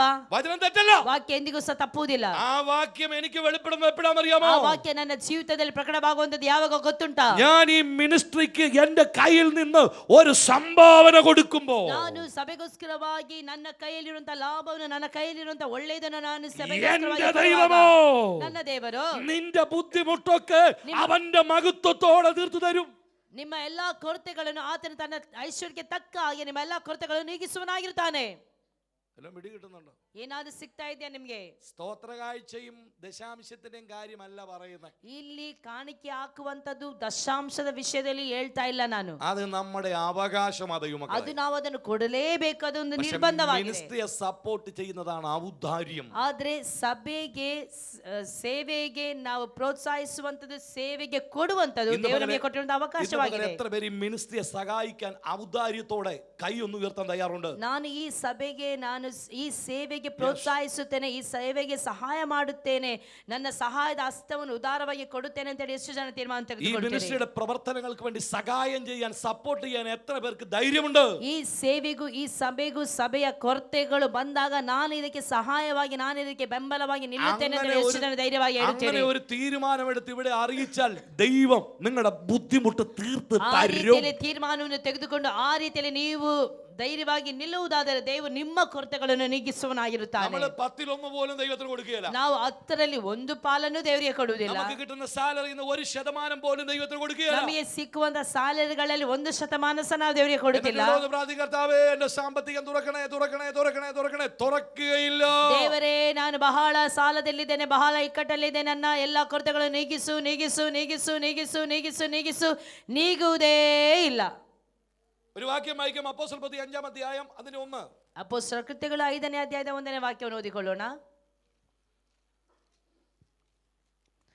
ಆದರೆ ಅನನೀಯನೆಂಬ ಒಬ್ಬ ಮನುಷ್ಯನು ಸೆಫೆರಳೆಂಬ ತನ್ನ ಹೆಂಡತಿಯ ಸಮೇತ ಒಂದು ಭೂಮಿಯನ್ನು ಮಾರಿ ಹೆಂಡತಿಯ ಸಮ್ಮತಿಯಿಂದ ಅದರ ಕ್ರಯದಲ್ಲಿ ಒಂದು ಭಾಗವನ್ನು ಬಚ್ಚಿಟ್ಟುಕೊಂಡು ಒಂದು ಭಾಗವನ್ನು ತಂದು ಅಪೊಸ್ತಲರ ಪಾದಗಳ ಬಳಿಯಲ್ಲಿ ಇಟ್ಟನು. ಆಗ ಪೇತ್ರನು, ಅನನೀಯ, ಸೈತಾನನು ನಿನ್ನ ಹೃದಯದಲ್ಲಿ ತುಂಬಿಕೊಂಡಿದ್ದೇನು, ನೀನು ಯಾಕೆ അവിടെ ഒരു സംഭവം നടക്കുകയാ. ಅಲ್ಲಿ ಒಂದು ಸಂಭವ ನಡೆಯಿತು, ವಿಷಯ ನಡೆಯಿತು. ചിലർ തങ്ങളുടെ സ്വത്തുവകകളെല്ലാം വിറ്റ് ദൈവസഭയ്ക്ക് കൊടുത്തു. ಅಂದ್ರೆ ಕೆಲವೊಬ್ಬರು ಅವರಿಗಿದ್ದಂತ ಆಸ್ತಿ ಪಾಸ್ತಿಗಳನ್ನೆಲ್ಲ ಮಾರಿ ಅವರು ಶಿಷ್ಯರ ಪಾದ ಬಳಿಗೆ ತಂದು ಕೊಡುತ್ತಿದ್ದರು. അങ്ങനെ ഒരു ഉപദേശം സഭയ്ക്ക് കൊണ്ടുവന്നിട്ടില്ല. ಆ ರೀತಿಯ ಉಪದೇಶವನ್ನು ನಾನು ಈ ಸಭೆಗೆ ಕೊಡ್ಲಿಲ್ಲ. എന്നാൽ അനന്യാസ് ഇവിടെ ബർന്നബാസ് എന്ന് പറയുന്ന ഒരു ശിഷ്യൻ തന്റെ സ്വത്ത് മുഴുവൻ വിറ്റ് പത്രോസിന് കൈ കൊടുത്തു. ಅಂದ್ರೆ ಬರ್ನಬಾಸ್ ಎಂಬ ಶಿಷ್ಯನು ಆತನಲ್ಲಿದ್ದಂತ ಎಲ್ಲ ಆಸ್ತಿ ಪಾಸ್ತಿಯನ್ನು ಮಾರಿ ಆತನು ಅಪೊಸ್ತಲರ ಪಾದದ ಬಳಿಯಲ್ಲಿ ಇಟ್ಟದನ್ನು ನಾವಲ್ಲಿ ನೋಡುತ್ತೇವೆ. ഇത് കണ്ടപ്പോൾ അനന്യാസിന് തോന്നി നമ്മളെ കൂടെ വിറ്റ് കൊടുക്കാം. ಇದನ್ನು ನೋಡಿದಾಗ ಅನನ್ಯನ ಹೃದಯದಲ್ಲಿ ಸಹ ನಮಗಿರುವಂತ ಆಸ್ತಿಯನ್ನು ಮಾರಿ ನಾವು ಒಂದು ತೆಗೆದುಕೊಂಡು ಬಂದು ಕೊಡಬೇಕು ಅಂತ ಹೇಳಿ ബർന്നബാസ് കൊടുക്കുന്ന കണ്ടപ്പോൾ ഒന്ന് ഷൈൻ ചെയ്യാനാണ് ഇവൻ നോക്കിയത്. ಅಂದ್ರೆ ಬರ್ನಬಾಸ್ ಅನ್ನು ಕೊಟ್ಟಾಗ ಇವನೊಂದು ಶೈನ್ ಆಗಬೇಕು, ಇವನೊಂದು ಪ್ರಖ್ಯಾಪ ಆಗ್ಬೇಕು ಅಂತೇಳಿ ಆತನ ಒಂದು ತೀರ್ಮಾನ ಅನನ್ಯನು ತೆಗೆದುಕೊಳ್ಳುತ್ತಾನೆ. നമ്മളീ പലരും ഇങ്ങനെ, ನಾವು ಕೆಲವೊಬ್ರು ಇದೇ ರೀತಿಯಲ್ಲಿ ആരേലും കൊടുക്കുന്ന കണ്ട ഉടനെ ചാടി ഞാനും, ಯಾರಾದ್ರೂ ಕೊಡ್ತಾರೆ ಅಂತ ಹೇಳಿ ಗೊತ್ತಾದ ಕೂಡಲೇ ನಾವು ಸಹ ಓಡಿ ಹೋಗಿ അവൾ 1000 രൂപ കൊടുത്ത് അമ്മ അച്ഛനെ നോക്കിട്ട് അവൾ 1000 കൊടുത്ത് നീ കൂടെ കൊടുക്ക്. ಅಯ್ಯೋ ಯಜಮಾನ್ರೆ ಅವಳು 1000 ಕೊಟ್ಟಿದ್ದಾರೆ, ನೀವು ಸಹ ಕೊಡಿ ಕೊಡಿ ಕೊಡಿ. അനന്യാസ് തന്റെ വസ്തുവകയെല്ലാം വിറ്റു. ಅನನೀಯನು ತನ್ನ ಆಸ್ತಿಯನ್ನು ಮಾರಿದನು. എന്റെ ചിന്തയിൽ 1 ലക്ഷം രൂപയ്ക്ക് അത് വിറ്റു. ನನ್ನ ಯೋಚನೆಯಲ್ಲಿ 1 ಲಕ್ಷಕ್ಕೆ ಅವನು ಮಾರಿರಬಹುದು. 50,000 50,000 രൂപ എടുത്ത് അലമാരിയിൽ വെച്ചു. 50,000 ತೆಗೆದು ಅಲ್ಮಾರದಲ್ಲಿ ಇಟ್ಟು ബാക്കി 50,000 പത്രോസിന്റെ അടുക്ക വന്നു. ಬಾಕಿ 50,000 ತೆಗೆದುಕೊಂಡು ಈ ಒಂದು ಪೇತ್ರನ ಬಳಿಯಲ್ಲಿ ತೆಗೆದುಕೊಂಡು പത്രോസ് ചോദിച്ചു, അനന്യാസേ വസ്തു ഇത്രയ്ക്കോ വിറ്റത്? ಪೇತ್ರನು ಅನನೀಯನನ್ನು ನೋಡಿ ಕೇಳುತ್ತಿದ್ದಾನೆ, ಇಷ್ಟೇ ಹಣಕ್ಕೆ ಹೋಯ್ತಾ ನಿನ್ನ ಆಸ್ತಿ? അതെ പത്രോസേ. ಹೌದು. ഉടനെ പത്രോസ് ഒരു മറുപടി പറഞ്ഞു. ನಂತರವಾಗಿ ಪೇತ್ರನು ಅಲ್ಲಿ ಒಂದು ಸದ್ದತನ್ನು ಕೊಡುತ್ತಾನೆ. വിലയിൽ കുറെ എടുത്ത് ಅದರಲ್ಲಿ ಒಂದು ಭಾಗವನ್ನು ತೆಗೆದು നിന്റെ വീട്ടിൽ വെക്കുവാൻ, ನಿನ್ನ ಮನೆಯಲ್ಲಿ ಇಡುವಾಗೆ, പരിശുദ്ധാത്മാവിനോട് വ്യാജം കാണിപ്പാനും ಪರಿಶುದ್ಧಾತ್ಮನನ್ನು ಯಾಕೆ ವಂಚಿಸಿದ್ದಿ? സാത്താൻ നിന്റെ ഹൃദയം കൈവശമാക്കിയത് എന്ത്? ಸೈತಾನನು ನಿನ್ನ ಹೃದಯದಲ್ಲಿ ಇಂತಹ ಕಾರ್ಯವನ್ನು ಯೋಚನೆಯನ್ನು ಹಾಕಿದ್ದು ಯಾಕೆ? ആ ദൂത് നിങ്ങൾ ശ്രദ്ധിച്ചോ? ಆ ಒಂದು ವಾಕ್ಯವನ್ನು ಒಳ್ಳೆ ರೀತಿಯಲ್ಲಿ ಗಮನಿಸಿ. കൊടുക്കേണ്ടത് മുഴുവൻ കൊടുക്കാതെ, ಕೊಡ್ಲಿಕ್ಕಿರುವಂತದೆಲ್ಲವನ್ನು ಕೊಡದೆ പകുതി നീ പിടിച്ചു വെച്ചാൽ, ಅರ್ಧವನ್ನು ನೀನು ಹಿಡಿದು ಇಟ್ಟುಕೊಳ್ಳುವುದಾದರೆ വചനം പറയുന്നു ಕೇಳುತ್ತದೆ, നിന്റെ ഹൃദയം സാത്താൻ കൈവശപ്പെടുത്തിയത് കൊണ്ടാണ്. ನಿನ್ನ ಹೃದಯವನ್ನು ಸೈತಾನನು ವಶ ಮಾಡಿಕೊಂಡಿದ್ದಾನೆ. അങ്ങനെയാണെങ്കിൽ ഈ 10-1 നാം കൊടുക്കുന്നില്ലെങ്കിൽ, ಅಂದ್ರೆ 10ರಲ್ಲಿ ಒಂದು ಭಾಗವನ್ನು ನಾವು ಕೊಡದೇ ಇದ್ದರೆ നമ്മുടെ ഹൃദയം ഇപ്പൊ ആരുടെ കയ്യിലാ? ನಮ್ಮ ಹೃದಯ ಈಗ ಯಾರ ಕೈಯಲ್ಲಿ? സാത്താന്റെ, ಸೈತಾನನ ಕೈಯಲ್ಲಿ. അപ്പൊ ഹൃദയം സാത്താന്റെ കയ്യിൽ സേഫ്റ്റി ആയിട്ട് കൊണ്ടു കൊടുത്തിട്ട്, ಅಂದ್ರೆ ಹೃದಯವನ್ನು ಸೈತಾನನ ಕೈಯಲ್ಲಿ ಬಹಳ ಸಂರಕ್ಷಿಸಿ ಕಾಪಾಡುವುದಕ್ಕಾಗಿ ಕೊಟ್ಟು സൺഡേ പ്രേയറിന് വരും, ಭಾನುವಾರದ ಆರಾಧನೆಗಾಗಿ ಬರ್ತಾರೆ. കണ്ണടച്ചിട്ട് പറയും, യേശു മസീഹ് തേരി ജൈസാ. ಕಣ್ಣುಗಳನ್ನು ಮುಚ್ಚಿ ಹೇಳುತ್ತಾರೆ, ಯೇಸು ಮಸೀ ತೆರೆ ಜೈಸಾ ಕೋಯಿ ನಹೀ. യേശു നിന്നോട് ഒന്നേ ചോദിച്ചുള്ളൂ, ಯೇಸು ಕ್ರಿಸ್ತನು ನಿನ್ನಲ್ಲಿ ಒಂದೇ ಒಂದು നിന്റെ ಕೇಳಿದ್ದಾನೆ, ഹൃദയം എനിക്കതാ. ನಿನ್ನ ಹೃದಯವನ್ನು ನನಗೆ ಕೊಡು. അതുപോലും നിനക്ക് കൊടുക്കാൻ കഴിഞ്ഞില്ല. ಅದು ಸಹ ನಿನಗೆ ಕೊಡಲು ಸಾಧ್ಯವಾಗುತ್ತಿಲ್ಲ. ഇതിനകത്തിരിക്കുന്ന എന്റെയും നിന്റെയും ഹൃദയം നാളുകളായി സാത്താന്റെ കയ്യിൽ ഇരിക്കുക. ಅಂದ್ರೆ ಇದರಲ್ಲಿ ಇರುವಂತ ನನ್ನ ಮತ್ತು ನಿನ್ನ ಹೃದಯ ಅನೇಕ ದಿನಗಳಿಂದ ಸೈತಾನನ ಕೈಯಲ್ಲಿ ಇದೆ. വചനം വെച്ച് ഞാൻ പറയാം, ವಾಕ್ಯ ಮೂಲಕವಾಗಿ ನಾನು ಹೇಳುತ್ತೇನೆ, നീ കൊടുക്കേണ്ട ദശാംശം ദൈവസഭയ്ക്ക് കൊടുത്തില്ലെങ്കിൽ നിന്റെ ഹൃദയം സാത്താന്റെ കയ്യിലാണ്. ದೇವರಿಗೆ ಕೊಡಲಿಕ್ಕಿರುವಂತ ಆ ಒಂದು ದಶಾಂಶವನ್ನು ನಾವು ದೇವರಿಗೆ ಸರಿಯಾಗಿ ಕೊಡದೇ ಇದ್ದರೆ ನಮ್ಮ ಹೃದಯವು ಸೈತಾನನ ಕೈಯಲ್ಲಿ ಇರುತ್ತದೆ. ഇന്ന് പകൽ ഒന്നും സംഭവിച്ചില്ലേലും, ಈ ಬೆಳಗಿನ ವೇಳೆಯಲ್ಲಿ ಏನು ಸಂಭವಿಸದಿದ್ದರೂ ಸಹ നാളുകളായി സാത്താന്റെ കയ്യിലിരിക്കുന്ന നിങ്ങളുടെ ഹൃദയം തിരിച്ചു പിടിക്കണം. ಈ ಕೆಲವು ದಿನಗಳಿಂದ ನಿಮ್ಮ ಹೃದಯವು ಸೈತಾನನ ಕೈಯಲ್ಲಿ ಇದೆಯಲ್ಲ, ಅದಾದ್ರೂ ನಾವು ಹಿಂತಿರುಗಿ ಪಡೆದುಕೊಳ್ಳಬೇಕು. രക്ഷിക്കപ്പെട്ട അന്ന് മുതൽ നിന്റെ ഹൃദയം സാത്താൻ കൈവശപ്പെടുത്തിയിരിക്കുക. ದಿನದಿಂದ ನಿಮ್ಮ ಹೃದಯವನ್ನು ಸೈತಾನನ ವಶೀಕರಿಸಿದ್ದಾರೆ. ഇന്ന് പകൽ അവന്റെ കയ്യിൽ നിന്ന് തിരിച്ചു മേടിക്കണം. ಹಾಗಾದ್ರೆ ಈ ಬೆಳಗಿನ ವೇಳೆಯಲ್ಲಿ ನಾವು ಅದನ್ನು ಹಿಂತಿರುಗಿಸಿ ಪಡೆದುಕೊಳ್ಳಬೇಕು. എന്തിനാ സാത്താൻ ഇത് മേടിച്ചേ? ಯಾಕೆ ಸೈತಾನನು ಆ ನಿನ್ನ ಹೃದಯವನ್ನು ತೆಗೆದುಕೊಂಡಿದ್ದಾನೆ? ಎರಡು ಕಾರ್ಯಗಳು. ಒಂದನೇದಾಗಿ 10 വെച്ച് നീ കൊടുത്താൽ, ನೀನು ಕೊಡ್ಲಿಕ್ಕಿರುವಂತದನ್ನು ನೀನು ಸ್ವಲ್ಪ ಬಾಕಿ ಮಾಡಿ ಕೊಟ್ರೆ, ദൈവം ആകാശത്തിലെ കിളിവാതിൽ തുറന്ന് നിന്നെ അനുഗ്രഹിക്കും. ಕೊಡ್ಲಿಕ್ಕಿರುವಂತದನ್ನು ನೀನು ಸರಿಯಾಗಿ ಕೊಡುವುದಾದ್ರೆ ದೇವರು ಆಕಾಶದ ದ್ವಾರಗಳನ್ನು ತೆರೆದು ದೇವರು ನಿನ್ನನ್ನು ಆಶಿಸುತ್ತಾನೆ. ഇങ്ങനെ 10 വെച്ച് നിങ്ങൾ കൊടുത്താൽ, ನೀವು 10ರಲ್ಲಿ 1 ಕೊಟ್ರೆ ദൈവസഭയും അനുഗ്രഹം പ്രാപിക്കും. ದೇವರ ಸಭೆಯು ಸದಾ ಆಶೀರ್ವದಿಸಲ್ಪಡುತ್ತದೆ. ഇത് സാധാരണ ഇഷ്ടമല്ല. ಇದು ಸೈತಾನನೇ ಇಷ್ಟವಿಲ್ಲ. നീയും അനുഗ്രഹം പ്രാപിക്കരുത്, ನೀನು ಆಶೀರ್ವಾದ നിന്റെ ಹೊಂದಿಕೊಳ್ಳಬಾರದು, സഭയും അനുഗ്രഹം പ്രാപിക്കരുത്. ನಿನ್ನ ಸಭೆಯು ಸಹ ಆಶೀರ್ವಾದ അതിന് ಹೊಂದಿಕೊಳ್ಳಬಾರದು. സാത്താൻ നിന്റെ ഹൃദയം കൈവശപ്പെടുത്തിയിരിക്കുകയാ. ಆದ್ದರಿಂದಲೇ ಸೈತಾನನು ನಿನ್ನ ಹೃದಯವನ್ನು ವಶೀಕರಿಸಿದ್ದಾನೆ. അന്ന് മുതൽ നിന്റെ ഹൃദയം സാത്താന്റെ അണ്ടറിൽ ഇരിക്കുകയാ. ನೀನು ರಕ್ಷಣೆ ಹೊಂದಿದ ಅಂದಿನಿಂದ ನಿನ್ನ ಹೃದಯವು ಸೈತಾನನ ವಶಮಾಡಿಯ ವಾಸವಾಗಿದೆ. ഇന്ന് പകലത്തെ ആരാധനയിൽ ആ ഹൃദയത്തെ അവന്റെ കയ്യിൽ നിന്ന് പിടിച്ചു വാങ്ങണം. ಆದ್ದರಿಂದಲೇ ಇವತ್ತು ಬೆಳಗಿನ ವೇಳೆಯಲ್ಲಿ ಆರಾಧನೆ ಮೂಲಕವಾಗಿ ನಿನ್ನ ಹೃದಯವನ್ನು ಆತನ ಕೈಯಿಂದ ನೀನು ಹಿಂತಿರುಗಿಸಿ ತೆಗೆದುಕೊಳ್ಳಬೇಕು. സാത്താന്റെ കയ്യിലിരിക്കുന്ന ഹൃദയം എങ്ങനെ പിടിച്ചു മേടിക്കാൻ കഴിയും? ಸೈತಾನನ ಕೈಯಲ್ಲಿರುವಂತಹ ನಿನ್ನ ಹೃದಯವನ್ನು ಯಾವ ರೀತಿಯಲ್ಲಿ ನೀನು ಹಿಂದಕ್ಕೆ ತೆಗೆದುಕೊಳ್ಳಲು ಸಾಧ್ಯ? ಯುದ್ಧം ചെയ്താൽ കിട്ടുവോ? ಯುದ್ಧ ಮಾಡಿದ್ರೆ ಸಿಗ್ತದಾ? വെടിവെച്ചാൽ കിട്ടുവോ? ಬುಲೆಟ್ ಹಾಕಿದ್ರೆ ಸಿಗ್ತದಾ? കിട്ടത്തില്ല. ಇಲ್ಲ, ಸಿಗುವುದಿಲ್ಲ. പിന്നെ എങ്ങനെ കിട്ടും? ಹಾಗಾದ್ರೆ ಹೇಗೆ ಸಿಗುತ್ತದೆ?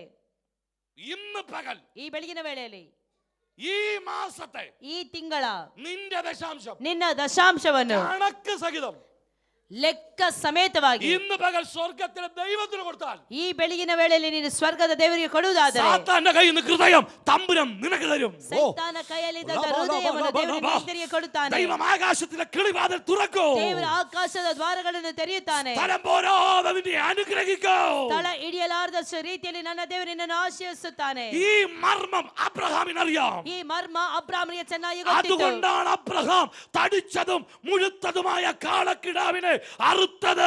ಅಬ್ರಾಮನ ಅದಕ್ಕೋಸ್ಕರವಾಗಿ ಆ ಪುಷ್ಟಿ ಇರುವಂತದ್ದು, ಒಳ್ಳೆ ಇರುವಂತಹ ಆ ಒಂದು ಆಕಳನ್ನು ಅಲ್ಲಿ ಕಟ್ ಮಾಡಿದನ್ನು ನಾವು ನೋಡುತ್ತೇವೆ. ಹಲ್ಲೆಲೂಯಾ. ഈ കണക്കിന് ഭക്ഷണം വെച്ച് വിളമ്പി കൊടുത്തു. ಈ ರೀತಿಯಲ್ಲಿ ಆತನು ಒಳ್ಳೆ ರೀತಿಯಲ್ಲಿ ಆ ದೇವರಿಗೆ ಕೊಟ್ಟನು. ഭക്ഷണമെല്ലാം കഴിച്ചു, ಊಟವೆಲ್ಲ ಆಯ್ತು, വിശപ്പെല്ലാം മാറി, ಎಲ್ಲ ಹಸಿವೆ ನೀಗಿತು. രണ്ടുപേര് സോദോം ഗൊമോറ യുദ്ധത്തിന് പോയി തീ കത്തിക്കാൻ. ಇಬ್ಬರು ಸೋದೋಮ್ ಗೊಮೋರದ ಯುದ್ಧಕ್ಕೋಸ್ಕರವಾಗಿ ಮುಂದಕ್ಕೆ ಹೋದರು. തമ്പുരാനും അബ്രഹാമും മെമ്രയിൽ ഇരിക്കുമ്പോൾ, ಈಗ ಅಬ್ರಾಮನು ದೇವರು ಮಮ್ರೆ ತೊಪ್ಪಿನಲ್ಲಿ ಇರುವಂತ ವೇಳೆಯಲ್ಲಿ വിശപ്പൊക്കെ മാറിയ ശേഷം, ಎಲ್ಲ ಹಸಿವೆಲ್ಲ ನೀಗಿದ ನಂತರವಾಗಿ ദൈവം അബ്രഹാമിനോട് ചോദിച്ചു, ದೇವರು ಅಬ್ರಾಮನಿಗೆ ಈ ಪ್ರಕಾರವಾಗಿ ಕೇಳಿದನು, സാറ എന്തിയെന്ന് ചോദിച്ചു. ಸಾರಳ എಲ್ಲಿದ್ದಾಳೆ? അബ്രഹാം പറഞ്ഞു, അടുക്കള ഉണ്ടെന്ന് പറഞ്ഞു. ಅಬ್ರಾಮನ ಹೇಳಿದ್ರು ಗುಡಾರದಲ್ಲಿದ್ದಾಳೆ, അവളെ വിളിക്കാൻ പറഞ്ഞു. ಅವಳನ್ನು ಸ್ವಲ್ಪ ಕರೆ. ഉടനെ 90 വയസ്സുള്ള സാറ ಕೂಡಲೇ 90 ವರ್ಷದ ಸಾರ ചിരിച്ചു കുണങ്ങി ആ ഉടയ തമ്പുരാന്റെ അടുക്ക വന്നു. ನಗಾಡಿಕೊಂಡು ಸ್ವಲ್ಪ ನಡು ಬಗ್ಗಿಕೊಂಡು ಅವಳ ದೇವರ ಅಬ್ರಾಮನ ಬಳಿಗೆ ಬಂದಳು. ഹല്ലേലൂയ. ಹಲ್ಲೆಲೂಯ. ദൈവം സാറയുടെ മുഖത്ത് നോക്കിയിട്ട് പറഞ്ഞു, ದೇವರು ಸಾರಳ ಮುಖವನ್ನು ನೋಡಿ ಕೇಳಿದನು, അടുത്ത വർഷം ഞാൻ വരും. ಬರುವ ವರ್ಷ ನಾ ಬರ್ತೇನೆ. നിന്നെ കാണാനല്ല, ನಿನ್ನನ್ನು ನೋಡುವುದಕ್ಕಾಗಿ ಅಲ್ಲ, നിന്റെ കുഞ്ഞിനെ കാണാൻ. ನಿನ್ನ ಮಗುವನ್ನು ನೋಡುವುದಕ್ಕಾಗಿ. ಆಮೇಲೆ എത്ര പേർക്ക് മനസ്സിലാകുന്നുണ്ട്? ಅರ್ಥವಾಗ್ತಾ ಇದೆ. കഴിഞ്ഞ 24 വർഷം ദൂത് പറഞ്ഞ ദൈവം ಕಳೆದ 24 ವರ್ಷದಲ್ಲಿ ಆಲೋಚನೆ ಹೇಳಿದಂತ ದೇವರು ആ 24 വർഷം ഈ കുഞ്ഞിനെ ആയിട്ട് വീട്ടിൽ വന്നേ. ಈ 24 ವರ್ಷದಿಂದ ಆ ಮಗುವಿನ ಜೊತೆಯಲ್ಲಿ ದೇವರಲ್ಲಿ ಬಂದನು. ഇന്ന് വരെ അബ്രഹാം ദൈവത്തിന് കണക്കും പ്രകാരം ഭക്ഷണമോ ദശാംശമോ കൊടുത്തില്ല. ಅಂದ್ರೆ ಇಲ್ಲಿಯವರೆಗೂ ಅಬ್ರಾಮನ ಲೆಕ್ಕಾಚಾರದ ರೀತಿಯಲ್ಲಿ ದೇವರಿಗೆ ದಶಾಂಶವನ್ನಾಗಲಿ ಕಾಣಿಕೆಯನ್ನಾಗಲಿ ಕೊಡಲಿಲ್ಲ. ദൈവത്തിന്റെ വിശപ്പ് മാറ്റാൻ അബ്രഹാമിന് ഇതുവരെ കഴിഞ്ഞില്ല. ದೇವರ ಹಸಿವನ್ನು ನೀಗಿಸುವುದಕ್ಕೆ ಅಬ್ರಾಮನಿಗೆ ಅಲ್ಲಿಯವರೆಗೂ ಸಾಧ್ಯವಾಗಲಿಲ್ಲ. പക്ഷേ മെമ്മറിയിൽ വെച്ച് ഉടയ തമ്പുരാന്റെ വിശപ്പ് അങ്ങ് മാറ്റി. ಮಮ್ರೆ ತೋಪಿನಲ್ಲಿ ಆ ಅಬ್ರಾಮನು ದೇವರ ಹಸಿವೆಯನ್ನು ಅಲ್ಲಿ ನೀಗಿಸಿದನು. വിശപ്പ് മാറി കഴിഞ്ഞപ്പോൾ ಹಸಿವೆ ನೀಗಿದ ನಂತರವಾಗಿ നാളുകളായി പറഞ്ഞ വാഗ്ദത്തം തന്റെ കൈ കിട്ടി. ದಿನಗಳಿಂದ ಕೇಳುತ್ತಾ ಇದ್ದಂತ ವಾಗ್ದಾನ ಆತನ ಕೈಯಲ್ಲಿ ಸಿಕ್ಕಿತು. അബ്രഹാമിന്റെ വാഗ്ദത്തം അബ്രഹാം എങ്ങനെ പ്രാപിച്ചത്? ಹಾಗಾದ್ರೆ ಅಬ್ರಾಮನ ವಾಗ್ದಾನವನ್ನು ಅಬ್ರಾಮನ ಯಾವ ರೀತಿಯಲ್ಲಿ ದೇವರಿಂದ ಪಡೆದುಕೊಂಡನು? ദൈവത്തിന് കൊടുക്കേണ്ട മഹത്വത്തിൽ അവനെ അങ്ങ് സൽക്കരിച്ചു. ದೇವರಿಗೆ ಕೊಡಬೇಕಾದಂತ ಮಹತ್ವದಿಂದ ಆತನ ಅಲ್ಲಿ ಸತ್ಕರಿಸಿದನು. ദൈവത്തിന്റെ വിശപ്പ് അബ്രഹാം മാറ്റി. ದೇವರ ಆ ಒಂದು ಹಸಿವೆಯನ್ನು ಅಬ್ರಾಮನಲ್ಲಿ ನೀಗಿಸಿದನು. വിശപ്പ് മാറിയപ്പോൾ ಹಸಿವೆ ನೀಗಿದಾಗ ദൈവം അബ്രഹാമിന്റെ വാഗ്ദത്തം അവനെ കൊടുത്തു. ದೇವರ ಅಬ್ರಾಮನಿಗೆ ವಾಗ್ದಾನವನ್ನು ಕೊಟ್ಟನು. അങ്ങനെയെങ്കിൽ ഇന്ന് പകൽ പറയാം, ಆಗಿರುವುದಾದರೆ ಬೆಳಗಿನ ವೇಳೆ ನಾನು ಹೇಳುತ್ತೇನೆ, നാളുകളായി നിന്റെ വാഗ്ദത്തം നിന്റെ കൈ കിട്ടണമെങ്കിൽ ದಿನಗಳಿಂದ ಕೇಳಿದಂತ ವಾಗ್ದಾನಗಳು ನಿನ್ನ ಕೈಗಳಿಗೆ ಬಂದು ಸಿಗಬೇಕಾದರೆ ദൈവത്തിന്റെ വിശപ്പ് മാറ്റിയാൽ മതി. ದೇವರ ಹಸಿವೆಯನ್ನು ನಾವು ನೀಗಿಸಬೇಕು. ദൈവത്തിന് ഇങ്ങനെ ഒന്ന് കൊടുത്താൽ മതി. ದೇವರಿಗೆ ನಾವು ಕೊಟ್ಟರೆ ಸಾಕು. ദൈവത്തിന്റെ വിശപ്പ് എങ്ങനെ മാറ്റാൻ? ದೇವರ ಹಸಿವೆಯನ್ನು ಯಾವ ರೀತಿಯಲ್ಲಿ ನೀಗಿಸಲು ಸಾಧ್ಯ? അബ്രഹാം നന്മ പ്രാപിച്ച് ദൈവത്തിന്റെ വിശപ്പ് മാറ്റിയ. ಅಬ್ರಾಮನ ಆಶೀರ್ವಾದವನ್ನು ಹೊಂದಿಕೊಂಡದ್ದು ದೇವರ ಹಸಿವೆಯನ್ನು ನೀಗಿಸಿ. മനുഷ്യന് ദൈവത്തിന്റെ വിശപ്പ് മാറ്റാൻ പറ്റുമോ? ಮನುಷ್ಯನು ದೇವರ ಹಸಿವೆಯನ್ನು ನೀಗಿಸಲು ಸಾಧ್ಯವಿದೆಯಾ? ഞാൻ പറയുന്നു പറ്റും. ನಾನು ಹೇಳ್ತೇನೆ ಸಾಧ್ಯವಿದೆ. എങ്ങനെ പറ്റും? ಹೇಗೆ ಸಾಧ್ಯ? ഒരിക്കൽ യേശു തന്റെ ശിഷ്യന്മാരെ പുരുഷാരത്തിന് ഇടയിൽ നിന്ന് മാറ്റി നിർത്തി. ಒಂದು ಸಾರಿ ಯೇಸು ಕ್ರಿಸ್ತನು ತನ್ನ ಶಿಷ್ಯರನ್ನು ಜನ ಸಮೂಹದಿಂದ ಬೇರ್ಪಡಿಸಿ എന്നിട്ട് പുരുഷാരത്തോട് പറഞ്ഞു, ಒಂದು ಜನ ಸಮೂಹದವರಿಗೆ ಹೇಳಿದನು, നിങ്ങളിൽ ഒരുവൻ ನಿಮ್ಮಲ್ಲಿ ಒಬ್ಬನು ഈ ഒരു ചെറിയവന് വേണ്ടി ಈ ಒಂದು ಚಿಕ್ಕವರಿಗೋಸ್ಕರವಾಗಿ നിങ്ങൾ ചെയ്യുന്നതെല്ലാം ನೀವು ಮಾಡುವಂತದೆಲ್ಲ അവർക്കല്ല എനിക്കാ. ಅವರಿಗೆ ಮಾಡುತ್ತಾ ಇಲ್ಲ, ಅದು ನನಗೋಸ್ಕರವಾಗಿ ಮಾಡುತ್ತಿದ್ದೀರಿ. അതാ ഞാൻ നിങ്ങളോട് പറഞ്ഞത്. ಅದೇ ನಾನು ನಿಮಗೆ ഇന്ന് ಹೇಳುತ್ತಿರುವಂತದ್ದು. പകൽ നിങ്ങൾ ഓഫറിംഗ് ഇട്ടത് പാസ്റ്റർക്കല്ല ദൈവത്തിനാ. ಈ ಬೆಳಗಿನ ವೇಳೆಯಲ್ಲಿ ನೀವು ಕಾಣಿಕೆ ಹಾಕಿದ್ದು ಸೇವಕರಿಗಲ್ಲ, ದೇವರಿಗೆ ಆಗಿದೆ. അങ്ങനെയെങ്കിൽ ഇന്ന് നിങ്ങൾ 10 രൂപ ദൈവത്തിന് കൊടുത്തേ. ಆಗಿರುವುದಾದರೆ 10 ರೂಪಾಯಿ ನೀವು ದೇವರಿಗೆ ಕೊಟ್ಟಿರುವುದಾದರೆ ഇന്ന് പകൽ ഈ ആരാധന തീർന്നു പോകുന്നതിന് മുമ്പ് ಈ ಆರಾಧನೆ ಮುಗಿದು ಹೋಗುವುದಕ್ಕಿಂತ ಮುಂಚೆ നിങ്ങളുടെ കിളിവാതിൽ തുറക്കാൻ കീയുമായി ഇവിടെ നിൽപ്പുണ്ട്. ನಿಮ್ಮ ಬಾಗಿಲನ್ನು ತೆರೆಯುವುದಕ್ಕೋಸ್ಕರವಾಗಿ ಕೀಗಳ ಜೊತೆಯಲ್ಲಿ ನನ್ನ ದೇವರು ಬಂದಿರುತ್ತಾನೆ. വെയിറ്റ് ചെയ്യുകയാ. ಆತನು ಕಾಯುತ್ತಾ ಇದ್ದಾನೆ. ഇന്ന് പകൽ നിന്റെ കിളിവാതിൽ അവൻ തുറക്കാൻ ആഗ്രഹിക്കുന്നു. ನಿಮ್ಮ ಆಕಾಶದ ದ್ವಾರಗಳನ್ನು ತೆರೆಯಬೇಕು ಅಂತ ಹೇಳಿ ದೇವರು ಕಾಯುತ್ತಿದ್ದಾನೆ. പേര് ദൈവത്തിനൊന്ന് കൊടുക്കാൻ ആഗ്രഹിക്കുന്നു. ನೀ ಎಷ್ಟು ಜನ ದೇವರಿಗೆ ಕೊಡುವುದಕ್ಕೆ ಆಶಿಸುತ್ತೀರಿ? ഇപ്പൊ കൊടുത്തതല്ല, ಈಗ ಕೊಟ್ಟದಲ್ಲ, നിന്റെ പേഴ്സിൽ ഇരിക്കുന്ന ബെസ്റ്റ്, ನಿಮ್ಮ ಪರ್ಸ್ಗಳಲ್ಲಿ ಇರುವಂತ ಒಳ್ಳೆ ಉತ್ತಮವಾದುದು. ഇന്ന് പകൽ ദൈവത്തിന് കൊടുക്കാൻ എത്ര പേര് ಈ തീരുമാനിച്ചു? ಬೆಳಗಿನ ವೇಳೆಯಲ್ಲಿ ಕೊಡುವುದಕ್ಕೆ ಎಷ್ಟು ಜನ ഞാൻ ಸಿದ್ಧರಾಗಿದ್ದಾರೆ? എന്റെ വാക്ക് ഇവിടെ നിർത്താൻ പോവാ. ನಾನು ನನ್ನ ಮಾತನ್ನು ಇಲ್ಲಿಗೆ ನಿಲ್ಲಿಸಲು ഞാൻ ಹೋಗುತ್ತೇನೆ. പറഞ്ഞ വചനം ഇങ്ങനെയേ ഉള്ളൂ. ನಾನು ಹೇಳಿದಂತ ವಾಕ್ಯ ಈ ರೀತಿಯಲ್ಲಿ ಆಗಿದೆ. ഏറ്റവും നല്ലത് ദൈവത്തിന് കൊടുത്താൽ ഉടൻ മറുപടി. ಅಂದ್ರೆ ಉತ್ತಮವಾದುದನ್ನು ನಾವು ದೇವರಿಗೆ ಕೊಡುವುದಾದ್ರೆ ಕೂಡಲೇ ಸದುತ್ತರ ಸಿಗುತ್ತದೆ. എല്ലാവരും പങ്കെടുക്കാൻ പറഞ്ഞില്ല. ಎಲ್ಲರೂ ಭಾಗಿಗಳಾಗಬೇಕು ಅಂತ ಹೇಳಿ ನಾನು ಹೇಳುವುದಿಲ್ಲ. പ്രാപിപ്പാൻ ആഗ്രഹമുള്ളവരുണ്ട്. ಆಶೀರ್ವಾದ ಹೊಂದಿಕೊಳ್ಳಬೇಕು ಅಂತ ಹೇಳಿ ಇಷ್ಟ ಇರುವವರು, ആകാശത്തിലെ കിളിവാതിൽ തുറക്കണമെന്ന് ആഗ്രഹമുണ്ടെങ്കിൽ, ಆಕಾಶದ ದ್ವಾರಗಳು ನನಗೋಸ್ಕರವಾಗಿ ದೇವರು ತೆರೆಯಬೇಕು ಅಂತ ಹೇಳಿ ಆಶಿಸುವವರು, നിങ്ങളുടെ ബാഗിലും പേഴ്സിലുമുള്ള ഏറ്റവും ബെസ്റ്റ് ನಿಮ್ಮ ಬ್ಯಾಗಿನಲ್ಲಿಯೋ ಅಥವಾ ನಿಮ್ಮ ಪರ್ಸಿನಲ್ಲಿ ಯಾವುದು ಉತ್ತಮವಾಗಿದೆಯೋ നിങ്ങളുടെ കയ്യിലിരിക്കുന്ന എടുത്തു പിടിച്ചോ. ಅದನ್ನು ನಿಮ್ಮ ಕೈಗಳಲ್ಲಿ ತೆಗೆದುಕೊಳ್ಳಿರಿ. ആകാശത്തിലെ കിളിവാതിൽ തുറക്കണമെന്ന് ആഗ്രഹമുള്ളവർ ಆಕಾಶದ ಬಾಗಿಲುಗಳು ತೆರೆಯಲ್ಪಡಬೇಕು ಅಂತ ಹೇಳಿ ಇರುವುದಾದರೆ ಉತ್ತಮವಾದದ್ದು.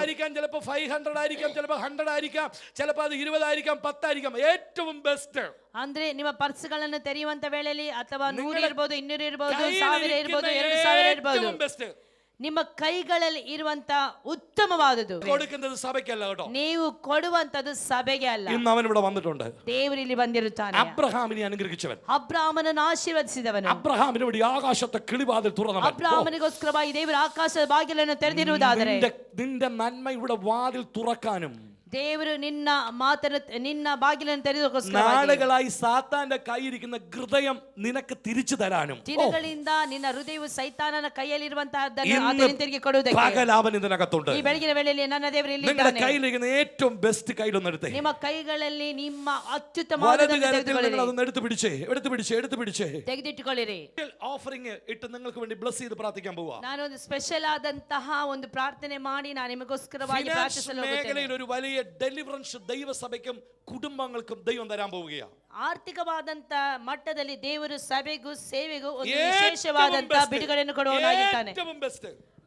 ಬಹಳ ಉತ್ತಮವಾದದ್ದು. നിങ്ങളുടെ കയ്യിലിരിക്കുന്ന ബെസ്റ്റ് അല്ലെങ്കിൽ ನಿಮ್ಮ ಕೈಯಲ್ಲಿರುವಂತದ್ದು ಬೆಸ್ಟ್ ಇಲ್ಲದಿದ್ದರೆ പേപ്പറിൽ നിങ്ങൾക്ക് എഴുതാം. ಒಂದು ಪೇಪರ್ ಅಲ್ಲಿ ಬರೆಯಿರಿ. എന്നിട്ട് നിങ്ങളുടെ പേര് എഴുതി ഫോൺ നമ്പർ എഴുതി ആ ഓഫറിംഗിൽ ഇടാം. ನಂತರವಾಗಿ ನಿಮ್ಮ ಹೆಸರು, ಫೋನ್ ನಂಬರ್ ಮಾತ್ರ ಎಷ್ಟು ಕೊಡುತ್ತೇನೆ ಅಂತ ಹೇಳಿ ಬರೆದು ദൈവസഭ നിങ്ങളോട് കളക്ട് ചെയ്തോളും. ನಂತರವಾಗಿ ಸಭೆಯವರು ಅದಕ್ಕೆ ನೇಮಿಸಲ್ಪಟ್ಟವರು ಅದನ್ನು ತೆಗೆದುಕೊಳ್ಳುತ್ತಾರೆ. നിങ്ങളെ കർത്താവ് അനുഗ്രഹിക്കും. ಕರ್ತನೇ ನಿಮ್ಮನ್ನು ಆಶೀರ್ವದಿಸುತ್ತಾನೆ. എത്ര പേര് വിശ്വസിക്കുന്നുണ്ട്? ಎಷ್ಟು ನಂಬುತ್ತೀರಿ? ഓ, ആകാശത്തിലെ കിളിവാതിൽ തുറക്കാൻ പോവുകയാണ്. ആകാശದ ಬಾಗಿಲುಗಳನ್ನು ನನ್ನ ದೇವರು എല്ലാവരും എടുത്ത് ತೆರೆಯುತ್ತಾನೆ. കയ്യിൽ, നിങ്ങളുടെ കയ്യിലുള്ളത് ഏറ്റവും ബെസ്റ്റ് നിങ്ങൾ എല്ലാവരും എടുത്ത്, എല്ലാവരും എടുക്കുക, ആരും മാറരുത്. ನಿಮ್ಮ ಕೈಗಳಲ್ಲಿ ಇರುವಂತ ಉತ್ತಮವಾದದನ್ನು ನೀವು ತೆಗೆದುಕೊಂಡು ಬನ್ನಿರಿ. സ്പെഷ്യൽ ഓഫറിംഗ് നിങ്ങൾക്ക് വേണ്ടി ദൈവം തരാൻ പോവുകയാണ്. ವಿಶೇಷವಾದಂತ ಅವಕಾಶವನ್ನು ದೇವರು ನಿಮಗೆ ಕೊಟ್ಟಿರುತ್ತಾನೆ. ചാൻസ് ദൈവം നിങ്ങൾക്ക് തരികയാണ്. ದೇವರು ನಿಮಗೆ ಒಳ್ಳೆ ಅವಕಾಶವನ್ನು ಕೊಟ್ಟಿರುತ್ತಾನೆ. നിങ്ങളുടെ ഫിനാൻസ് മേഖലയിൽ ഒരു ബ്രേക്ക് ത്രൂ ദൈവം എന്ന് തരാൻ പോവുകയാണ്. ಆರ್ಥಿಕವಾದಂತ ವಿಷಯದಲ್ಲಿ ಒಂದು ವಿಶೇಷ ಬಿಡುಗಡೆಯನ್ನು ಕೊಡಲು ಹೋಗುತ್ತಾನೆ. എനിക്കറിയാം സാമ്പത്തികമായി തകർന്നവരെ ഇതിനകത്ത് നിൽക്കുന്നവര്. ಅಂದ್ರೆ ನನಗೆ ಗೊತ್ತುಂಟು ಇಲ್ಲಿ ಆರ್ಥಿಕವಾಗಿ ಅನೇಕ ಕಷ್ಟ ನಷ್ಟಗಳನ್ನು ಹೊಂದಿಕೊಂಡಿರುವವರೇ ಇಲ್ಲಿ ಇರುವಂತದ್ದು. പിരിവെടുക്കുകയല്ല ഞങ്ങള്, നിങ്ങളുടെ ഇല്ലായ്മയിൽ നിന്ന് മേടിക്കുകയല്ല ഞങ്ങള്. ಅಂದ್ರೆ ನಿಮಗೆ ನೀವು ನೆನೆಸಬಹುದು ನಮಗೆ ಏನಿಲ್ಲ ಪಾಸ್ಟರ್, ನಮ್ಮಿಂದ ನೀವು ತೆಗೆದುಕೊಳ್ತಾ ಇದ್ದೀರಾ ಅಂತ ಹೇಳಿ. അധികം നന്മ പ്രാപിക്കാൻ വേണ്ടി പറയുന്നത്. ನೀವು ಹೆಚ್ಚಿನ ಆಶೀರ್ವಾದವನ್ನು ಹೊಂದಿಕೊಳ್ಳಬೇಕು ಎಂಬ ಉದ್ದೇಶದಿಂದ ನಾನು ನಿಮಗೆ ಹೇಳ್ತಾ ಇದ್ದೇನೆ. ഇരട്ടി ദൈവം നിങ്ങൾക്ക് തരും. ಇದರ 2 ಪಟ್ಟು ನನ್ನ ದೇವರು ನಿಮಗೆ അബ്രഹാമിനെ ഏറ്റവും ബെസ്റ്റ് കയ്യിലെടുത്ത് എല്ലാവരും പ്രാർത്ഥിച്ചു. ಅಬ್ರಹಾಮನ ಆಗಿ ಉತ್ತಮವಾದದನ್ನು എല്ലാവരും ബാക്കിൽ ഇരിക്കുന്നവരെല്ലാം കയറി വന്നാട്ടെ.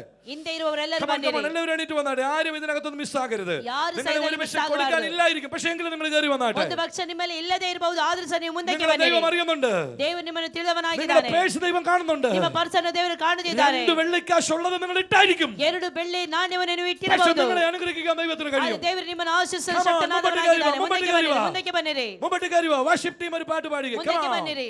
എല്ലാവരും കയറി വന്നാട്ടെ, ಎಲ್ಲರೂ എല്ലാവരും കയറി വന്നാട്ടെ. ಕೈಗಳನ್ನು ಮುಂದಕ್ಕೆ ಬನ್ನಿರಿ. റമന ശദരദരദര. എല്ലാ കണ്ണുകളും അടച്ച്.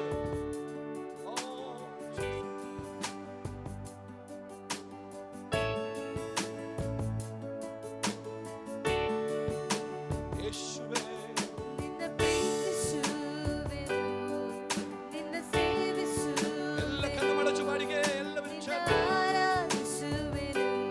ಯೇಸುವೇ, ನಿನ್ನ ಪ್ರೀತಿಸುವೆನು, ನಿನ್ನ ಸೇವಿಸುವೆನು, ನಿನ್ನ ಆರಾಧಿಸುವೆನು. ಯೇಸುವೇ, ನನ್ನ ಆಸೆ ನೀನೇ, ನನ್ನ ಬಯಕೆ ನೀನೇ, ನನ್ನ ಹೃದಯದ ಮಿಡಿತ ನೀನೇ. ನನ್ನ ಆಸೆ ನೀನೇ, ನನ್ನ ಬಯಕೆ ನೀನೇ, ನನ್ನ ಹೃದಯದ ಮಿಡಿತ ನೀನೇ. ಕೊಡುವೆನು, ಕೊಡುವೆನು, ನಿನ್ನ ಸೇವೆಗಾಗಿ ನನ್ನನ್ನೇ ಕೊಡುವೆನು, ಕೊಡುವೆನು, ಕೊಡುವೆನು, ನಿನ್ನ ಸೇವೆಗಾಗಿ ನನ್ನನ್ನೇ ಕೊಡುವೆನು. ನಿನ್ನ ಪ್ರೀತಿಸುವೆನು, ನಿನ್ನ ಸೇವಿಸುವೆನು, ನಿನ್ನ ಆರಾಧಿಸುವೆನು. ಯೇಸುವೇ, ನಿನ್ನ ಪ್ರೀತಿಸುವೆನು, ನಿನ್ನ ಸೇವಿಸುವೆನು, ನಿನ್ನ ಆರಾಧಿಸುವೆನು. ಯೇಸುವೇ, ಕರ್ತನನ್ನು ನಿನಗೆಂದೇ ಮುದ್ದಾನೆ ಆರಿಸಿ, ಯಾರು ಗ್ರಹಿಸದಂತ ಯೋಜನೆ ಇದ್ದವನೇ. ಕಣ್ಣಲ್ಪಟ್ಟ ನನ್ನನ್ನು ನಿನಗೆಂದೇ ಮೊದಲು ಆರಿಸಿ, ಯಾರು ಗ್ರಹಿಸದಂತೆ ಯೋಜನೆ ಇದ್ದವನೇ. ಹುಟ್ಟಿದ ದಿನದಿಂದ ಇಲ್ಲಿಯವರೆಗೆ ಕಣ್ಣಿಟ್ಟು ಕಾದಿರುವೆ, ನೀನನ್ನು ಕೊಚ್ಚರು ನಿನ್ನಯ ಪ್ರೀತಿಗೆ ಈಡೇರಾಗದೆಯ. ಹುಟ್ಟಿದ ದಿನದಿಂದ ಇಲ್ಲಿಯವರೆಗೂ ಕಣ್ಣಿಟ್ಟು ಕಾದಿರುವೆ, ನೀನನ್ನು ಕೊಟ್ಟರು ನಿನ್ನಯ ಪ್ರೀತಿಗೆ ಈಡೇರಾಗದೆಯ. ಕೊಡುವೆನು, ಕೊಡುವೆನು, ನಿನ್ನ ಸೇವೆಗಾಗಿ ನನ್ನನ್ನೇ ಕೊಡುವೆನು, ಕೊಡುವೆನು, ಕೊಡುವೆನು, ನಿನ್ನ ಸೇವೆಗಾಗಿ ನನ್ನನ್ನೇ ಕೊಡುವೆನು. ಈ ಸೇವೆಗೆ ಕರೆದ ಕರ್ತನೇ, ನಿನ್ನ ಚಿತ್ತವು ನಿತ್ಯವೂ ಮಾಡುವೆ, ನಿನ್ನ ಹೃದಯದ ಆಸೆ ನನ್ನ ಬಯಕೆಯು. ಈ ಸೇವೆಗೆ ಕರೆದ ಕರ್ತನೇ, ನಿನ್ನ ಚಿತ್ತವು ನಿತ್ಯವೂ ಮಾಡುವೆ, ನನ್ನ ಹೃದಯದ ಆಸೆ ನನ್ನ ಬಯಕೆಯು. ಹಿಂಸೆ ನೋವು ಸಂಕಟ ನಿಂದೆ ಏನೇ ಬಂದರು, ಜೀವವ ನೀಡಿದ ನಿನ್ನಯ ನಾಮವ ಎಲ್ಲೆಡೆ ಸಾರುವೆನು. ಹಿಂಸೆ ನೋವು ಸಂಕಟ ನಿಂದೆ ಏನೇ ಬಂದರು, ಜೀವವ ನೀಡಿದ ನಿನ್ನಯ ನಾಮವ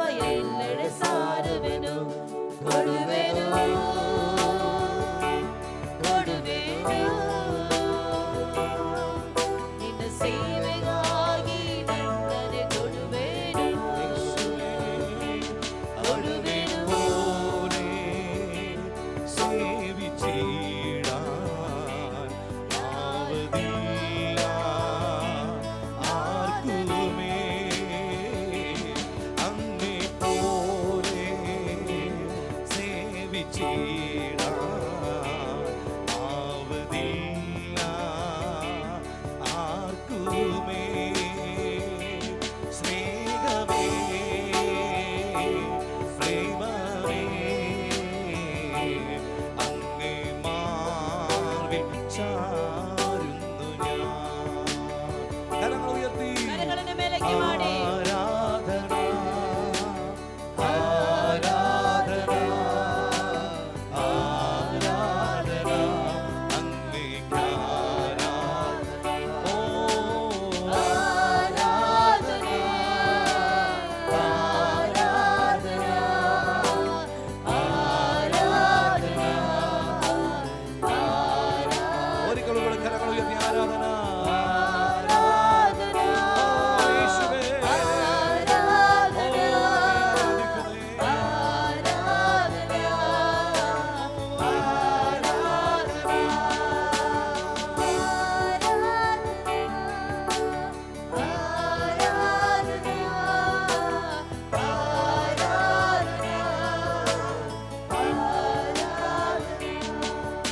നമുക്കെല്ലാം ഒരുമിച്ച് പ്രാർത്ഥിക്കാം.